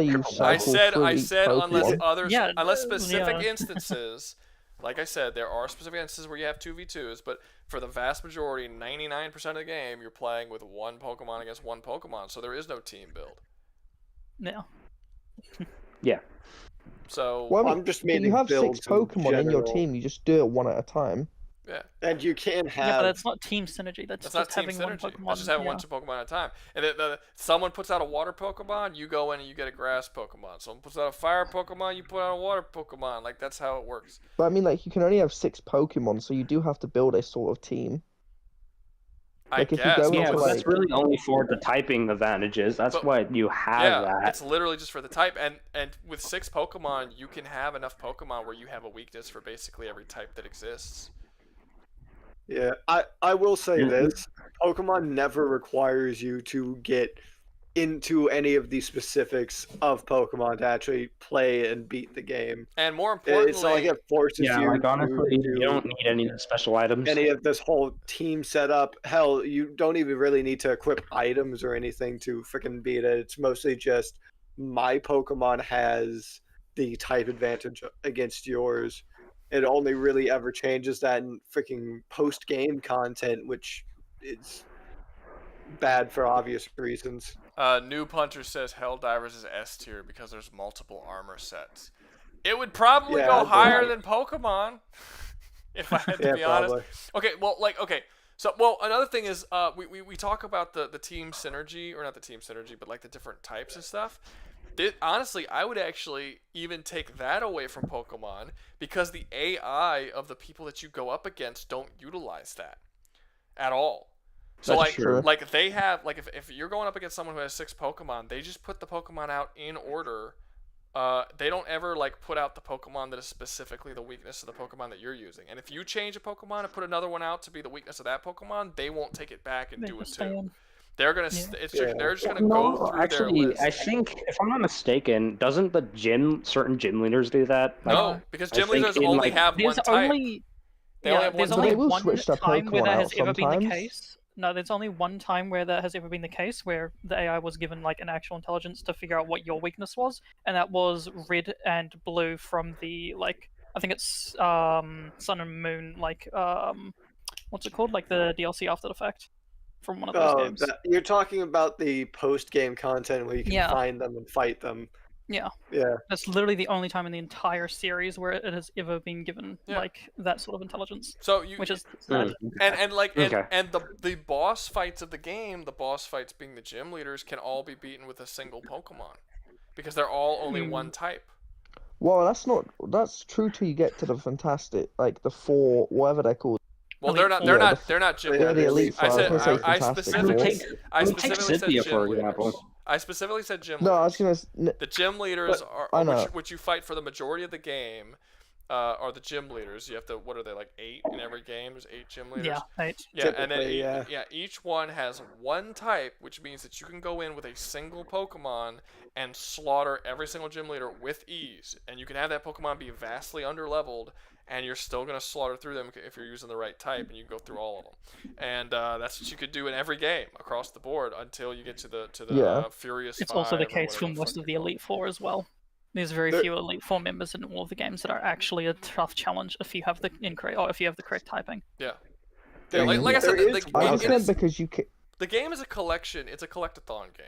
The part of the game that's fun is collecting the Pokemon, which is weird. Which is probably the reason why I haven't completed most of the Pokemon games I played, because I don't find the collection to be I'm not like when I play a Pokemon game, my goal is not to collect them all. My goal is to I want to become the best gym leader trainer ever. Champion. But the game's not difficult enough to make that a hard thing. I think the highest level Pokemon that you face in the entire game are level 60 or 70, even though the max level is 100.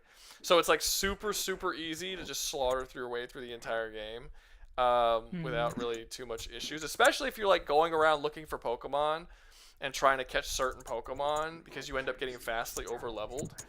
Whoever's typing, I can hear you typing loudly. But you go around, so you get super over leveled constantly going after these Pokemon. So every time you go to a new gym, it's just I don't know about you guys, but I always do this.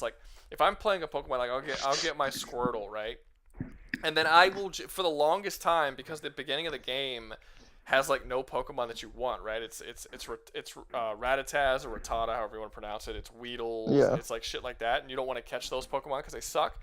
So you play through the whole game just playing with your fucking Squirtle, and you get all the way to the second or third Gary fight without catching any other Pokemon other than that one Squirtle that you've got. And that Squirtle is now a goddamn Blastoise, and he's 20 levels over leveled, and you could slaughter Gary's whole fucking team, and pretty much all of the gym leaders up to that point, you've just been able to solo them all with your one super over-leveled Pokemon, because it takes forever for you to actually find Pokemon that you're interested in catching.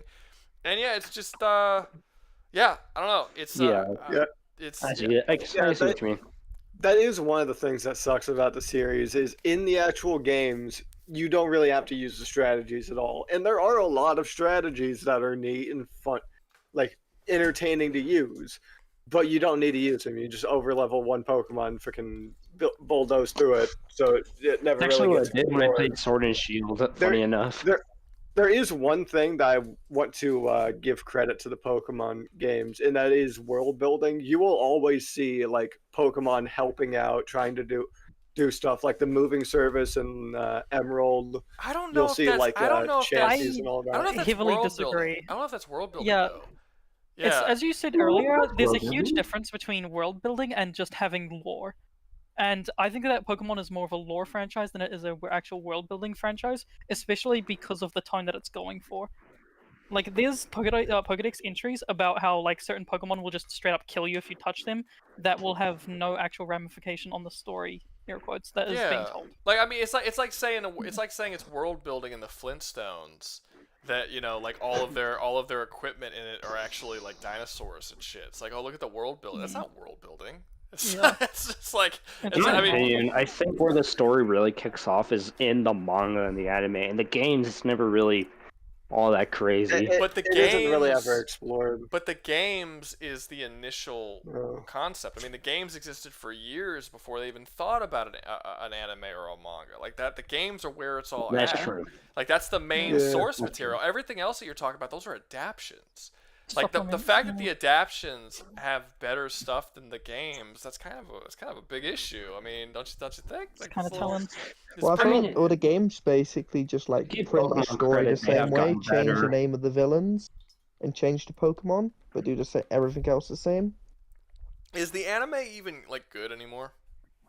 No. Yeah, I mean, it's actually really great. I wouldn't say it was really ever exceptional. I wouldn't either. Fine. I remember that it had a really good pilot. Early on, I think it was pretty good. Like it had a good pilot. I remember that. Like the pilot where like Pikachu didn't like Ash, and Ash was like trying to earn his trust. Like that was a really cool little episode. Like the early movies were good. That was neat. There's like a lot of cool stuff. Like I remember the episode where he went after to get the gym badge for the electric gym, and like Pikachu couldn't beat this Raichu, and he was thinking about giving Pikachu this stone to make him a Raichu. Thunderstone?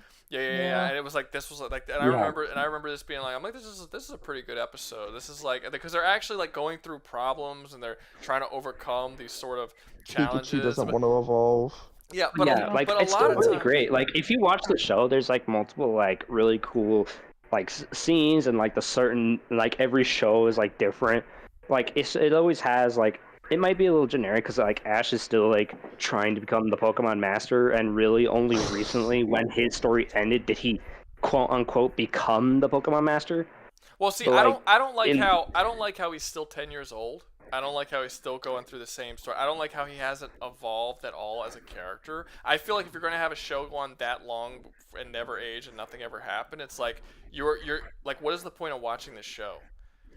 Like that's kind of the weirdest part. Yeah, that is weird. I always thought it was weird. That is the oddest part. No, the thing is, they do have a continuity, and technically stuff does happen. It's remembered. It's just he's constantly 10. So he literally travels like, what, 8, 9 regions in the span of a year, starting from the Kanto all the way to what? There are significant. Actually, no, it's not in Paldea. Actually, the new show, Pokemon Horizons, is actually a completely different series. It's not connected to Ash's story. There are significantly more episodes, and many of these episodes days or even weeks pass. But there are significantly more episodes than there are days of the year. It makes no sense that he's still 10 years old. Exactly. I'm not sure if this helps it, but.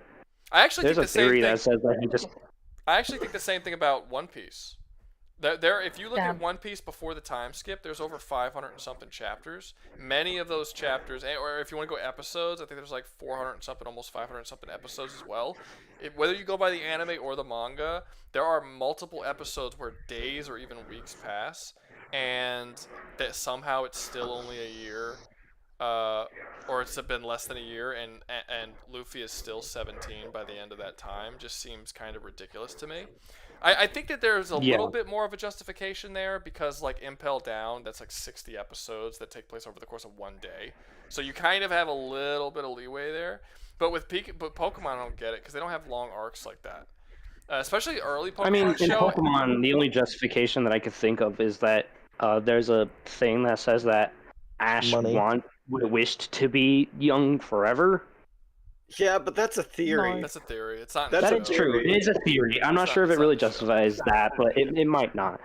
They say like that. That's just like the only thing. I like how Fairly Odd Parents. Yeah, I like how Fairly Odd Parents. It's Fairly Odd Parents. I like how Fairly Odd Parents actually made that canonical. They did it real well. Where they actually. Yeah, that one was actually cool. Yeah, I actually made. That's really him just wishing it as a forbidden wish. Yeah, that was really pretty good. That was really cool.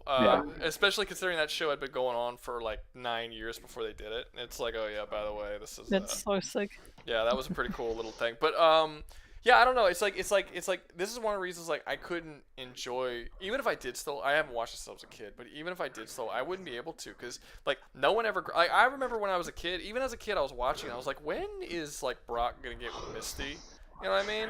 Like when is like There's just no status quo shift. it's like it's like everything just stays the same, and it's like you think all this stuff is good. Like people had crushes on Ash, and Ash had like relationships didn't evolve, and it's not just romance stuff, but it's all kinds of stuff. You know, did Ash had a rival in those shows? He had Gary, right? Am I losing he had Gary. Yeah, for a while, but then it just changes every so often. I don't think his relationship. Yeah, he typically grabbed a new one. Yeah, I don't think his relationship with Gary ever like changed or altered or anything. I don't know. Well, actually, no. I think it changed. Like, I think Gary respects him more towards the end of his story.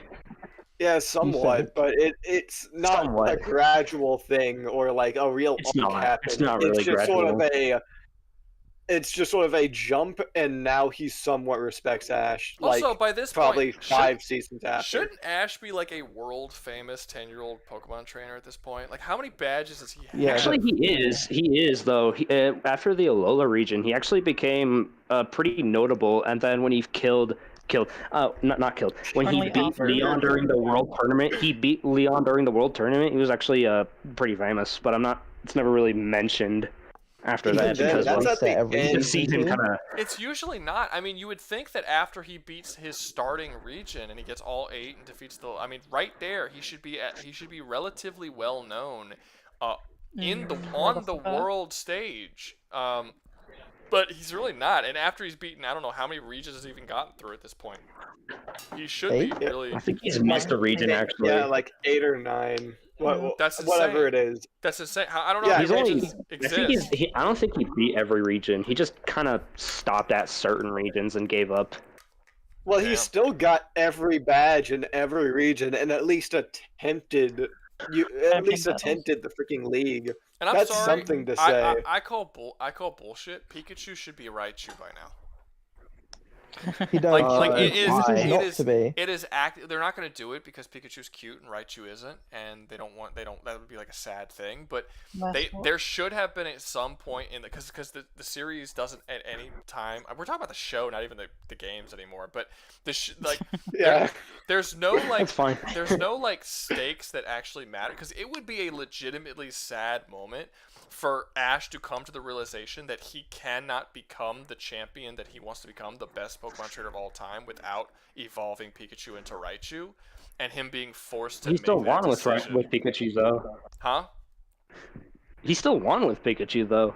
That's what I'm saying. The story will never make him have to make that decision. He's just going to do it anyway. Like he's just going to somehow overcome. I'm sorry, but a Pikachu cannot overcome a Charizard. That will not happen. Nah, that Pikachu is level like 100. Yeah, I was just about to say that. I was about to bring that argument up. I was just about to say that there's actually they say that the reason why Pikachu is so strong is because he's actually just level 100. It doesn't matter. He would get fucking throttled by a level 100 Charizard. So is Ash the only person? You're telling me there's never been. I call BS. He's 10 years old still. You're the one who doesn't want to forward him in time. You're telling me that he can get his to a level 100 within a year, but you have these trainers who are in their 50s and 60s who can't get their shit to 100. I don't buy it. 100%. 100% he gave him rare candy. 100% he gave him rare candy. It'd be awesome if there was actually resets too, though. Wait, what? Somewhat. It's really because in each region he loses to like some basic ass Pokemon at the beginning. It's really inconsistent how strong his Pikachu is. Like freaking, he's at one moment literally battling legendaries, freaking knocking down Darkrai and all that, and freaking next season he's getting his knees handed to him by a Snivy. Yeah, like I just remembered actually there was I forgot though. Yeah, he's heavily inconsistent. There's like a scene in the Lola where he beats Tapu Koko after going full Kaiju. Yeah.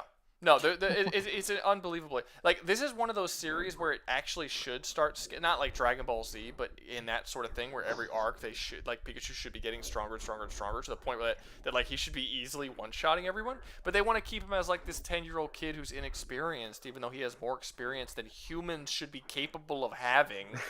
But like it's like crazy. Like I mentioned, he's also just straight up built different. I don't. It's the immortality argument all over again. It's freaking Ash is immortal. No, it's not. Anyway, let's get back to the game. Where should we put Pokemon? Probably above Hogwarts.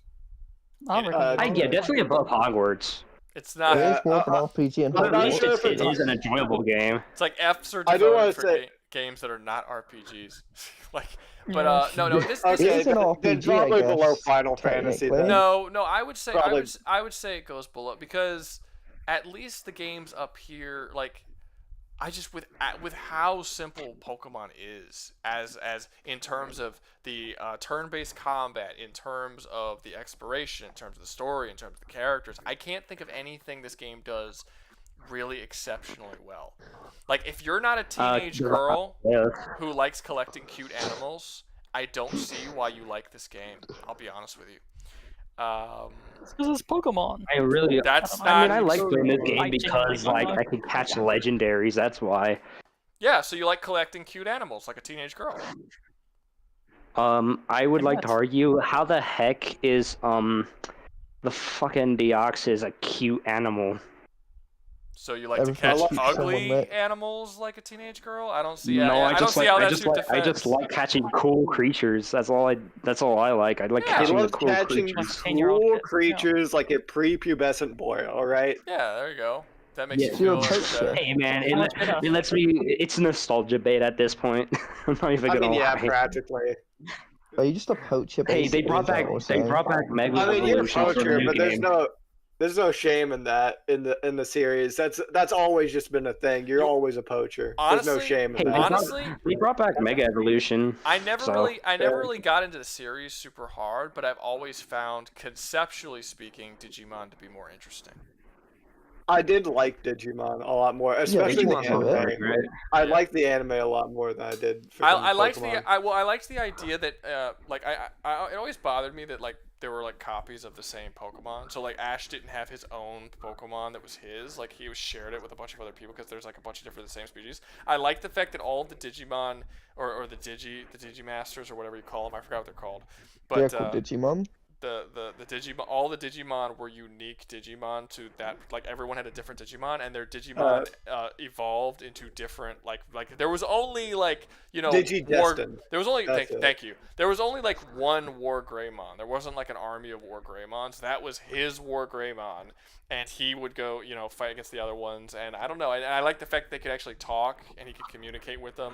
And it just Digimon was pretty cool. Yeah, I just found it more interesting. Like you have all of these different Pokemon, and I don't give a fuck about any of them, And then you have like the Digimon. I really like Agumon. Like as a I was like, oh, there's a little Agumon. It's like I don't know. It's just I don't care about Pikachu. I think my favorite Digimon is probably Omegamon. I think I can't agree with that. I have liked Digimon more than I do actually like Pokemon. Maybe not game wise. But at least story-wise and like the anime and all that, I definitely enjoy it more. Yeah. Do y'all remember you guys think Go ahead. I think when it comes to sorry. Guy, go ahead. Rouga, go. No, it was the other dude with the high-pitched voice. What were you saying? No, I was saying that you can go first. So I was gonna ask something completely unrelated. Yeah. Oh, okay. All right. Other guy who's not high-pitched voice guy. See, I didn't call you foreigner that time. Other guys, talk. Are you talking about me? Whoever it was, there was 3 people talking. I'm not talking about me or the foreigner. So whoever the other person was. Okay, I'll go. Like there are only one Digimon in the Digimon series. I think when it comes to Pokemon, there's the only singular Pokemon are like mythicals and legendaries. Yeah, like legendaries. Yeah, no, I don't know. There was did anybody remember in the 90s where there was like a bunch of series that were trying to sort of take up on the whole Pokemon thing, and there was like a lot of different series where you had people who would battle with other people. Like what was that one with the Zach Bell or something? Zatch Bell, where it was he had like the doll. It was like a little short dude with blonde hair who had lightning powers. He would fight against all of the other little doll dudes. I don't know. It was on Toonami. I only remember Bakugan. Oh, there was a Bakugan was another one. That was one. Yeah, there was a bunch. Bakugan, Beyblade. Beyblade was one. Yeah. Yu-Gi-Oh. Technically Yu-Gi-Oh! The card game. I don't know if Yu-Gi-Oh! Would necessarily. I mean, I guess it's in the same realm for sure, but it's not like. I don't think. My cousin just said Beyblade. Yeah. We said Beyblade. Beyblade was one of them. Yeah, no, there was. I never understood Beyblade. In my opinion, I think Beyblade kind of sucks. It's a cool. At least the anime. It's a cool. The anime concept. is actually terrible. It's a cool concept to battle your monsters, but I think the concept is better if the monster is solely tied, like one individual like this dude and this monster. That's his monster. All the other monsters everyone else have are different monsters. That's yours. I think it's cooler if the monsters are badass and not cutesy. I like to think that the monsters look awesome, you know? Like I wouldn't be watching Dragon Ball if fucking, Goku looked cute when he went into his Super Saiyan form as opposed to looking awesome. You know what I mean? Like I don't know, it's just something about it's an anime about like monsters fighting. Why? Like it's weird. It's so weird that appeals to teenage girls. Like it's so weird that concept. I mean, I get it. Like I understand. I get I don't really get the appeal, but I get why people have the appeal. It's just I don't have it. I mean, enslaving little creatures and forcing them to fight. What's not appealing about that? The only Pokemon that I really enjoy is Mega Rayquaza. I don't even know who that is. Neither. All right, someone. You don't know Rayquaza? Okay, so someone gave $5 for the Helldivers S tier, so we'll go a little bit longer. We'll talk about Skyrim, but if nothing else, this will be the last one. Okay, for Christ's sakes, Rouga, please add Undertale. Come on, yeah, you haven't added Borderlands yet. That's true. If you put Undertale today, I will donate you $1,000 in a future stream. Oh, well, how about you donate $1,000 in a future stream, and I'll add it to that stream. That'll be fun. But then that won't be the same stream, so nah. It's gonna be like best horror movies, and he's just gonna freaking show up, drop 1K, add Undertale. Undertale, okay. Add Undertale, fucking Undertale get S tier. S tier because of $1,000. It'll be waifus. Best waifus, Undertale. Best Undertale animals? What do you mean best waifus? What are you fucking in that game? There's monsters and They're kids. animals. I mean, actually, Toriel, hold on, hear me out, hear me out, Toriel. Wait, isn't that That's weird a goat. fish chick? She's a goat. That's a goat mom. That's a goat mom, though. Think about it. Think about it. Just because you call a goat mom doesn't make it any less weird. Types, man. Also, the fish is gay. The fish and lizard are gay. Yeah, they are, but Toriel's not a lizard, nor is she a fish. Yeah, she's a goat. I referred to the fish, but yeah. Undyne was the chick I was thinking of. Alright, so... Anyways, but yeah, please put Undertale in there. Who's played, Elder Scrolls? I am currently playing it. You are apparently playing it? You don't know? Currently, yeah. Oh, currently. I was about to say, I'm apparently playing it. Like, okay. I'm apparently playing it. It's right here. It says it right there on the screen, I guess. Okay, so what do you guys think of this game? Is it amazing? So, if we're talking about all the Elder Scrolls games, let's just first off say Skyrim is not the game carrying this because it is just visually appealing, and the fact that it can be modded is why it has any longevity. If I never. Well, it does have an insane amount of quests. I did not like Morrowind. I'll be honest with you. I thought Morrowind was janky as fuck and impossible to play. Like, there was an issue with Morrowind where you would walk up to people and try to hit them with your sword, and even though it felt like you should be hitting them, you didn't. It was it was very hard to register how far people were like the from hitbox. It wasn't even necessarily the hitbox. Like, I would be standing right in front of people swinging a sword, and for whatever reason, when I'm not hitting them, it's like the game didn't register that I was like close enough to hit them, even though I feel it was weird. They didn't have the technology down right, so combat was a nightmare in that game. I hated it. It wasn't until Oblivion that they actually got that right, and it was like it actually felt okay to hit people. I didn't play anything before Morrowind, so I can't speak before that. But I hated Morrowind. I played Oblivion. It was so difficult to like janky. It was too janky to play Morrowind. Oblivion was cool. And I think Skyrim is massively overrated, but it's not bad. Yes. I'm going to have a bit of a bias here, which is why I'm not really going to talk about it too much. But my bias of playing as a main character who isn't a character. But it's not even so much that, because that is a bias that would exist for something like Baldur's Gate. But I still think Baldur's Gate is a well-told story with good characters outside of your character that you can get attached to. I don't think Skyrim has that. I think there are characters with interesting and weird personalities, but I don't think that there's good characters in Skyrim or Oblivion really, and I don't particularly think the writing is all that great. And I don't think Ulfric Stormcloak is probably the one standout. And I don't think that. Wait, what's up? I mean, I guess Miak the Liar is a good character that's consistent throughout the games. Maybe, but I don't think that your interactions with them are. Like, again, like when it comes to Baldur's Gate, you can interact with people and you feel like you're building a relationship with other people. Like, you feel like you're a person that exists in the world, even though you're like your own, like you're a created character and you don't have a character of your own. You have a connection to the world. I feel so disconnected from the world in Elder Scrolls games.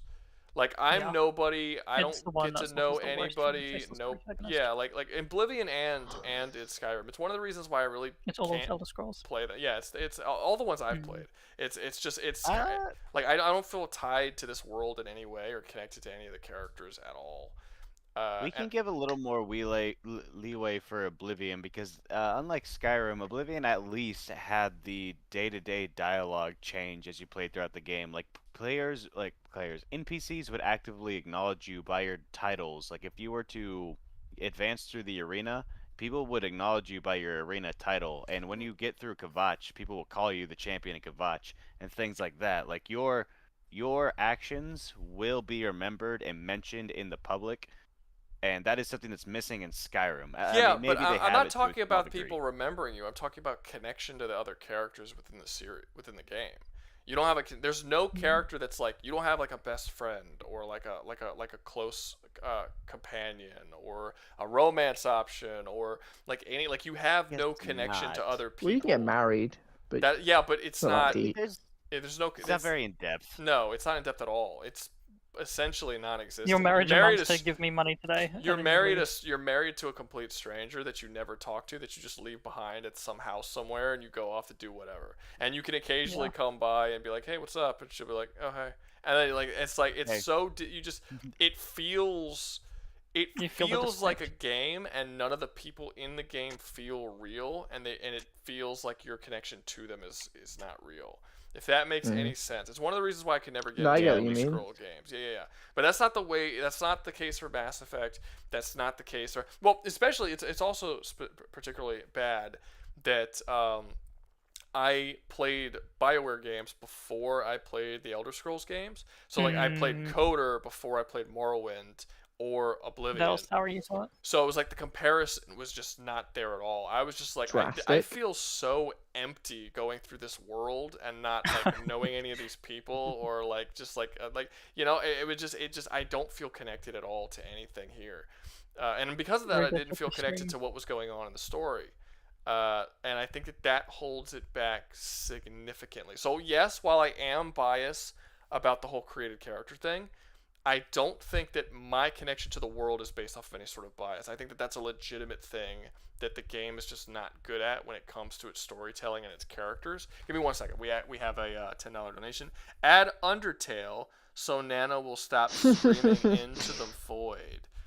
Okay. Well, if you want, Jim, I can actually just kick him so he can't scream anymore. That's convincing. However, I do actually wish to talk about Undertale, sadly. Aside from that. Sadly? Okay. Sadly. Depressingly. Yeah, that took way too much of my time. I love how Jim puts down the $10 and he's like add Undertale so you could stop Nano from talking. But like once we talk about Undertale for 30 minutes, he's going to be doing all the talking. So it's like... No, can you do me a favor? Can you mute him during that? Oh. Yeah, he's already muted. That would be cruel. Man. So cruel. Don't even tell him. Just make him think he's talking. That's wild. Is he here? Is he still in the thing? He is here. He's still here. Is He's he still listening? Does he know that we're at? That would be funny. Yeah, he Oh, still he is. is. Yeah, he's talking in chat. He's saying yeah. Okay, because that would be funny if we started talking about Undertale and we got through the entire section and then he He's came not here. back up and he showed back up and he's like, "Wait, what? Y'all went through Undertale?" That would be hilarious.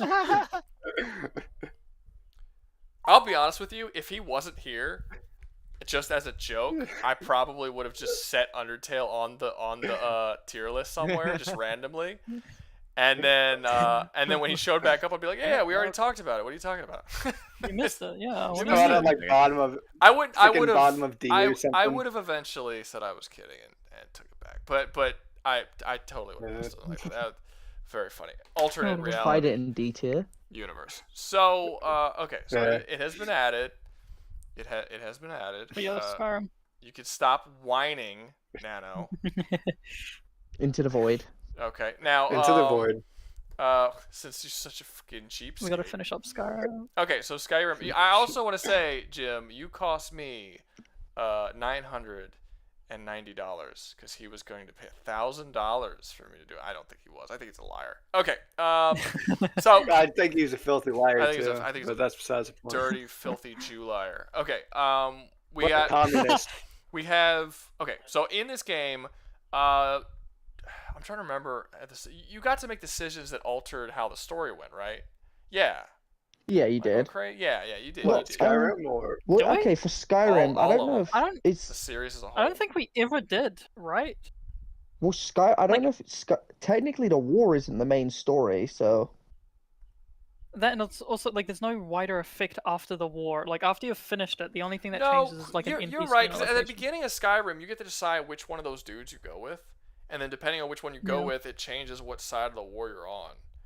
So that's well, you kind can of switch back straight after. No, I understand, but I'm saying that like that's a decision that you can make. Like you get to side Yeah. with one of those two armies. So there's definitely decisions that you can. I'm not even I gonna lie. suppose. I don't remember any decisions in Oblivion. It's been so long since I played that game.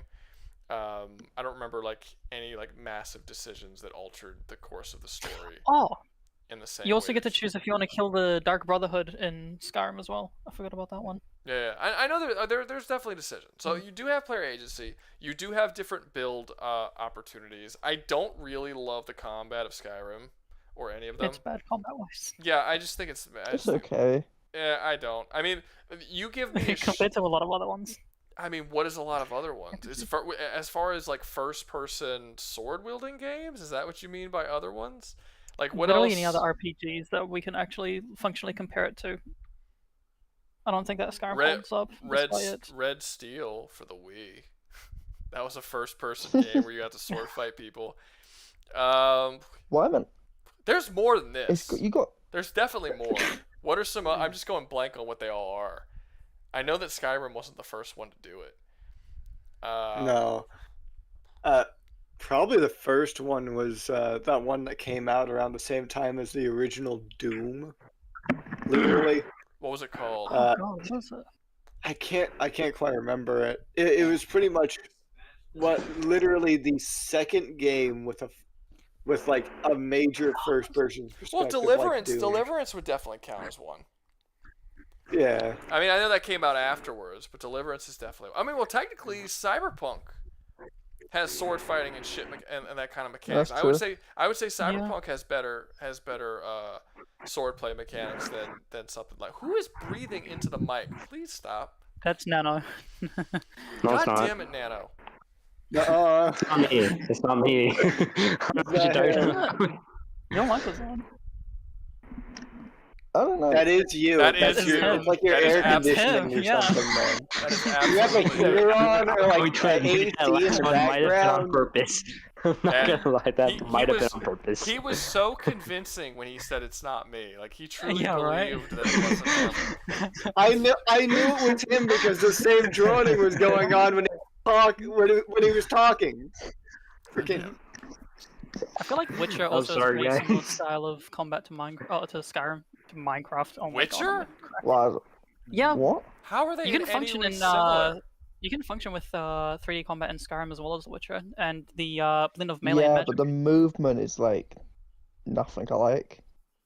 Yeah, I suppose. Nothing's alike. What are you talking about? You're comparing a third person like over the head. Yeah. Skyrim Like, can be played in third player. yeah, but it's not the It same. can, but- It's played in a third like the camera's still in a totally different angle than it is in The Witcher. And like The Witcher it plays closer to something like an action game than Skyrim does. Skyrim, even in third person, is closer to like a third person shooter kind of view. And the combat's just totally Especially if you use different. bow and arrow, literally it's a third person And shooter. also, this is something I've always felt about all in third person, it really sucks. Like it's not as intuitive. It doesn't quite respond to your button presses in the same way when it's in first person for some reason. I don't know why, but like there's a delay. Isn't Skyrim like a really buggy game? But you know, Yes, you play all it in of them VR. are. Well, Bethesda Thank you, games Howard. in general, Fallout and Skyrim are both very, very buggy games.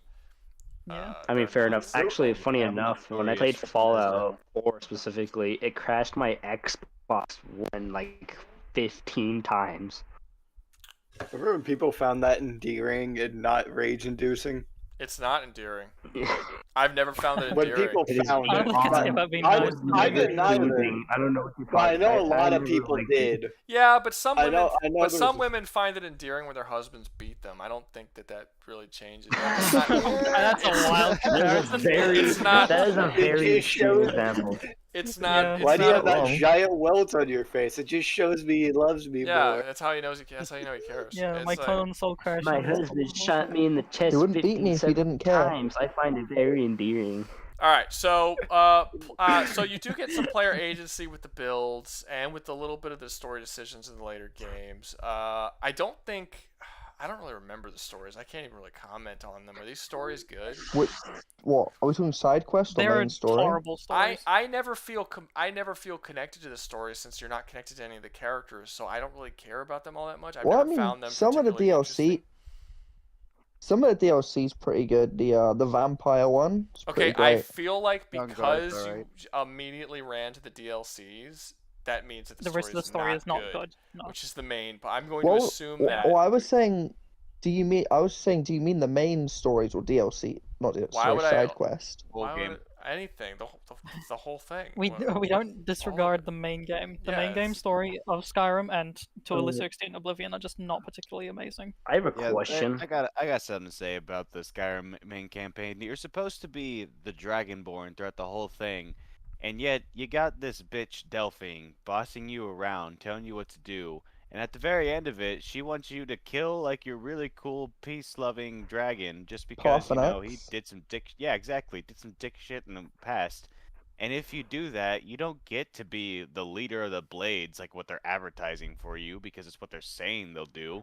No. They boss you around and make you do a bunch of stuff. So, for how that story ends up playing out, they make you have to make an obviously shitty decision in order to get like to the Blades, which is a big deal for Oblivion players. At least it was for me. And yet, you don't get to be in charge of anyone. They're not your guards. You're more working for them. And in terms of a story, it just doesn't make any sense. There's no That's the same respect. for all the factions, though, right? Like none of the Yeah, factions let kinda. you I actually have be a I have a leader. question. What? Is a DLC more forgiving if it's free? Like, story-wise? No. No. Alright. No, just taking End question. taking everything as You it gotta is. bring I brought up it up the because I was horse thinking, novel. because like I brought it up because like I feel like a DLC, like as long as it's free when it comes to the story, like I could like enjoy the story better than the Why? pregame, but only if it's free. Well, because like I don't have to pay to see the rest of the story. I I'm can a, just get I'm it a for grown free. up. I have money, so I don't care. Like if I experience something, whether it's free or it has money, I want it to be good. I don't like it doesn't. Yeah. I could buy the DLC. I mean, even it. You know, I don't think that that's an excuse that it's good because you're not charging me any money. Then like, don't give it to me if it's bad. Like I'd rather not have it. Don't make me waste my time with it.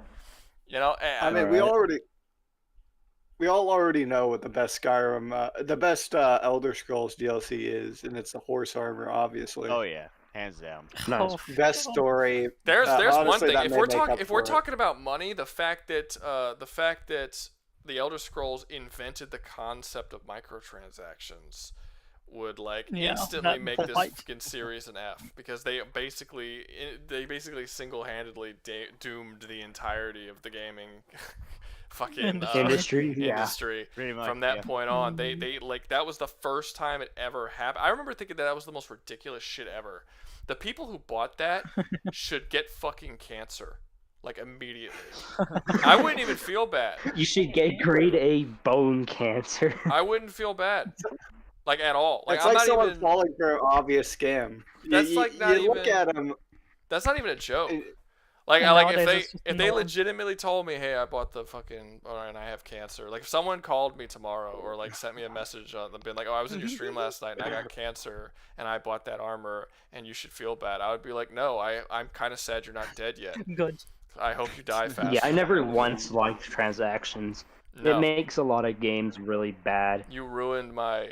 I get like viscerally mad at people when they tell me that they spend money on shit like Fortnite or shark cards and Grand Theft Auto. I'm like, you're the reason why Grand Theft Auto 6 didn't come out 10 years ago. You know, like, you're the reason why all of their games that come out are shitty and terrible. It's all your fault. You're the reason why Star Wars Battlefront 1 and 2, the remakes that came out, are nowhere near the quality of the ones that came out 15 years beforehand. Like, this is so ridiculous. Like, it's awful. Actually, Rouga, a future tier list stream idea, you should make a tier list stream where it's like best game with microtransactions in it, and just add like Fortnite, Overwatch, and all that stuff. No, why would I do something I hate for hours? No. I don't play games with microtransactions because I'm not dumb. You see, the stream's gonna last. The stream's gonna last for 5 minutes, and it's just going to be Fs. you literally putting them all in Fs, every single one. Yeah. Like everything you're going. How do you feel about Helldiver's microtransaction system and everything? I don't love the fact that microtransactions exist, but to be fair, I have never once felt compelled to buy said microtransactions in Helldivers, and it is a very impressive game outside of those microtransactions.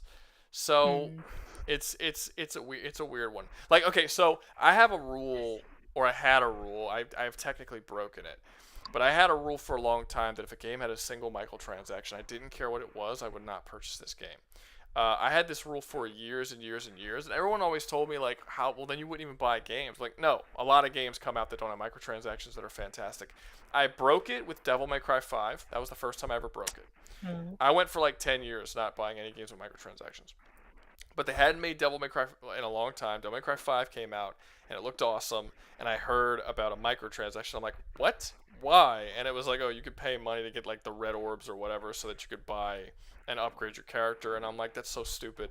But I did end up purchasing it, and I played through it, and I'm like, it's basically non-existent. The only reason that you would need to do it is to get the taunts, which I thought was super bullshit. Each character has a taunt that you could buy. Someone's mic is really messing up. Can you mute yourself? I don't know what that is, but it's super... Nano! It's only Nano. It's like an abusive father. I just screamed across my house, and there's people who are asleep. I feel really bad about that. Nano, fix your shit, or I'm going to mute you. This is like, sorry, I'm getting annoyed with Nano.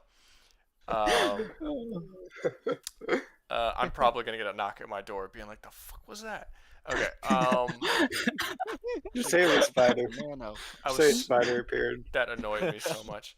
I'm so sorry. Yeah. I did not realize the fan was that loud. It was so annoying. Okay. God damn it. What was I saying? I was saying. Yeah. Okay. So microtransactions. We're talking about microtransactions. Yeah. So I bought it in that, and then I didn't buy it for another couple of years, and then I broke it again with Helldivers 2. But since those two, I haven't broke it again. So I have made exceptions to the rule more recently, but for the most part, I still have the rule that I don't buy anything with microtransactions. But yeah, I mean, with like microtransactions, I think like you don't have to worry about it. Like for games like Fortnite, you never have to buy anything because the only things you buy are emotes or skins. I don't It's care. unnecessary, You're making excuses. and you could just You're making excuses for a shitty thing that you should It's not not. support them. I'm not supporting it. I just like playing the normal game. I never once bought anything from the microtransactions. I don't think I don't think it's justifiable. I don't think that it's right. I don't. It's not. Like I mean, you're playing the game, so you support it. It's fine. Do what you want to do, but I don't. I only play the game because it's free. It's I like I like shooting people, but like I don't like it as microtransactions, so I just don't buy anything from it. I mean, I just play the game. That's cool. I mean, you're like you gotta be. Are you like a teenager or like 20 something, like early 20s? No. How old are you? How old are you? Dude, that silence was so long. I am 5 years old. I think that silence said a lot. How old are you? I am 5 years old. No, how old are you actually? I'm 10 years old. Okay. I'm just gonna what. The reason why I'm saying that is because I'm not 10 years old. I know. How old are you? Tell me how old you are. Jesus Christ! Am I asking him? I'm completely spaced out there. I didn't hear a single word he said after that. How old are you? I'm actually like 58 or 32. I'm actually like 8 times. Like, am I 32? He just doesn't want to answer. Did I ask you fucking calculus questions? How old are you? I'm about 16 years old. All right. Is he lying or is he telling the truth? I'd say that if you put me through a lie detector, or if I had Pinocchio's nose, it would not grow. Trust me. Okay, so I'd say that matches. He doesn't have any money. Okay, so he's I was. poor. He begs everyone online. So I was. That Okay. matches. Hey, one of these days I'll get employed. Okay, calm down. Okay, so I was right. I said he was a teenager, and he said he was a teenager. That's right. Okay, that makes sense because. I'm teenage. Okay, because no adult thinks that Fortnite is fun. Like at all. It's not. It's shooting isn't fun. It's building isn't fun. It's not a fun game. It's not a good game. It's not fun. There's something about like teenagers. Okay, but what about Call of Duty? Who fought? Huh? What about Call of Duty? It's not. Yeah, good. what about Call of Duty? I don't like Call of Duty personally. It's he holds not the that same good. opinion, really. I don't like Call of Duty, generally speaking. But Alright, fine. But yeah. there's this weird generational divide that happened. I don't know when it happened, but it's like Probably happened like a long time ago. Yeah, I don't know, but it's like anyone who's like in their early 20s and below, they really like shit like Fortnite and stuff, and everybody who's my age is like, fucking why? We don't get it. I don't like Fortnite. I haven't played it in like 2 years. It's I don't know. It's just It's not fun. I just don't get the. It's really not of the game. But yeah, apparently it's like the most. It's the most, and the existence of that game is the only reason why we haven't gotten an Unreal Tournament game, because they're the creators of Unreal Tournament, which is super upsetting. Because it's one of the greatest. Or even if they just left Fortnite in the dust, would we actually get an Unreal Tournament game? Probably not, honestly. Maybe. Why not? Maybe Why not? Who knows? Why not? I feel like there's more of a chance of them making an Unreal game if they didn't have Fortnite as big of a success as it is. Before this conversation is unreal. Before Fortnite came out, they released an Unreal Tournament 3 a couple years before Fortnite came out. But ever since Fortnite came out, they don't have to make anything but Fortnite. Prince money? Because Fortnite has made more money than like there's whole studios that can't make as much money as just Fortnite has made. Like Bethesda with all of their... The reason why is because of all the events. Yeah, it's weaponized FOMO to make more money. Well, even before they had the thing is, they have a nobody completely different fucking player base too than when they started. Like everyone who's played from like the first couple years is gone. I mean, I will have to say this about Fortnite. It probably is the best modern version of Guitar Hero. And it loops back, and yet it's a full circle. What are you on about? Freaking, it has a Guitar Hero ripoff in its game. Oh, that's funny. Right. They do that. Which is funny because they don't even make Guitar Heroes anymore. Okay, so let's actually get to where should we put the Elder Scrolls? C, maybe B. Yeah, I say B under Mass Effect. I'd say B.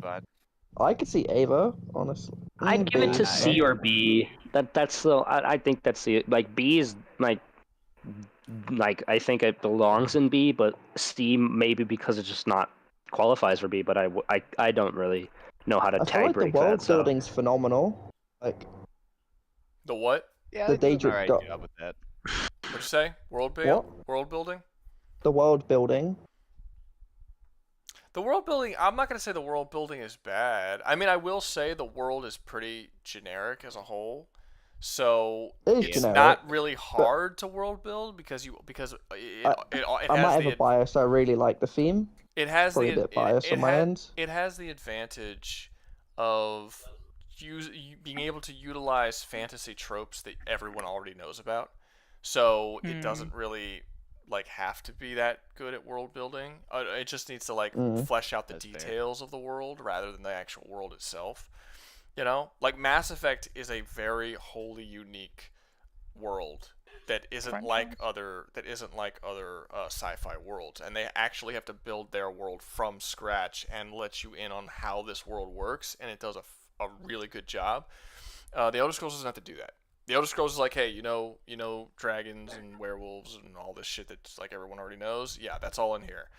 So all they have to do is be like, okay, so how do our dragons work? You know, it's not so much, but it is good at doing what it does. I don't think it's necessarily a bad thing that it's sort of a more generic world. I just think it makes their job a little bit easier. I do think that the lack of connection that you have to the world is a big issue for me, especially. The builds are not bad. The combat's not great. Pretty much everyone agreed the story is not great, and you do have some decision making. I mean, I would be okay with it at B, I suppose. I mean, would you all have a reason why? I don't think there's anything bad about it. Oh, I just said that the lack of connection in the story is not great. The combat is not great. No, there's things about it that's not the best. I like the combat, but biased. I mean, you can be biased. It's okay to be biased. I mean, the combat. I thought you were gonna say you can be wrong. You can be okay. well. No, that's what I was gonna say. You can be wrong. Yes, be wrong. But the combat in Elder Scrolls is that it peaked. I would say it personally peaked at Oblivion because it was very reactive. It was more about timing and more about responding to your opponents and where you're at. Where in Skyrim, they diverged from every aspect that made their combat dynamic that way, and it just came down to just mashing buttons. I'll tell you one thing that annoys me about about all of them that I haven't brought up yet, but I just thought of it. I don't like the fact that the vast majority of people you fight against scale to your level, so you never actually feel like you're getting stronger no matter how long you play the game. Yeah. It's pretty weird that level. The savior of the world is getting fucked over by bandits. Yeah, there's everyone's skill. Not there are times where you go to certain areas where their level is set. So you'll accidentally wander into a place where you just get fucking brutalized because they have a set level that's above yours. But for the most part, everyone scales to yours, so it's just very strange. I'm a level 100 crazy all over the top powerful dude, and it's I'm still doing the same killing people at the same rate that I was when I was a fucking level 1 when I first started the game. It's very strange. I don't like it, and it makes you leveling you don't care when you level up because of it. And also it allows there is a limit to it. It also allows you to break the game, which I think is funny. Yeah. So in Oblivion, they changed it in Skyrim, but in Oblivion, when you summoned something, you got a level up to your conjuration spell. Yeah. The summon didn't actually have to hit anyone with it. You just had to summon it. So I just stood there and just kept summoning shit over and over again, constantly, and I got it all the way to level 100. So all of my stats were level 1 to 5, but then my conjuration skull was level 100. And then I bought this one conjuration. I don't remember. It was a giant demon rock dude. I forgot what it was called. It was a level 80 or level 90 summoning spell. And when I went to go fight other people, because all my levels were like 1 to 5, and that one level was 100, my actual level of my character overall was like early to mid 20s. So like I would go fight bandits that were like early to mid 20s, and they would one-shot me because my health and everything was still the health and stuff of a level 1 character. But I would summon a level fucking 80 or 90 like fire demon golem thing, and then it would slaughter all the level 20. So I would summon this dude and then just run, and then this thing would just slaughter all of them. And then I played the entire game just using the summoning thing. And because I kept using the summoning thing, I wouldn't level up anymore, because I wasn't actually hitting people with a sword or doing anything that would require me to level up anymore. So I basically got almost to the end of the game with everyone staying at level 20 throughout the whole thing and having them be slaughtered by this fire golem demon thing that I had summoned for me. And it was like I broke the game. Like I legitimately broke it. Yeah. It was like, and it was super easy to do that. Like I said, they changed it in Skyrim because then they made it so that you summoning the monster does not level you up. It actually has to hit people.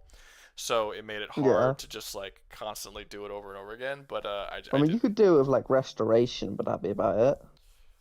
Yeah. You can do it with restoration. You can do it with blacksmithing, enchanting, and potion making. Yeah, but I don't know if you would want. It doesn't really break the game. You wouldn't break the game with restoration though. You could break the game with because you would actually make yourself worse. Because if you made yourself a level 100 restoration, people would still start one-shotting you, and you wouldn't have any spells to hurt them with. You would just be able to heal, which wouldn't matter because you're getting killed in one hit. Like it would only be useful if you could do it for attack stats, basically. Like if you could do it for your sword. Which is why blacksmithing does break, because having a piece of armor that adds like 50,000 to your defense makes it kind of hard to die. Oh, really? That's cool. Yeah, I didn't do that. That could be interesting. Yeah, there's a number of ways to break the game. All the stats can be maxed to do some crazy stuff. Like with restoration, if you were to max that shit all the way out, you could be unkillable completely in Skyrim. Like you could drop from the highest point in the map, wouldn't kill you. No enemy could kill you, except for the few that have kill animations. They'll still kill you, but aside from that, they can't. Yeah, but you can't really hurt. But you can't hurt them either. There's also the infinite feedback loops that you could make with enchanting and alchemy, where you could make an armor piece that would increase your the potency of potions, and then the potions would increase blacksmithing. Like I'm saying, if you had your restoration at 100 and you made it so that you were unkillable, but you left all your other stats at 1 to 5, all the people you fought against would be in the level 20s, and you'd be doing like 2 damage to them, and you'd have to hit the same dude like for half an hour to kill him. That is the problem that Oblivion would have. In Skyrim, you can kind of circumvent it, because once you get the unrelenting force shout, you can kill everything at a ledge. Yeah. If there's a ledge there. Good point. There isn't always a ledge, so you'd still have to fight them, with something normal, unless they added some sort of restoration spell that can damage. But I don't think so. There's a couple, but it's only based on undead. Yeah, that makes sense. That'd be funny if you kill someone with restoration. I'm gonna heal you to death. Make your heart beat so fast it explodes. I feel like that's possible though. You could do like a Deadpool thing. Like Deadpool heals so quickly that he like has to. If he didn't have his cancer, his cells would just keep building on himself, and he would just become like this just bulge of tumors. Like that would actually be horrifying. Huh. If like you tried to heal someone past the point that they were already fully healed, and they started growing like tumors and shit. And if you started healing at such a rate, it would heat up. That's like the SCP. It's kind of like the SCP entry of the red amulet. As it would heal and restore people to like from any ailment, any disease, cancer, injury, you name it. But if you did it for too long, they became a sentient mass that would attack anything in sight. Like you just cannot use it for too long. Sexy. Yeah. Okay, so I think we're good. We're good with Skyrim. We have that one set. All right, now we are on the last one. Yeah, Skyrim is great. Undertale, the last one, unless engagement increases. Okay, Undertale. Person who wants to talk about Undertale. That's me. Nano, this is your chance. Yeah, You've been yeah. waiting all yeah, stream. Come on. No, but like seriously, Rigo, when you're talking about just doing that like thing where you just did it, where you said you were gonna add it randomly and just be like, oh yeah, Ray did it. I might have actually just I was literally genuinely crashing out. I was listening to the whole thing like, yeah, this sounds like a great plan. Like I'm sitting there, I don't know if you saw my text in the chat, dude. I said I might just actually nuke your house. I don't live anywhere, so good luck with that. You're gonna nuke some poor I person's don't live house. anywhere. Where do you live? He's Ruga? Do you homeless. live on an island? He's homeless. He's living under a bridge right now. That's where he's doing. He's his stream homeless. From. He's a troll using under a Starbucks bridge. Wi-Fi, dude. I mean, Ruga's I don't live currently under wandering through the Sahara Desert. I don't live under a bridge, but I am homeless. So, like, Oh, yeah. can't nuke my house. But okay. What do you mean you're homeless? I'm couch surfing currently. I sleep on different. And you people's wait, couches. and you yelled Nano while all of the other people of the house were sleeping. Yes. Yeah. That's Yeah. wild. Yeah. The next week, I guess. That was awesome. I like to travel. I like to live in different places. I don't like to stay in one place for too long, so I don't own a house or nothing. I just kind of go where So you're I like Reacher, basically, is what you're telling us. So what you're saying is you're constantly running away from the IRS from tax evasion, so you have to couch surf. They can't catch me. They have no idea where I am. They have no idea how to locate me. But did you file My your cousin is tax currently return? arguing Beyblade with me. Anyhow, Undertale. Let's actually talk about it. yeah, F. All right, so that's the end of tonight's stream. You guys. Sir, how dare you? No, go ahead. Go. What talk do you about mean? it. Go talk about your shit. Okay. Player agency. You do get a fair amount of player agency in there. You get to decide who to kill. Shut up. Is you good, man? I'm arguing with cousin right now. You won't shut the hell up.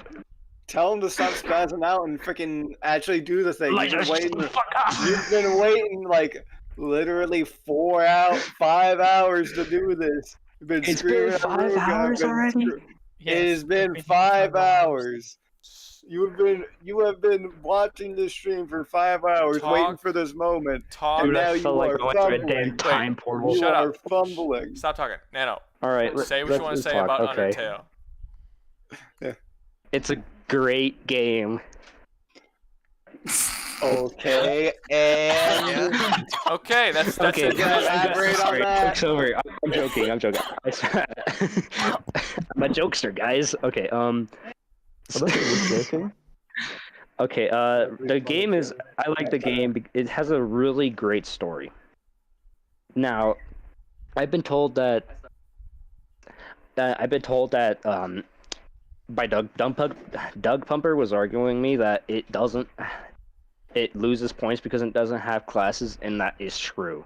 The only character you get to play as is Frisk the human, but like you still the amount of decision making you can make in this game like greatly impact the story, and I love the amount of like immersion you get with this story. I hate the gameplay of this. Okay. I hate the gameplay of this game. Just because you're talking about like the freaking turn-based bullet system, hell- or the bullet hell bit, or the actual combat sort of deal. The bullet hell shit is fucking. I don't know. It's just I don't. The story's cool. I like the story. Okay. I like the I actually don't mind that there's not a class system because I agree. I think that there's enough decision-based stuff that changes throughout the game that you could still say that it's a role-playing game, and it does have some form of combat in it. So I wouldn't say that it's something like a Telltale game. Like I think it's more so like I think it's enough that it counts as an RPG. But yeah, I don't really enjoy the combat of this game at all. Either part of it, to be honest with you. It's not my, but maybe that's just like not my thing. I don't know if it's necessarily that it's bad. It's not. I just don't find it particularly. It's because of how the game is made, being pixels. That the combat system is where you have your little heart and you just move it across the screen. But I feel like Zelda's made of pixels. it's pretty cool because it. I That's mean, true. all the That Final is true, but like Fantasies you were were- able to, it's a side. It was their first attempt to like making it move, so you can move with Link in that game and just swipe your sword around. I get it. I feel like Look, you that gotta was more take- that you was more got- simple though than this game, because in this game you have to like you gotta dodge and take stuff. you and- gotta take each of the games as what they are, and Undertale's not trying Yeah. to be Legend Zelda, so I'm not going to assume that it is It's not. Zelda. I mean, I think the game's fine. Like if I had to think about like a legitimate flaw with the game, I would struggle to come up with one. I just don't find it. I don't really get excited about it either. Like it's not something that I'm just like, this is like a really solid. Oh my god, this game's so amazing. It's not really. It's just like I played it. It's fine.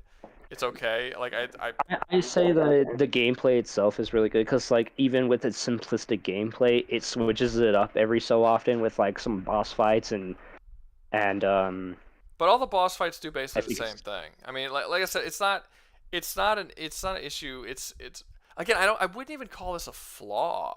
It's just it doesn't do It's just anything. how the game is. Yeah, it just is what it is, and it's like Yeah. I almost It does count. what- I think it's strange that this game is even like in such a popular and talked about game, because I mean it feels more like a Flash game than like a full on game. This is not a Game of the Year game. This is more just an internet, like, yeah. I think it's like well, just the it's love because of its story mostly. mainly.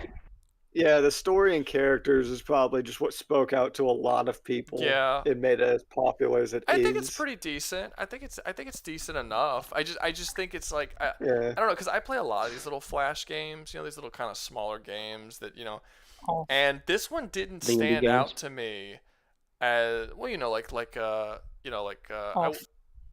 Off what? Yeah, there's a game that's literally like a carbon copy of Undertale that came out a few years prior called Off. It is not a carbon copy. I didn't play that. I would not say that. No, like these, It is. these shorter games that you can Very finish in a solid, yeah. couple of hours that don't have a lot to them, and they're like like Skulls of the Shogun or Metal Slug, Cat Quest, I don't know, Cult of the Lamb, all these like little kind of short little cartoony games that you play. It's like it's not even in the gigabytes. It's like a couple megabytes. You download it, you finish it in a couple hours. That's it. And when I played Undertale, I play a lot of these. I play hundreds of these. And I played Undertale, and I was like, I didn't really think much of it. And then like everyone started talking about how amazing it was, and I was like, really? Okay. I mean, I guess like it's not. There's other games I played. I guess that's just. That I enjoyed more that I thought were like if you've seen my Cult of the Lamb survival challenges, it's just filled with a bunch of fucking indie games, I didn't get to Undertale for a really long time. People kept asking me to do Undertale in those. I did like, I don't know, 5 or 6 of those. And it took me forever to finally get to Undertale, because I just don't think of Undertale when I think about these types of games, because it just didn't set in my memory in the same way. I don't know. Maybe it's like, maybe I'm like, that could just be chalked up to personal preference, I guess. I wouldn't say it's not chalked up to it's not- personal preference. I wouldn't say it isn't, but I don't know. It's just it's not. It didn't speak to me in the same way that I feel like it spoke to a lot of like to me the whole concept of the game is like don't kill people. Okay. Like too late. I don't think that's the message. I think the message of the game was just your Like, the choices entire- matter heavily. Yeah, but I mean, that's not what the game is about. Like that's what the game is actually about. That you're supposed to value the lives of these characters inside this game, despite the fact that they are video game characters. It doesn't matter. It's basically the Horton Hears a Who thing. A person's a person, no matter how small. That's basically the concept of the game. And I saw it in Horton Hears a Who, and I read it in Horton Hears a Who, so I kind of already knew the story. And then when it was playing out, I was like, yeah, it's Horton Hears a Who. I get it. I'm supposed to care about these people. But it's, I mean, I don't know. It's kind of like the same thing about like God of War, right? Like God of War has an anti-violence sort of story, and The Last of Us has an anti-violence story. And I'm like, why are people getting so tied to these anti-violence stories? We all know violence is bad. Like, why? I don't get it. Like, why is this appealing to so many people? Don't kill people. I know. Like it's weird. It doesn't I don't know, it doesn't pull on my heartstrings like it does for so many other people. And I feel like with Undertale, if it doesn't pull on your heartstrings, it kind of flops. Because it's not engaging. Yeah. That outside of that, it's not super engaging in terms of like, it's not like super fun to play. Or like I don't know. I do like the characters. Like I like the conversations between the characters and stuff, and that was cool. But yeah, I didn't get super attached to the story it was trying to tell me, and you could tell by playing the game it really wants you to, and obviously it did for a lot of people. I wasn't one of them. Like I don't feel anything when I kill everybody in the game and get the bad ending. Like I was fine. Like it's fine. It's like you kill them. You know, I don't. Funny enough, I think the whole point of the genocide route, the reason why it was put there, at least for one of the instances, is because they knew that those who would play the pacifist run would want to see what happens when they do the genocide run. So the genocide run is also set up specifically that if you play the genocide run after pacifist, you are supposed to be made. You're supposed to be made to be. How do I say this? It's trying to make you feel guilty. Trying to see what else is there. But it doesn't work.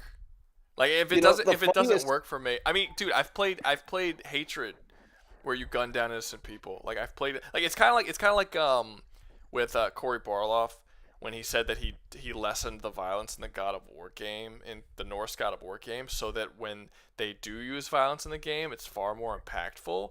And I'm like, you realize that this is the same game where like I ripped off Apollo's head in 3. Yeah. I'm like, it doesn't really change. Like it doesn't work. Like all you did was make a God of War game that's less violent. Like and when you do have the extreme violence with quotations, it's the most tame extreme violence ever. Like the same people who are gonna play your God of War game play Mortal Kombat. It's like you're not going to shock gamers with your violence. Like I do not get why game developers keep trying this whole anti-violence route. We're all desensitized to violence, every single one of us. You're not going to teach us to like feel bad about it. I don't get it. Maybe some people did, I guess. Some people, but I don't know. To me it just failed what I feel like it was trying to do for me personally. It failed to have that effect on me that it was trying to have. So and I feel like if it does fail to have that effect on you, it sort of fails as a game entirely, because that's kind of the thing that it's relying on, because no other part of the game is super engaging or fun outside of that one thing. So it's kind of like what's the WandaVision, right? I know this is kind of, that doesn't sound relevant, but it is. Just listen to what I'm saying. So WandaVision, when you watch through WandaVision, the whole thing is like this mystery, of trying to find out like what's going on in this place.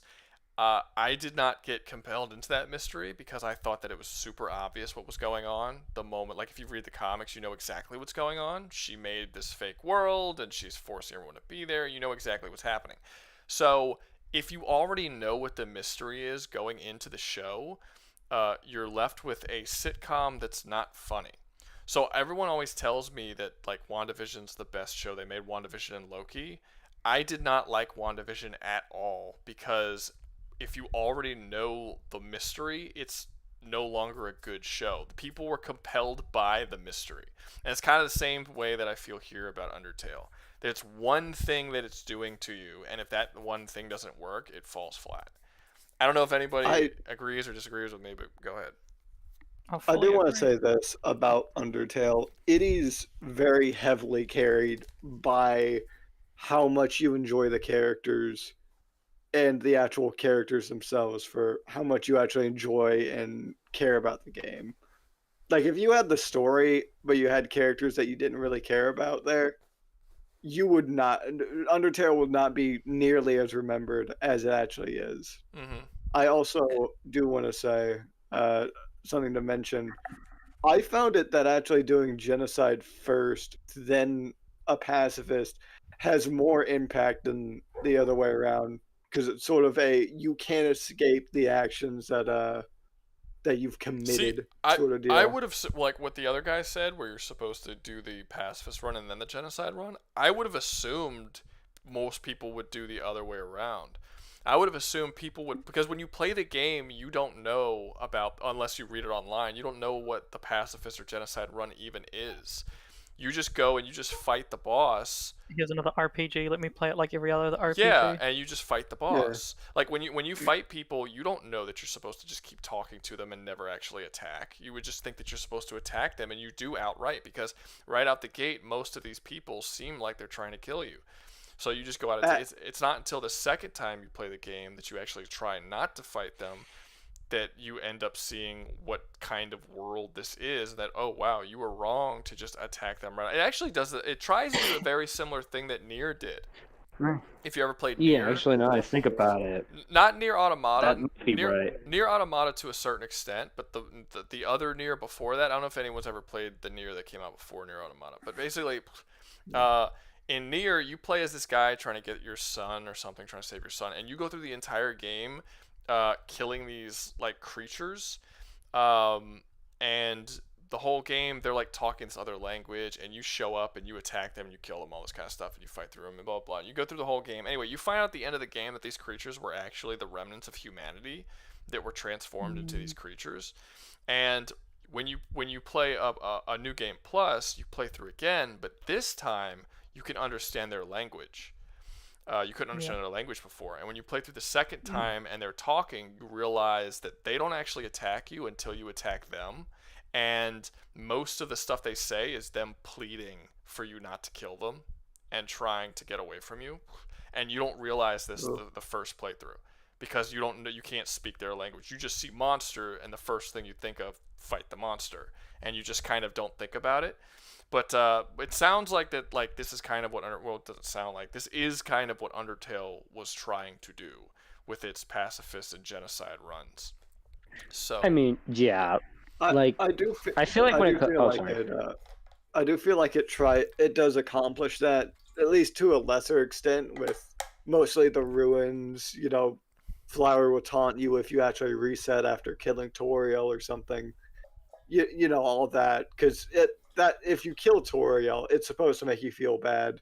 You know, you just killed her. She's just like, I was just trying to help you, and all that. I was just going to say, reset and spare after that. I don't feel bad for Toriel. I don't feel bad when I kill Toriel, because at the end of the day, Toriel attacked you first.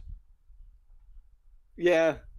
I mean, self-defense. I get that Toriel was initiated. I get that Toriel was trying. Yeah, give me a second. I get that Toriel was trying to protect you and all that, but at the end of the day, you attacked me. In real life, if you attack me, and I shoot you, and then I find out afterwards that you were trying to save me, I don't feel bad for shooting you, because you should have talked to me. Like, if you attack me, it's a fucking open season. I'm sorry, like, you're done. So, like, they have characters in Under... Maybe this is one of the reasons why it didn't, like, appeal to me in the same way that it appealed to a lot of people. Maybe I'm just, like, from a different world than a lot of the people who played this game and super, super enjoyed it are from. But I didn't think... Even after playing, like, the good... Like, the pacifist run and stuff, I still was like, no, even after all this, I still feel super justified in killing most of these people, because they all come at you first. They cause a lot of problems for you. So it's like, I'm sorry, like, I don't feel bad about shooting someone who tried to come at me or killing someone who was assaulting me. You know what I mean? I don't feel bad about this at all. So the idea that it's like, because at least in Nier, you actually attack them first. You're the one aggressing. Yeah, like if you walk by them, they don't attack you at all in Nier. You just don't notice it because you don't think about it. But in Undertale, they actually do physically attack you first. So even throughout the whole, even the genocide, even in the genocide, right, it's still like self-defense. So I don't know. Like I said, I get it. I get what they're trying to do.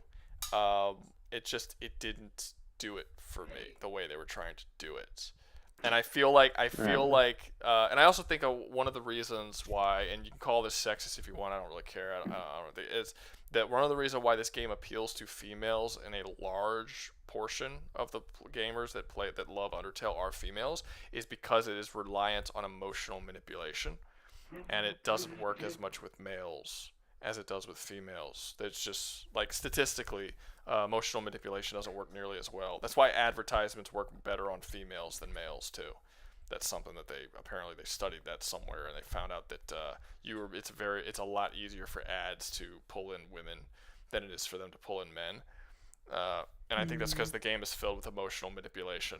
If you attack me and then try and say I did something wrong by defending myself, you're trying to emotionally manipulate me. You're gaslighting the fuck out of me. Just guilting. Like don't I wouldn't try. go as far as saying it's like emotional manipulation. Can I say something now? It's guilting. It's gaslighting. Oh, yeah, sorry, It's you wanted to gaslighting. Yeah, go ahead.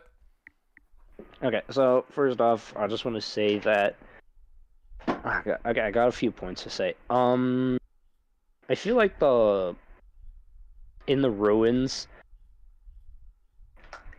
is where it is like the most crucial part of the story that determines how people play the game, because in this game you are introduced to two things right off the gate. You're introduced to being attacked, and then you're introduced to being saved. Because you don't just get dropped in here randomly and now you have to fight a bunch of monsters. It's not technically true. Because and in the game you meet Flowey for the first time. He seems nice, and then you get betrayed, but then you get saved, and Toriel is trying to help you and stuff. So like really I feel like the ruins segment determines whether or not people decide to kill the monsters. I didn't say you not. show up and get attacked by a bunch of monsters, but Toriel does attack you before you attack her. And technically, in that part where she does attack you first, it's actually because she wants to test you. She flat out says that she wants to test you and she doesn't actually kill you either way. Like, doesn't matter. Well, when you fight her for the first time, yeah, she instigates the attack, but it's to test you. She flat out says it. Okay, I'm gonna test I know I you. kidnapped you, took you back to my house, lit you on fire. You can flee at any moment too. Leave. Cool, but I'm not going to. See, again, I think this is where it comes to a cultural difference. Like in California, if somebody breaks into your house, it's illegal to shoot them. You have to leave your house. You have to leave the premises. In Louisiana, if someone steps foot on your front yard and you don't like it, you could shoot them. It's a cultural. I think it's a cultural difference of whether or not you're going to actually enjoy this game. If somebody comes and attacks me for any reason, I can defend myself, and it is a culturally accepted thing here for me to do that. And if I play this game and Toriel is saying I'm going to test you, like if you come to my house, you're like I'm going to test you, I'm going to fight you, and you come at me with a baseball bat, I'm going to shoot you. I don't care if you're going to test me, and I'm not fleeing. Like you attacked me with a bat.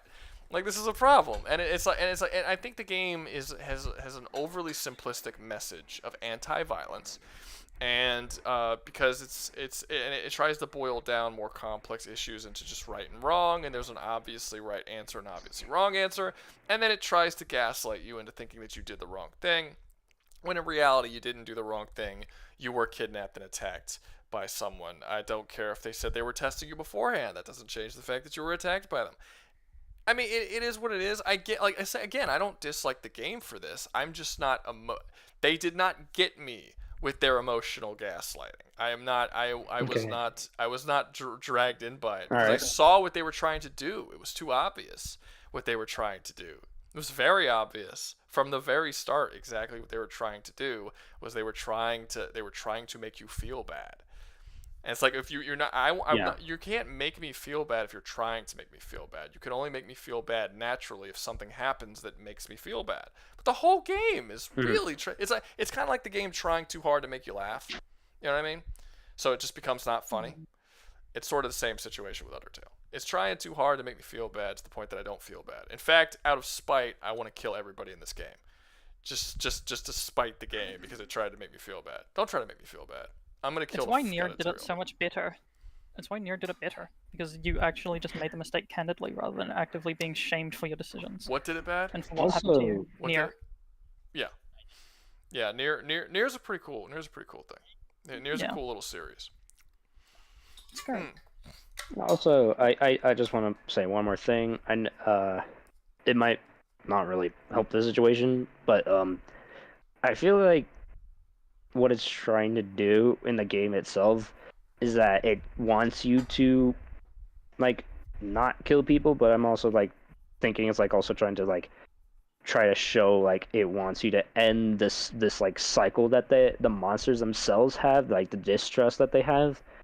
Like it wants you to go in there and actively get yourself into this bad situations to end like their hatred for humans, because so they want it requires you to sacrifice yourself to try and get them to trust you and actually like join your side and actually be people who won't try to kill others. It wants you to bring peace to them. Cool. Don't attack me if you want me to bring peace to you. Well, if you were someone, okay. Well, if you were someone, if you were a soldier down trapped for like 1,000 years, are you gonna just trust anyone who falls down and invades your space? Would I attack them? Is and then every tell single them... person automatically culpable for what happened almost 1,000 years in the past? Well, they don't know. They don't trust you. I mean, you very well could have been someone who just came down there to kill them all. As How about asking? Most humans. How about talking? Well, to you've me heard it here. And asking what I want, who I am. You know what I mean? How's that? You've heard it here Yeah, first. I mean, yeah, that's true. All but in the real life, that's not how that works either. So that is exactly all how the that monsters, works. All the monsters are just racist. You've heard it here first. That's human. That's exactly how that works. I mean, actually, we demonized the Japanese for a lot during the entirety of World War II, specifically because of how they treated American soldiers. Like, they would kill them no matter what, and they would attack them on site, even wounded soldiers and all that kind of stuff, which American soldiers didn't do that because it was against like our rules of warfare. If we found a Japanese soldier that was wounded and couldn't fight, we wouldn't kill him, or you're not supposed to. If you did, that's like frowned upon. You know, you're supposed to capture them, make them a prisoner of war, and treat them properly. You don't attack them on sight. Like, that is absolutely how it works in real life. If you do, the monsters in that world for just constantly attacking you just because you're human and you showed up there without talking to you or anything or trying to find out where you're one person. I mean, it was absolute. Like, you weren't an invading force. You were just a dude, like a child. By the way, that's another important part. You were a child that was being attacked by a bunch of adult monsters. Like, I don't know. I'm just like, it just doesn't work as well. I can understand that. As people. I do think. I mean, that I could bring up more. I could bring up more stories and stuff to bring up argument, but I don't think it's really going to change that. So. That they attacked a child. Yeah, it is what it is. It's like, yeah. I mean, no matter what I say, it really doesn't change that. So it is what it is. I do think that even despite all of that, like despite the monsters attacking a literal human child, I do think that their racism is justified. Does not mean that I need to sympathize with them, however. Like, they're justified in their racism by, like, being shown by the fact that a single human child is able to genocide the entirety of their species. Yeah, in all fairness, that does not mean, is, however, I sympathize with them. Because at the end of the day, that kid is a viable threat. The monsters are just kind of natural selection. Any human soul actually has a lot of power, so really, that's why they fear humans, because they could just, on a whim. They're still racist. They're still horrible. Yeah, that's racist. true. That's true. And they do attack a kid for like really no reason. But if it fucking tiger could wipe out the whole humanity, you would kind of deserve to die. There's at least a part of a reason why they would need to do it. They shouldn't have. Racism doesn't mean that it's sympathizable. Sure, I'm not saying that there isn't just reasons for them doing what they're doing, but if you're not, you don't have to sympathize. But you're playing through the eyes of the main character, and in the main character's point of view, he was kidnapped and then attacked by the first monster that came. He was betrayed by the first monster he came across, which was Flowey, and then he was attacked by the second monster, and then he killed that person. It doesn't really matter at that point what their reasons are, how justified they are. That's not really a point that I would bring up to justify it or not justify it. The point is that from your point of view, you are perfectly justified to kill them.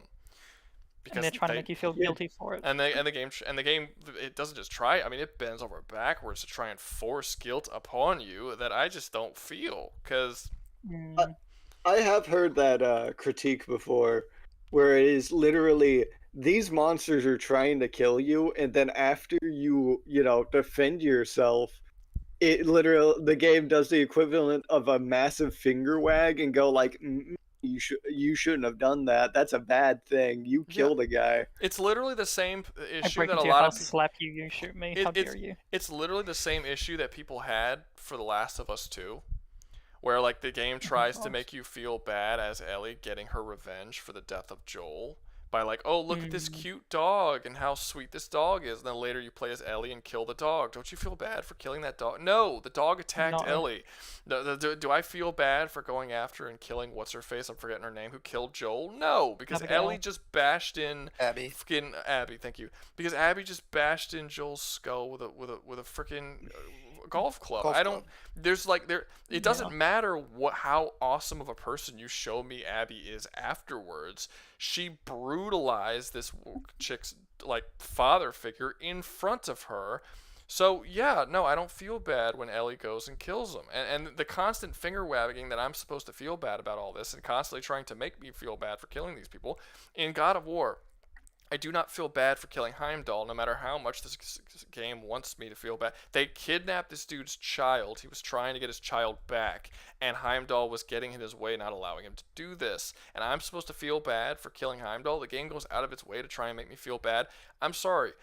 These are some pussy-ass writers, and they do not know how the world works. They have never had to be in any violent situations whatsoever. They've never lived on the streets. They've never had to be involved with criminals and actual death in their real life, because no one would ever argue for the points that they are trying to make. They are privileged. They are very comfortable in their lives, and they've lived very peaceful lives. Good for them. I'm happy for them. Maybe they should stop trying to wave their finger and preach at people about violence if they've never had to deal with it themselves, because they clearly haven't. I will say this: his next game, Toby Fox's Deltarune, it does improve on that. It doesn't really do the whole finger wagging thing, and you're not expected to spare everyone. There is a quote unquote genocide route, but you literally have to go out of your way to go and murder people. Like they're running away from you and all that. Good. It makes the chase better. Good. It makes them run. I like the prey sweating. It marinates them before the catch. That's right. That's right. Shall we grade this game then? Yeah, I guess we should probably do that. So we're all in agreement it's F, or we're gonna make a lower tier than F and put it there. Yeah, I'm probably lower tier than F. Can we make it? Actually, can we do a service and make it the Void to talk to a good friend Nano who's yelling in the Void the entire stream? No, we're not gonna. Could we reintroduce the Phantom Zone from last stream? Yeah. So okay, so let's talk about it. Okay, so player agency, you do get some choice there. The story is not bad. I just think its themes are batshit backwards. The combat I don't think is particularly good, if you can even call that combat. It is unique. I mean, you dodge a couple of attacks. It's not really unique, and it's not unique. There's tons of other like bullet hell games that exist. Yeah. It's not bullet. I'm meaning that's implemented in a RPG system. That's unique. That's really the first time I've seen that in a game. That's fair, but that doesn't necessarily mean that it's like super exciting or fun to do necessarily. No, it's good. The characters are pretty good. That's probably where it's going to be the most, is the characters. World building and characters are the world building's not, well, I actually would argue the world building is flawed because people don't even know if it's a game universe or not. Like, people aren't even 100% aware of exactly how this world works even after playing the game.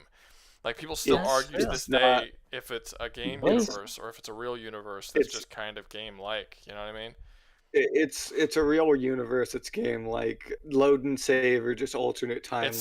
It's not just in load and save. There's multiple characters will talk directly to you, the player. They talk about restarting the game. They say that we're going to delete your save file, so you can't do all that. Like it's not just the loading and the saving. There's multiple references throughout the entire game about them being in a video game and them being video game characters. Now, most of the characters aren't aware of it, Like, I mean, They also you addressed even you by your computer's name. yeah, man, yes, that's Yeah, I true. thought And it was just yeah, like an actual game. and you are actually not playing as the main. I'm forgetting the main character's name. Starts with an F. But Frisk. Thank you. You're not playing as Frisk. You're actually just yourself who is piloting the child's body that is Frisk, and that is actually confirmed in the game. That sounds very weird when you phrase it like that. That's what it is. Actually, Piloting the child's body. Yeah, you're inside of that child. You have entered that child. You are having your way. You're having your way with the insides of this child. No.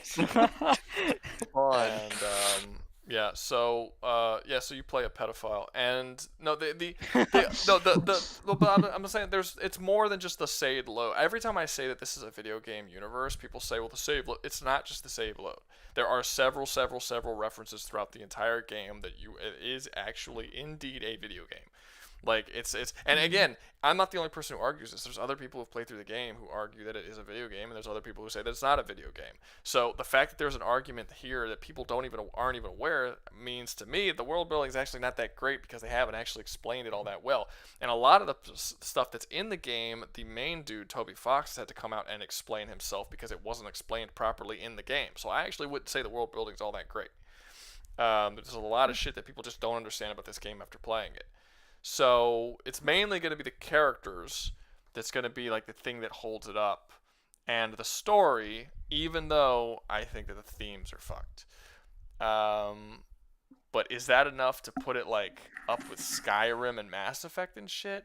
Probably not. Yes. I mean, I would say it's a solid C. Honestly, I'd say that's a fair enough. I'll say this: I haven't played XCOM. I'd say it's a B, at least. You think it's a B up with Mass Effect and Skyrim? Maybe Skyrim, not Mass Effect though. I mean, if anything, Mass Effect should be higher. I could that not or Skyrim lower, honestly. That's more a personal opinion of mine, though. I'm not a fan of the Elder Scrolls series. Neither am I. Neither am I, really. But it's weird. I think it's personal. Like I think you can make. I think there are really great arguments to be made that Darkest Dungeon is better than Undertale. I mean, I think you can make pretty easy arguments that is the case. I haven't played XCOM, so I can't say for sure for XCOM. But I mean, personally, I would rather play Dark Souls than Undertale again. Like I would rather play pretty much any of the Tales games than Undertale. Like I don't know. I mean, do you guys really find Undertale to be like that awesome to play through like again and again? Like I don't. I like it very much. I mean, it's fine. Like it's all right. I mean, like is the combat better than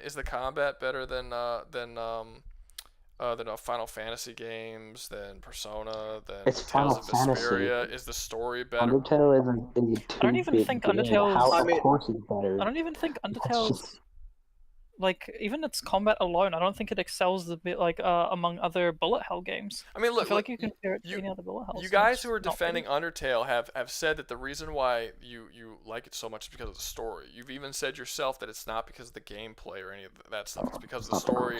It's because of the story and. Did you not say that? I thought that's what they said. It's because of the story and characters. No, mostly just characters. But yeah, that's what I heard too. Yeah, I heard that's what y'all said. Y'all said it wasn't necessarily the gameplay or anything; it was the story and characters. If that's the case, then when you have something like Tales of Vesperia that have just as good, if not a better story and just as good of characters. All of those games have really good story and characters, but they also have much funner gameplay.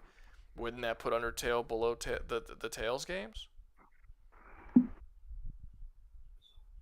The reason why the Tales games were so low is because of the lack of ability to define your character, make any decisions in the story and stuff like that. So I guess in that way you could kind of put it above. So in that case it is above. I'm almost looking at like low, maybe the lowest on C, or like I'm fine with that. Or like I'd say lowest. I'll take it. I still think it should be B at least. Okay, well, you know what? Because of that, it's D. No, I'm kidding. Okay. But can we throw it in F? But I don't know. Like I mean, I just don't. You would have to justify why it would be up there with Mass Effect and Skyrim. Yeah. Like well, it's at least in the lower Bs. Because like. Why? First off, I still think Mass Effect should be an A, and but Skyrim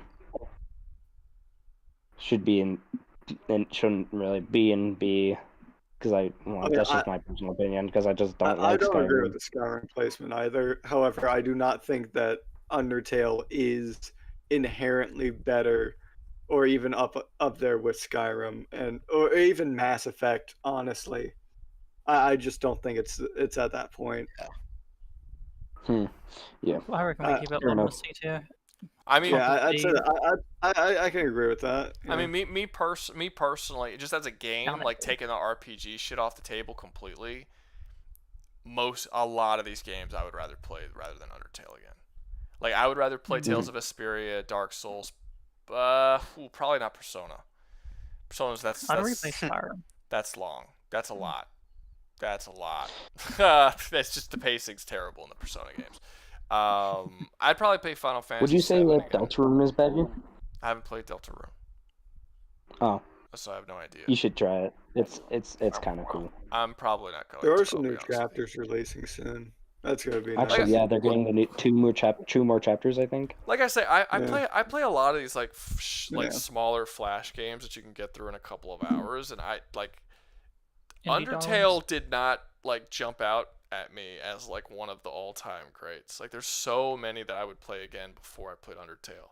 If I like made a list, it would probably be in like the lower 30% of the games that I've done like that. You know, like I just don't. I don't know. It doesn't do it for me like it does. Like I said, if the emotional manipulation, which I know some of y'all say it's not emotional manipulation, I think it's absolutely emotional manipulation. If that doesn't work on you, the game fucking falls flat, which means it fell flat for me. Because the combat and stuff, like it's not really all that engaging or fun. I'm a man, and man I mean, that's fall fair. for emotion. I will say it's not about that. It's just it just didn't work. No, I don't care whether it's a man just not fun being preached at. a woman. How dare you defend yourself? Well, no, I just don't think it's done skillfully. You can do things where it's like oh man, like I'm really like you're really like this is something that means something, you know, this is really. And then there's stuff where you just like show shit on screen that is clearly trying. It's not done skillfully enough. Like it lacks skill. I mean that's really the only way I could put it. It's like I'm trying to think of like a good example of something that's like really good at like tugging at your heartstrings. Like oh my god, I'm trying to think, but I'm having trouble. What's like a really really genuinely like a movie that genuinely tugged at you? I'm trying to think. Shadow of the Colossus. That one was pretty depressing. I never played Shadow of the Colossus. Still Wakes the Deep. When you're fighting Sif in DS1. I just don't like killing dogs, but that's me. Fighting Sif? Sif. The from Dark Souls 1 is the big dog with the sword. Oh. Okay. I just don't like killing dogs, but that's just me. It depends on how much they cry when I kill them. It starts limping at the end of the fight. Oh yeah, then I would it's all about the marination before the final. I'd really like that one. Yeah, start crawling. I don't know about crying. Maybe that one 4chan disability dating sim is Lost Soul. What? I have no idea. What? What the fuck? You lost me on that one. So you asked what was a game that like was affecting emotionally, and Lost I Soul didn't say game. Says, I don't know Movies or TV shows count too. Just like a story that was like really. Well, Lost Soul's response anyway was that one 4chan disability dating sim. I don't know, freaking Mice of Men or something. Man, I am having a really hard time thinking of anything. This is not good. I think when I was. That's because you're a real man and you don't cry. That's not what it's. Yeah. Well, I mean, I don't think it's not a man. I don't think it's necessarily a man thing, but like No. I could tell you. You're just making jokes. I could tell you the last time I cried. I know the exact month. I don't know the day, but I know the exact month the last time I cried. It was March of 2011. Was the last time I cried. Jesus. Yeah. That's a long time. Yeah. Yeah, it was my dog died. yeah. And then very understandable. But after that dog died, I got another dog, and I had that dog for, I don't know, 11, 12 years, and then that dog died too, and I didn't cry for that one. So I think I'm only, I think I don't, I only, yeah, I think it's like, and I had the dogs for the same amount of time. You just loved that one less. Well, no, just no, loved it less. No, I generally, I only cry about things once, I've noticed about myself. So it's like when I had a family member die when I was a child, I cried. But I've had like several family members that I was closer to die since then, and I didn't cry at any of them. Like I don't think that I would cry at like my parents' funeral because I haven't cried at so many. Like when my first friend died, it bothered me a lot. When I've had other friends die since then, it doesn't really affect me that much anymore. Like I only really cry over something once. Once I experience it the one time, it doesn't really affect me the same way after that. Yeah, it just sort of gets number after that. Kind of. It? Yeah, humans, we get very desensitized to these things. Kind of, yeah. I don't know. Maybe I'm just quick at adapting, because usually it's not once. Like usually it's more than once, but for me it's just once. It's just like it's one time, and that's it. I cried for one dog. I'm never gonna cry for another dog again. So it's like, yeah. I don't know. You put all your skill points in adaptability, dude. Maybe, I don't know. But one dog sucked out all your tears. None left. But I don't know. I'd have to think. I'd probably have to sit down for a bit and think. I think the last time that I got like emotional, I didn't cry, but I got emotional in a movie, was when I was a child and I watched a movie called Ladder 49. And like, there's like the whole. It's like a movie about like firefighters, and the end, like I think Joaquin Phoenix plays the main dude, and I don't even remember the movie. I don't remember the movie at all. I just remember I got emotional, and I remember the scene I got emotional is at the end of the movie he fucking dies in a fire, and the whole movie he's like he just had a kid and he's like got married and he like loves his wife and it's like this family thing, and then there's this tragic thing at the end. He's trapped in a building and he's gonna burn alive, and he's just like waiting for himself to burn alive, and he's like thinking of his family and stuff and how they're gonna be left without him, and it's like this really emotional scene. And yeah, I remember like that was like, oh man, this is super sad. I don't want to watch this anymore. And that was it. That was like the last time that a movie made me emotional. And I was like, and like every time after that, it's like it doesn't really, I don't know, it didn't happen again. So I don't know. I have no idea. But yeah, I can't think of anything. But I could say that I think Undertale does it unskillfully. I think that they could have done it a lot better. Other people are gonna have to tell me like another like really sad story, but I can't, I'm having such a hard time thinking of them right now. Again, the saddest game I can really think of off the top of my head is something like I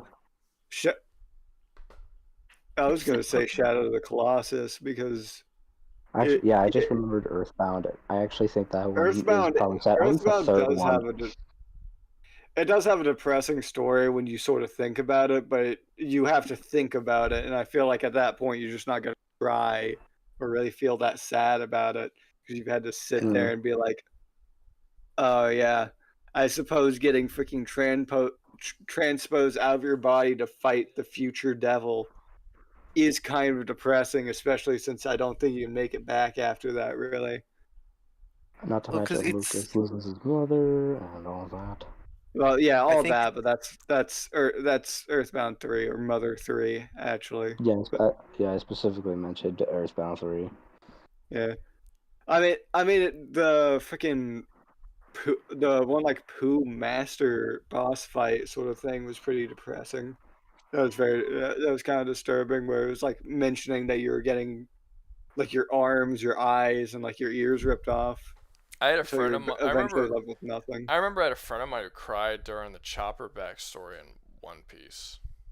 He told me about, because I got him into the series in high school, and he told me that he cried watching the Chopper scene. Did you make fun of him? I don't remember. Maybe this was a long time ago. I don't know. Maybe. You just gotta point and laugh and go, ha ha. Probably. I probably said he was gay or something. No, but he's kind of an emotional dude. He cries more than you would expect a dude to cry at things. See, what we call those is women. I mean, he's a big dude. He's like a 300-pound, like solidly built like football player guy. Like he's like a big dude, but he found the Chopper backstory super emotional. He's a big man with an even bigger heart. Unlike ours, usually it's shriveled and cold. I found the ship burning, the ship, the Going Mary's funeral, to be more funny than sad. I did find that kind of like strange. Like I know that's supposed to be like a super sad scene. I don't know if anyone watches One Piece. Like the Going Mary burning is supposed to be like a super sad scene because it's like their ship and they got to move on and get another ship. And I'm like, it's a boat. I mean, yeah, not that sad. I think the most depressing thing is they literally set a sentient thing on fire to freaking kill it, which is very. I get very. That's kind of disturbing. The honestly. idea is that they cared so much about the boat that it actually got a soul and it became alive, and I get that. But the thing is that I didn't have any like. This soul talked twice, maybe 3 times the entire series. So like we never got to know the soul. Like we never got to know the boat. As weird as that sounds. Like I get that the characters spent a lot of time on the boat, but that's just a boat. What's up? Who's your favorite One Piece character other than the boat? I don't. Other than the boat. One Piece character? I can tell you it used to be. It used to be, but I don't think it is anymore. I don't really have a favorite because I haven't read it in a long time. But when I was reading it, I liked Crocodile and I liked Eustace. But I don't like either of those characters all that much anymore because I think that they have been sort of brushed aside and their characters' potential has essentially been dashed away, and they're no longer as interesting. You used to find Useless D mid a cool character? That's crazy. He wasn't useless. That's what I'm saying. His potential was casted away. He was initially introduced as a rival on equal terms of Luffy, and he was a foil for Luffy, and he worked as a relatively good one.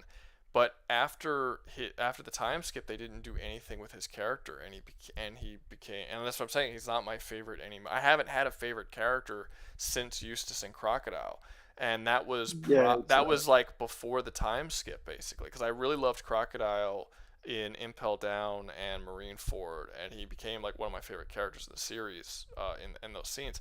And then Eustace I really liked in the Archipelago. Shit, forget the name of the arc. Archipelago, whatever. You know what I'm talking about. The Archipelago, where they introduced all of the supernovas. Thank you. Where they introduced all the supernovas. I was like, oh yeah, this is really cool. Like they're introducing a foil. This is awesome. And then they like don't do anything with those characters. I also like Smoker. Smoker probably would have came in like 3rd or 4th. But then they also kind of shit on Smoker after the time skip. Basically, all the characters that I liked before the time skip got completely shit on afterwards. Like Smoker's Kind of basic, but my favorite character is Luffy. It's probably that's probably the second most basic. The most basic would be Zoro. Yeah. Yeah. I don't think it's Zoro. Zoro's like everybody's favorite. To Garp.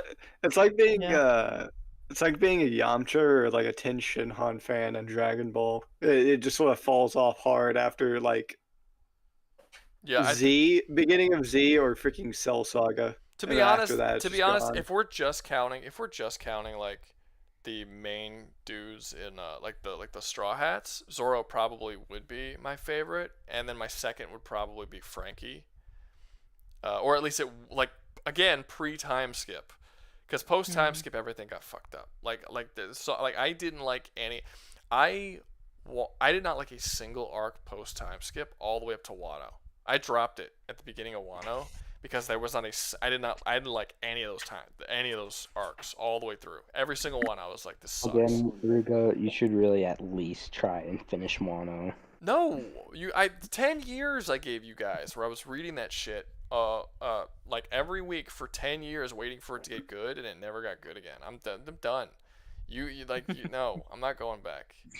Trust me on this, man. Egghead is actually getting better. I don't care. You know, people were telling me for years how crazy I was, that I didn't absolutely fucking love Dressrosa and Whole Cake. No, they're awful. I actually just finished Dressrosa yesterday. Did you like it? I mean, I liked when he went Gear 4, but besides that, not particularly. Okay, I was about to say, because if you say, yeah, I can't trust your opinion. I didn't like that. I didn't like Dressrosa.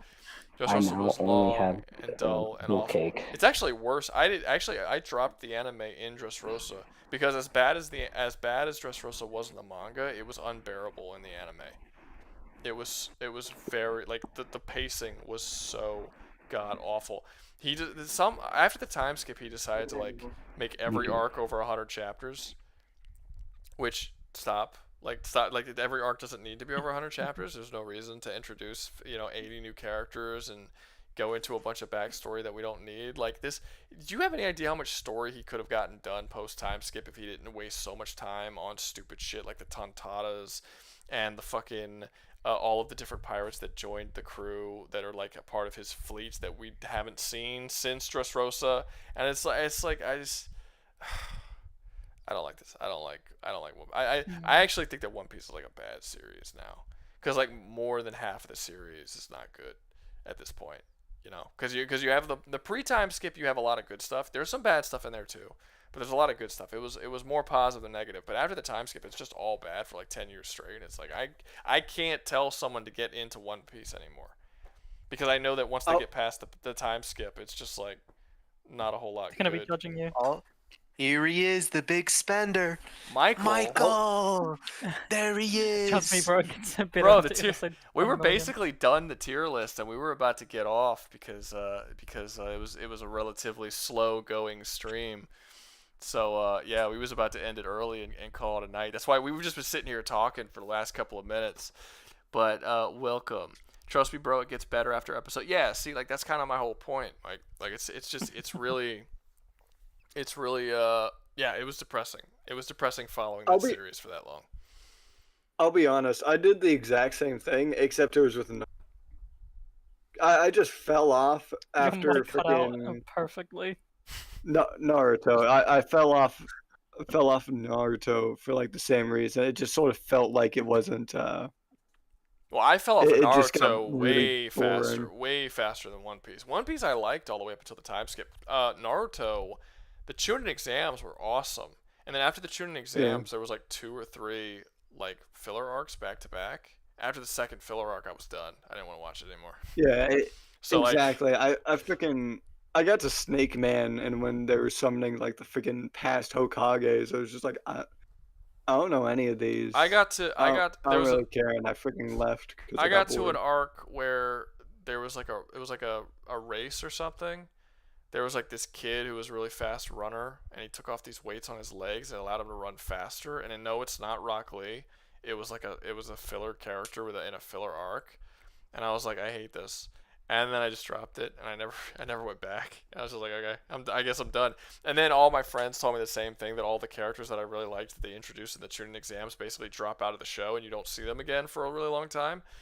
So I'm like, okay, so you're gonna introduce me to Gaara, Neji, Rock Lee, and all these other characters that I actually really like, and then you're just gonna make the entire show about Naruto and Sasuke, who I don't give a fuck about. Okay, great. Nah, I'm good. I don't want none of that. I'm okay. And that's basically what happened with me. That is my history of me and Naruto. I never even got into it. The Chunin exams is legitimately a good arc. I really like the Chunin exams arc. No, it is. Even if it kind of spits in the face of the theme of Naruto, with the whole Rock Lee versus Gaara fight. Oh, it spits in the face hard. Well, I think it's funny that like they try to. There's a scene where Naruto tries to prove to like Neji that it's like, oh, genius. It's like working hard you can overcome genius. You know what I mean? Remember that whole theme that they were going for in the student exams? Yeah. So he goes after Neji, and he's like he's like Neji is supposed to be a genius, and he's like, no, I'm gonna prove to Rock Lee that you can work hard and overcome the genius, but I'm going to overcome you. And he does. Naruto overcomes Neji, but he overcomes them by using the 9-tailed fox, which is something he was born with, that his father gave him. So he didn't prove his point. No one who was watching the fight knew he used the 9-tailed fox. But the whole idea is that with hard enough work, you can overcome the natural benefits of the natural gifts that someone has. But he used his natural gift he was born with that he got from his father to overcome Neji, and we were supposed to act like he proved his point there. He didn't prove his point. If anything, he proved it right. Like he proved Neji right. That the people and the series continues to prove him right because all of the most powerful characters in the entire series are all people who were born with crazy shit. Like Naruto becomes the most powerful dude there because of the nine-tailed fox, not because of hard work. Like the whole theme gets thrown out in Naruto super quick. Like the arc gets introduced, it gets thrown out. It's crazy.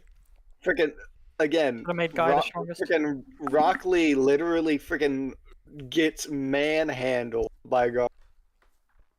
Yeah, like, I'm not a huge fan of Naruto just in general because I think it made a lot of weird decisions. I kind of get it because the dude was not given the freedom to do whatever he wanted.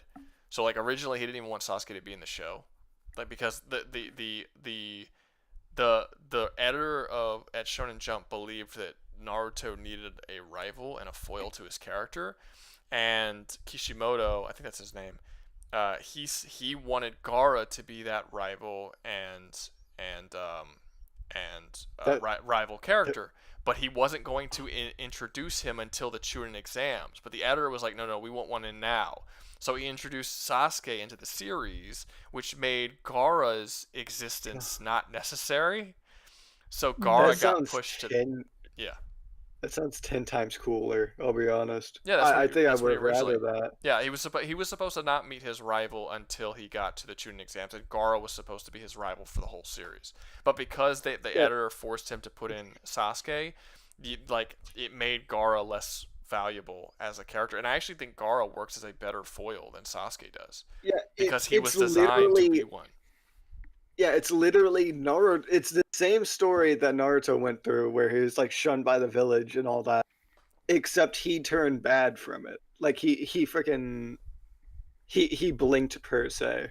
I hate that I know what you're referencing. Oh Michael said, "Is this a game series as a whole, or tier list, or yeah? It's the game series as a whole we're talking about. Like I said though, we were basically done with it. Because like the stream was like super slow for a long time, and like there wasn't really anybody engaging or anything, so we were kind of just finished. But I mean, I guess if you want to keep going, I gotta go for a bit. But yeah, it just depends. But yeah, we were doing the whole series. We got through. This is what we did so far here, and the only reason why Hogwarts Legacy is here is because someone paid to have them there. I don't think they belong, which is why they're in F. So they're probably gonna stay at the bottom of F. Yeah, nah, fuck that. Anyway, I'm sorry. What were you saying about the thing you were saying about? Look, I already made my point. Okay.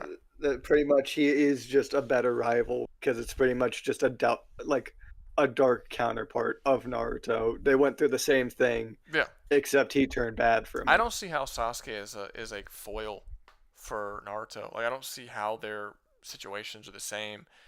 I was saying Gaara, not Sasuke. No. I know. I'm saying that I don't see how Sasuke is a foil because they like if you made Gaara to be the rival and foil, and then the guy was like, no, you got to introduce a new rival and foil, and you introduce Sasuke, but he's not really a foil. Like you have, and then you kind of write Gaara out of the series to keep following Sasuke. Well, you lost the foil part. You have the rival part, but you lost the foil part, and rivals are usually at their best when they're foils. Like I actually think that Bakugo does not really work as a foil to Deku. He works as a character on his own, and I actually think he outshines Deku in a lot of ways. But he doesn't work as a like rival foil character to Deku. Not really. Like I don't like no one like really like thinks that the rivalry between Deku and Bakugo is like a great rivalry. Like the characters are cool and the interactions between the characters are cool, but I don't think anyone's like, oh, this is like a legendary all-time rivalry, because they're not a foil. If you don't make them a foil, the rivalry doesn't really work 100%. Because it's the contrast between the two characters that make interesting rivals. And if there's no contrast there for comparison, then it just kind of falls flat as a rivalry. Let me see. Say it's better than Dark Version. Okay. Anyway, well, I guess we'll move on. Since we got some more stuff here. Has anyone played Kingdoms of Amalur? Am I the only one who's played Kingdoms of Amalur? Okay, I'm the only one who plays Kingdoms of Amalur. Okay, so we'll just put it at S and move on. No, I'm kidding. No, so Kingdoms of Amalur. Okay, since I'm the only one who's did, I guess it'll just be up to me to talk. Okay, Lost Souls said that he's played it. So yeah, Kingdoms of Amalur is sort of a reverse from a lot of the things that we've been talking about. I will say this, as far as this list is concerned, Kingdoms of Amalur has the best combat across the board on anything that we've put on the tier list or any of the games below. The combat is where it excels. The world is really, really cool, and the story is really, really cool. The characters are the most dull, who gives a shit, like, boring characters that you could possibly have in a game, and that is what seriously holds it back. But everything else, as far as an RPG goes, it does very, very well. So based on that. Oh fuck. Okay. Sorry, I have to go. No, Rob, go ahead. Go do your European things. Yeah.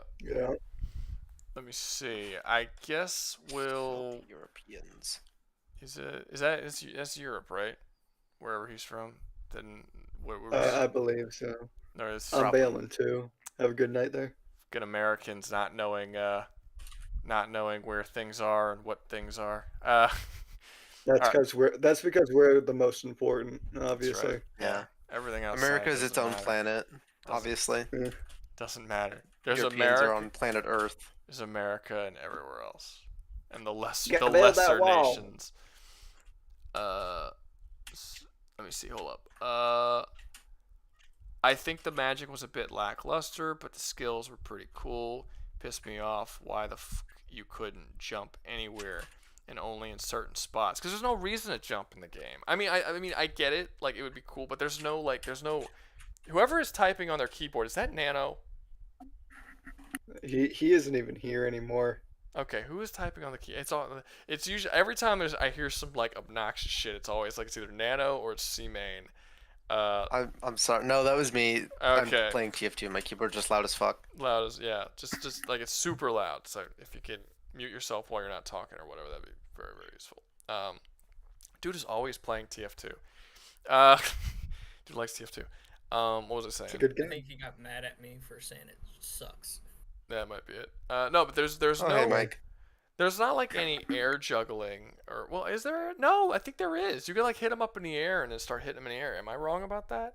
Anyway, the game doesn't have any reason for you to have jumping in it, so I don't think it necessarily is that big of a deal that you don't have jumping. Like the whole game takes place on the ground. I don't know. I don't think it's a negative that the game doesn't have jumping. I think the combat system is still good enough that you don't really need jumping in order to like make the game. Like, I mean, does jumping make Dark Souls a better game? I don't like a better combat system. I don't think it does. You don't use it during the combat, so like, why do you need? Yeah, because it does jump. Yeah, why do you need jumping? You know, I don't know. I get it, but I don't think it's necessary. And I wouldn't say that the magic system is lackluster. I would say most of the magic is stuff that you've seen in a bunch of other RPGs, but I don't think it holds the combat system back because you can still utilize the magic in the combos that you do with the weapons in the game. So I think it still works pretty well. It's a good combat system. It is. I don't think it's good enough to be considered S though. I don't think. I would have a hard time comparing it with Coder, or I haven't played Deliverance, so I don't know. I would put it above Skyrim personally. I know that might sound crazy, but I would put it in front of that. So unless someone can argue with me, I'm putting it in front of the Elder Scrolls, but behind Mass Effect. I think that's a really good game, and I'm bummed out they haven't made a sequel to it yet. I think if they made a sequel and they focus on the character writing a little bit better, you have a possible S-tier RPG there. It's just held back by the fact that I don't give a fuck about any of the characters and it's boring. And considering how much emphasis is actually put on the story in the game, the fact that none of the characters are actually very good is kind of a big deal. So yeah, that's what it would be. All right. Remember using blacksmith too much. The blacksmithing was good. Yeah, the blacksmithing was cool in the game. You got to collect shafts and hilts and all this different stuff, and like sort of craft your weapon and put on different things, and then you could name your weapon once you crafted it. The blacksmithing was one of the cooler parts of the games. My entire armor set and my weapon were all crafted. They were all blacksmithed in that game. It was good. It got to a point where your blacksmithing became so good that it wasn't possible to find or buy weapons that were as powerful as your crafted ones. So like if you were like really good at blacksmithing in that game, you would just have like ridiculously good shit.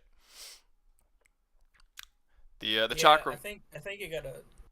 Go ahead. I think you got a point with the amulet of Kingdom or whatever. Better than Skyrim because it's kind of like the same, like the two opposite sides. Skyrim has the worst fucking combat ever. It's not good. And like a pretty mediocre magic system as well. But Skyrim shines a little bit better with the character people talking. Like Well, I said my issue. I said my issue with I said that my issue with the Elder Scrolls games was that it was you didn't feel connected to any of the characters, and this was we were comparing it with Mass Effect. We were saying like Mass Effect, one thing it's really good at is giving you like really solid connections with your companions and the characters around you, and like you feel like you're building relationships with different people. And in all of the Elder Scrolls games, you feel so disconnected from the world as a whole. Like you don't feel like you know anybody. None of your relationships matter or go any like if you have if you can get married in that game, but your wife feels like a stranger to you, right? Like you can have villains in the game and all these different people that you talk to, but everyone always talks to you like you're a stranger, and you never build up any sort of relationship. So you as a character in the game feel completely disconnected from it across all of the games throughout the entire story. And I think it makes you less invested in the story, since you're not like if you look at something like Baldur's Gate 3 where you get to create your own character, you feel very, very connected to not only your companions but a lot of the characters. You start caring about the townspeople in that initial town before they die. Like you start to like develop relationships with people, and it's really good at doing that. The Elder Scrolls games is awful at doing that, and I think it brings down the story as a whole. Which I guess technically you could I would actually say that Amuler is better at allowing you to have connections with the characters in the story. You just don't care about those connections because the characters themselves are boring. So yeah, I would say it's actually probably a pretty decent to say that those are complete reverses of each other. But I will say that the things that I like about Amuler are more important to me than the things that I like about Elder Scrolls. And I think they're more important in general to make it an overall better game. I don't really care that much about Elder Scrolls and the size of the world and I don't know. It's just Elder Scrolls has never really done it for me, to be honest with you. Let's see. Next up, we got Baldur's Gate 3. Who has played Baldur's Gate 3? I have played a lot of Baldur's Gate 3. Oh, how do you like Baldur's Gate 3? Is it like your favorite thing? It's up there. I think it's just better Divinity. Yeah, I'm trying to think of if I would put it any lower than Divinity. If I would put maybe I mean, like not an S. I prefer it because I prefer the combat, but I wouldn't say it's straight up better. Turn-based combat sucks. Well, it depends. It depends on how the turn-based combat can be done well, and turn-based combat can be done poorly. This actually isn't. Baldur's Gate's not turn-based combat. It's wait, no, Baldur's Gate is turn-based combat. It's turn-based it's turn-based tactical combat, kind of. It's not like Final Fantasy turn-based combat. It's like it's more about positioning and where you go and stuff like that. So it is turn-based, but it's like turn-based tactical. I don't think it sucks. I mean, we got Divinity at S, and that's got turn-based combat. It just so I'd say it's at least S as well. Poorly. Well, I mean, Baldur's Gate in a lot of ways is just like a better done version of Divinity, because Divinity was limited by budget, and Larian Studios was not limited by budget when they did Baldur's Gate. I will say it's a little weird that's only the third one. That's true. That's true, because we'd have to talk about the first and second one as well, which I have played. First one's garbage. I played like the smallest amount of the second game. It's old. It's very old, and its age is very apparent. That is why I only played a tiny bit of it. My friend said we should play it. Yeah. Like milk. Yeah. I don't mind two. I don't mind two too much. It's two's okay.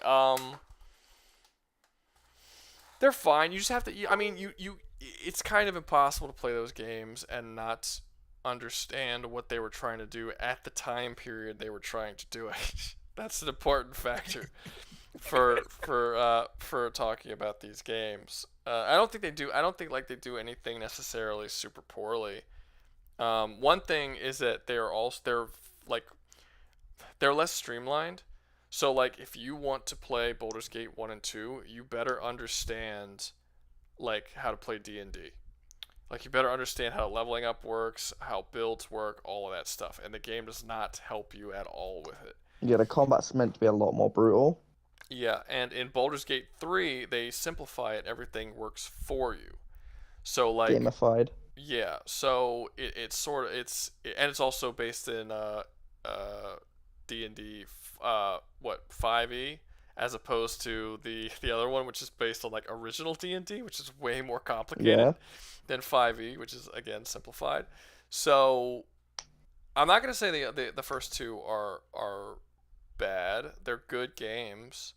They just are what they are. But I will say that is enough for me to say that it's probably going to be below Divinity, because I think both Divinities are like really really good, and Baldur's Gate 3 is really really good up to the point of Divinity, possibly even better. But the first two are not as good as Divinity. They're basically lesser versions of it. I mean, the Divinity series is very heavily inspired by the Baldur's Gate series. They're just done better. Yeah. They're just done better in basically every way that you can do it better. So, yeah, I'm going to put Baldur's Gate... Should I put it above Coder in A or below Divinity in S? I think below Divinity. In A. You still think it's an S, even though those first two are not necessarily S quality games? Yeah, I think it'd be bottom of S in that case, but it's still just such a like fucking... if it was just Baldur's Gate 3, it would be an S. But it's not just Baldur's Gate 3. It is Baldur's Gate 1 and 2. Mike is maybe correct. top of A then. And then it's competing with Coder. And I'm going to keep Coder below it, because Coder does still have the Old Republic game that's not that good, and 2 has a lot of flaws, even though Coder 1's like really really solid. So yeah, I'll keep it. I'll keep it like this. This sounds right to me. Oh fuck. Okay. There's only 13 people in stream. I think I'm probably gonna end the stream. it's kind of no, because there wasn't really a lot of people active earlier, and like we weren't really getting a whole lot of super chats. So I said I was gonna end the stream, and then we just started talking about fucking One Piece and Naruto and shit. And yeah, we were just gonna end it. It has been relatively. I'm kind of bummed out because honestly, I didn't actually want to do RPGs in this tier list. I wanted to do crime films, a crime film tier list, where you could do. Oh, that'd been good. That's what I thought too. But I put a poll online on YouTube and Discord, and like more than half of the votes, there were 4 options, and more than half of the votes were on the RPG. I think only like 20%. No one showed up. No, I mean some people showed up, kind of, sort of, but it was just like I don't know. I wasn't really. I don't know. I didn't want to do. Well, the thing is that the RPGs was more complicated, because like we were talking about it earlier in the stream, and it was like a lot of RPGs you it's hard to rate them all to like how do you rate combat when you have something like Dark Souls and The Witcher compared to something like Divinity or like a turn-based game. Like how do you compare those combats and say which one has better combat? How do you compare when you're talking about what has the best customization options, right? Like character creator, leveling up, like how much options you have with leveling up and like being able to make different builds. But then you look at a JRPG, and JRPGs don't allow you to have builds at all. JRPG, you just are who you are, and there's no character creators. Should all JRPGs just automatically be lesser because they're JRPGs? You know, it's just like it's just kind of it's hard to do RPGs, but I didn't want to limit myself to just ARPGs or just Western RPGs either. So we just threw them all up here, and it was kind of hard to actually properly do them because it was too broad of a topic, I suppose, just doing RPGs. I think that's where we were coming from with that one. Everyone was arguing about what's an RPG at the beginning. That's true. At last, game. Yeah, there were people saying that like Grand Theft Auto should be on it, and like all kinds of weird choices people were saying. Well, they put one, or what is it? Hogwarts Legacy. Hogwarts Legacy. Someone paid to have Hogwarts Legacy on here, and Hogwarts Legacy was like not an RPG, obviously. And there was there was a lot of people who were saying, "What about this? What about that? What about this?" I'm like, I don't think you guys know what a role playing game is. Because, like, there were action games and fucking platformers. What are you talking about? Red Dead Redemption 2 is definitely RPG. I'm playing the role of Arthur. I mean, shit, they did say GTA, so that's not that far off Close from what enough. they were actually... Oh, fuck. For what they were actually saying. But yeah, but then it kind of slowed down because the stream was just slow. I mean, we had a couple of good weeks. Now we had a bad week. It's fine. It happens. It is what it is. We'll end it here, and then next week hopefully we'll do better. I don't know. Maybe next week we should probably talk about this before I end the stream. Should we go back to debate streams for a week, and then we'll Yes, please. like as opposed to doing There's been another. a lot of tier lists. Not as many. Well, we had I think 8 or 9 debate streams back to back, and then we had. I think this is the 3rd or 4th tier list we've done. So we had way more debate streams than we have tier lists. But yeah, I'll start. Honestly, I think we just need to find a third thing. Maybe. I'll think of something. I mean, I did for a long time. I did a tier list every single week. I think I did that for like a month straight, month and a half or something. I did like, I don't know, 5 or 6 different tier lists. And then eventually I was like, okay, I'm getting tired of this. Let's do something else. So I started doing debate streams. And I did 8 debate streams in a row, and then I got tired of debate streams, and then I went back to tier list. But yeah, I'm gonna, I don't know. I have to think about what the third thing is gonna have to be. But I don't know. Maybe I'll take suggestions. Go on the Discord and put suggestions in the suggestion box of what the third stream should be, or maybe I will. Maybe I'll make a suggestion and then be like, what should it be, and ask people. I don't know. But we'll see. I'll have to think about it. How about party games? Games where everyone can join or something. Me and some people on the server play Scribbillo. I don't know. Scribblio. Is it Lost Soul saying that? Yes. It's probably him. Yes, it is. Why? Yeah, I knew it. Why? Yeah, no, because me and him played Scribblio a couple times. I was thinking some more like Cards Against Humanity, though. That seems a little more fun. Mario Party Night. People can't afford Nintendo products. Broke ass bitch. Yeah, there's only 13 people in stream. I'm gonna end it right here. Okay, thanks guys. Thanks for coming by. Sorry this was a little slower. We didn't actually finish the tier list. Hopefully next week's a little better. A little more active. But Rapid Fire, Witcher, fucking C, Monster Hunter, D, Cyberpunk, B. Sure, why not? They're canon. Those are canon. Why not? But yeah, no, we'll probably go back to debate streams next week. Maybe, I don't know. It really just depends on what I'm feeling like or what people want. Maybe I'll put a vote, and people can decide if they want a tier stream. Oh fuck, sorry. And people can decide if they want a tier list or if they want a debate stream. Yeah, I'll probably do something like that. I don't know. We'll see. Anyway, see you guys. I have a lot of work to do in the morning as well. I'll see you guys next week. Bye. Have a good one. Nighty night. Fuck you, Ben Michael. You've been